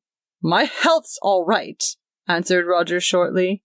"But you look at it so selfishly, old fella," cried Tompkins. "You only consider yourself in the matter. Don't you think Gretchen has any rights? If you were working on a wonderful sonnet or a portrait of some Madonna or something," he glanced at Gretchen's Titian hair, "why, then I'd say go ahead, but you're not. It's just some silly advertisement about how to sell Nobald's hair tonic, and if all the hair tonic ever made was dumped into the ocean tomorrow, the world wouldn't be one bit the worse for it." "Wait a minute," said Roger angrily. "That's not quite fair. I'm not kidding myself about the importance of my work. It's just as useless as the stuff you do. But to Gretchen and me, it's just about the most important thing in the world." "Are you implying that my work is useless?" demanded Tompkins incredulously. "No, not if it brings happiness to some poor sucker of a pants manufacturer who doesn't know how to spend his money." Tompkins and Gretchen exchanged a glance. "Oh!" exclaimed Tompkins ironically. "I didn't realize that all these years I've just been wasting my time." "You're a loafer," said Roger rudely. "Me?" cried Tompkins angrily. "You call me a loafer because I have a little balance in my life and find time to do interesting things, because I play hard as well as work hard and don't let myself get to be a dull, tiresome drudge?" Both men were angry now, and their voices had risen, though on Tompkins's face there still remained the semblance of a smile. "What I object to," said Roger steadily, "is that for the last 6 weeks you seem to have done all your playing around here." "Roger!" cried Gretchen. "What do you mean by talking like that?" "Just what I said." "You've just lost your temper." Tompkins lit a cigarette with ostentatious coolness. "You're so nervous from overwork you don't know what you're saying. You're on the verge of a nervous break." "You get out of here!" cried Roger fiercely. "You get out of here right now before I throw you out!" Tompkins got angrily to his feet. You throw me out!" he cried incredulously. They were actually moving toward each other when Gretchen stepped between them, and grabbing Tompkins's arm, urged him toward the door. "He's acting like a fool, George, but you'd better get out," she cried, groping in the hall for his hat. He insulted me, shouted Tompkins. He threatened to throw me out. Never mind, George, pleaded Gretchen. He doesn't know what he's saying. Please go. I'll see you at 10 o'clock tomorrow. She opened the door. You won't see him at 10 o'clock tomorrow, said Roger steadily. He's not coming to this house anymore. Tompkins turned to Gretchen. It's his house, he suggested. Perhaps we'd better meet at mine. Then he was gone, and Gretchen had shut the door behind him. Her eyes were full of angry tears. See what you've done? She sobbed. The only friend I had, the only person in the world who liked me enough to treat me decently is insulted by my husband in my own house. She threw herself on the sofa and began to cry passionately into the pillows. He brought it on himself, said Roger stubbornly. I've stood as much as my self-respect will allow. I don't want you going out with him any more. I will go out with him, cried Gretchen wildly. I'll go out with him all I want. Do you think it's any fun living here with you? Gretchen, he said coldly, get up and put on your hat and coat and go out that door and never come back. Her mouth fell slightly ajar. But I don't want to get out, she said dazedly. Well then, behave yourself. And he added in a gentler voice, I thought you were going to sleep for this 40 days. Oh, yes, she cried bitterly. Easy enough to say, but I'm tired of sleeping. She got up, faced him defiantly. And what's more, I'm going riding with George Tompkins tomorrow. You won't go out with him if I have to take you to New York and sit you down in my office until I get through. She looked at him with rage in her eyes. I hate you, she said slowly, and I'd like to take all the work you've done and tear it up and throw it in the fire. And just to give you something to worry about tomorrow, I probably won't be here when you get back. She got up from the sofa and very deliberately looked at her flushed, tear-stained face in the mirror. Then she ran upstairs and slammed herself into the bedroom. Automatically, Roger spread his work on the living room table. The bright colors of the designs, the vivid ladies. Gretchen had posed for one of them, holding orange ginger ale or glistening silk hosiery, dazzled his mind into a sort of coma. His restless crayon moved here and there over the pictures, shifting a block of letters half an inch to the right, trying a dozen blues for a cool blue, and eliminating the word that made a phrase anemic and pale. Half an hour passed. He was deep in the work now. There was no sound in the room but the velvety scratch of the crayon over the glossy board. After a long while, he looked at his watch. It was after 3. The wind had come up outside and was rushing by the house corners in loud, alarming swoops, like a heavy body falling through space. He stopped his work and listened. He was not tired now, but his head felt as if it was covered with bulging veins, like those pictures that hang in doctors' offices, showing a body stripped of decent skin. He put his hands to his head and felt it all over. It seemed to him that on his temple the veins were knotty and brittle around an old scar. Suddenly, he began to be afraid. 100 warnings he had heard swept into his mind. People did wreck themselves with overwork, and his body and brain were of the same vulnerable, imperishable stuff. For the first time, he found himself envying George Tompkins's calm nerves and healthy routine. He arose and began pacing the room in a panic. I've got to sleep, he whispered to himself tensely. Otherwise I'm going crazy. He rubbed his hands over his eyes and returned to the table to put up his work, but his fingers were shaking so that he could scarcely grasp the board. The sway of a bare branch against the window made him start and cry out. He sat down on the sofa and tried to think. Stop, stop, stop, the clock said. Stop, stop, stop. I can't stop, he answered aloud. I can't afford to stop. Listen. Why, there was the wolf at the door now. He could hear its sharp claws scrape against the varnished woodwork. He jumped up and, running to the front door, flung it open, then started back with a ghastly cry.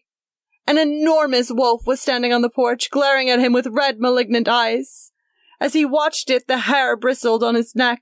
It gave a low growl and disappeared in the darkness.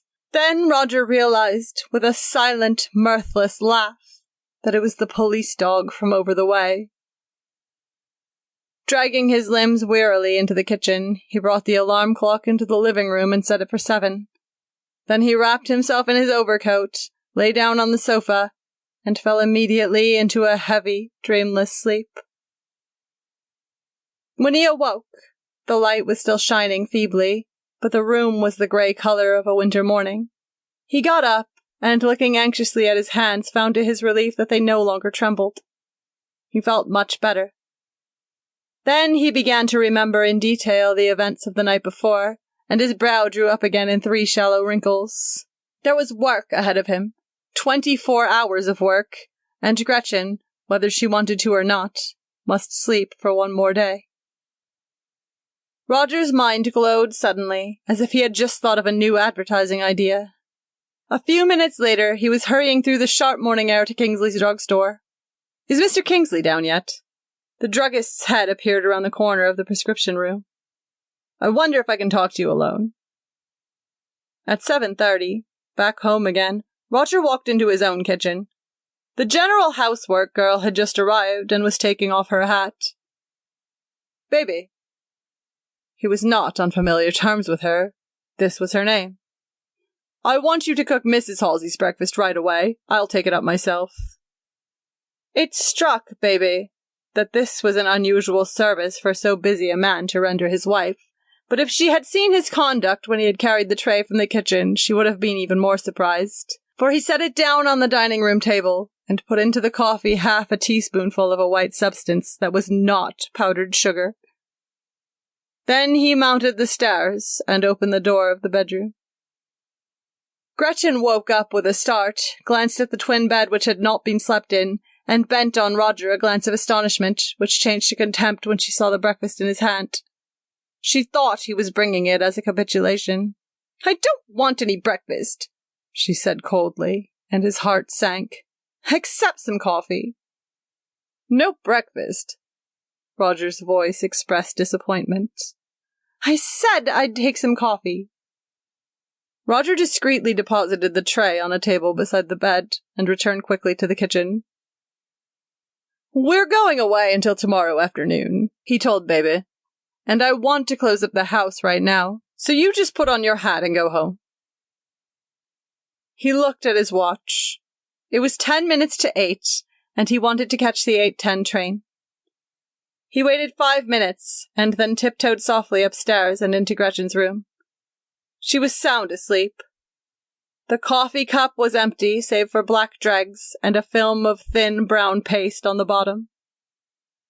He looked at her rather anxiously, but her breathing was regular and clear.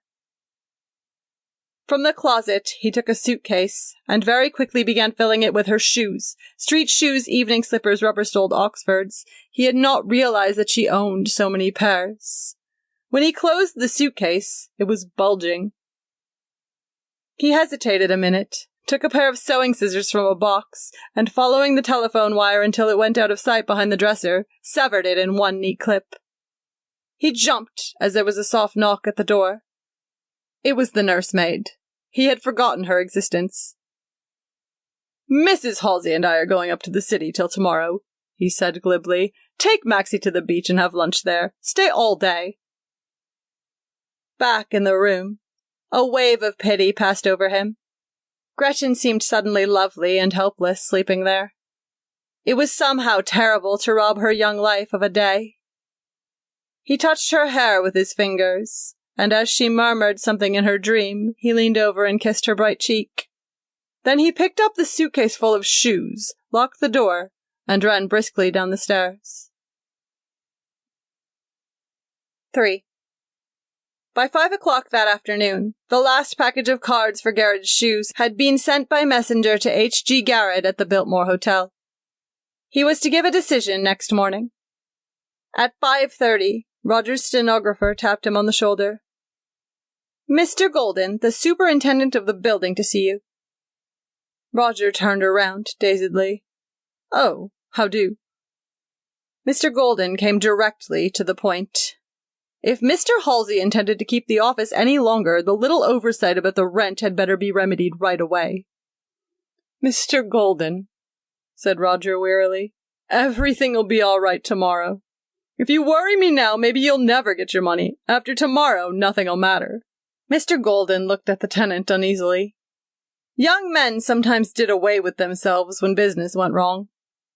Then his eye fell unpleasantly on the initialed suitcase behind the desk.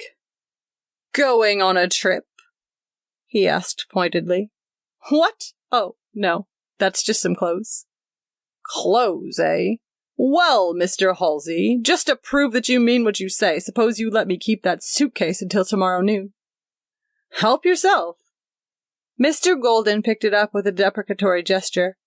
Just a matter of form, he remarked. I understand, said Roger, swinging around to his desk. Good afternoon. Mr. Golden seemed to feel that the conversation should close on a softer key. And don't work too hard, Mr. Halsey. You don't want to have a nervous break. No, shouted Roger. I don't, but I will if you don't leave me alone. As the door closed behind Mr. Golden, Roger's stenographer turned sympathetically around. You shouldn't have let him get away with that, she said. What's in there, clothes? No, answered Roger absently. Just all my wife's shoes. He slept in the office that night on a sofa beside his desk. At dawn, he awoke with a nervous start, rushed out into the street for coffee, and returned in 10 minutes in a panic, afraid that he might have missed Mr. Garrett's telephone call. It was then 6:30. By 8 o'clock, his whole body seemed to be on fire. When his two artists arrived, he was stretched out on the couch in almost physical pain. The phone rang imperatively at 9:30, and he picked up the receiver with trembling hands. Hello? Is this the Halsey agency? Yes, this is Mr. Halsey speaking. This is Mr. H.G. Garrett. Roger's heart stopped beating. I called up, young fellow, to say that this is wonderful work you've given us here. We want all of it, and as much more as your office can do. Oh, God! Cried Roger into the transmitter. What? Mr. H.G. Garrett was considerably startled. Say, wait a minute there. But he was talking to nobody. The phone had clattered to the floor, and Roger, stretched full length on the couch, was sobbing as if his heart would break. 4. 3 hours later, his face somewhat pale, but his eyes calm as a child's, Roger opened the door of his wife's bedroom with the morning paper under his arm. At the sound of his footsteps, she started awake. What time is it? She demanded. He looked at his watch. 12 o'clock. Suddenly, she began to cry. Roger, she said brokenly, I'm sorry I was so bad last night. He nodded coolly. Everything's all right now, he answered. Then, after a pause, I've got the account. The biggest one. She turned toward him quickly. You have? Then, after a minute's silence, can I get a new dress? Dress? He laughed shortly. You can get a dozen. This account alone will bring us in $40,000 a year. It's one of the biggest in the West. She looked at him, startled. $40,000 a year? Yes. Gosh! And then faintly, I didn't know it would really be anything like that. Again, she thought a minute. We can have a house like George Tompkins. I don't want an interior decoration shop. $40,000 a year, she repeated again, and then added softly, Oh, Roger. Yes. I'm not going out with George Tompkins. I wouldn't let you, even if you had wanted to, he said shortly. She made a show of indignation. Why, I've had a date with him for this Thursday for weeks. It isn't Thursday. It is. It's Friday. Why, Roger, you must be crazy. Don't you think I know what day it is? It isn't Thursday, he said stubbornly. Look. And he held out the morning paper. Friday! She exclaimed. Why, this is a mistake. This must be last week's paper. Today's Thursday. She closed her eyes and thought for a moment. Yesterday was Wednesday, she said decisively. The laundress came yesterday. I guess I know. Well, he said smugly, look at the paper. There isn't any question about it. With a bewildered look on her face, she got out of bed and began searching for her clothes. Roger went into the bathroom to shave. A minute later, he heard the springs creak again. Gretchen was getting back into bed. What's the matter? He inquired, putting his head around the corner of the bathroom. I'm scared, she said in a trembling voice. I think my nerves are giving away. I can't find any of my shoes. Your shoes? Why, the closet's full of them. I know, but I can't see one. Her face was pale with fear. Oh, Roger! Roger came to her bedside and put his arm around her. Oh, Roger! She cried. What's the matter with me? First that newspaper, and now all my shoes. Take care of me, Roger. I'll get the doctor, he said. He walked remorselessly to the telephone and took up the receiver. Phone seems to be out of order, he remarked after a minute. I'll send baby. The doctor arrived in 10 minutes. I think I'm on the verge of a collapse, Gretchen told him in a strained voice. Dr. Gregory sat down on the edge of the bed and took her wrist in his hand. It seems to be in the air this morning. I got up, said Gretchen in an awed voice, and found that I'd lost a whole day. I had an engagement to go riding with George Tompkins. What? Exclaimed the doctor in surprise. Then he laughed. George Tompkins won't go riding with anyone for many days to come. Has he gone away? Asked Gretchen curiously. He's going west. Why? Demanded Roger. Is he running away with somebody's wife? No, said Dr. Gregory. He's had a nervous breakdown. What? They exclaimed in unison. He just collapsed like an opera hat in his cold shower. But he was always talking about his balanced life, gasped Gretchen. He had it on his mind. I know. He's been babbling about it all morning. I think it's driven him a little mad. He worked pretty hard at it, you know. At what? Demanded Roger in bewilderment. At keeping his life balanced. He turned to Gretchen. Now all I'll prescribe for this lady here is a good rest. If she'll just stay around the house for a few days and take 40 winks of sleep, she'll be as fit as ever. She's been under some strain. Doctor, exclaimed Roger hoarsely, don't you think I'd better have a rest or something? I've been working pretty hard lately. You? Dr. Gregory laughed, slapped him violently on the back. My boy, I never saw you looking better in your life. Roger turned away quickly to conceal his smile, winked 40 times, or almost 40 times, at the autographed picture of Mr. George Tompkins, which hung slightly askew on the bedroom wall. End of All the Sad Young Men by F. Scott Fitzgerald. Read by S.K. Velt, Minneapolis, Minnesota, 7th of December, 2022.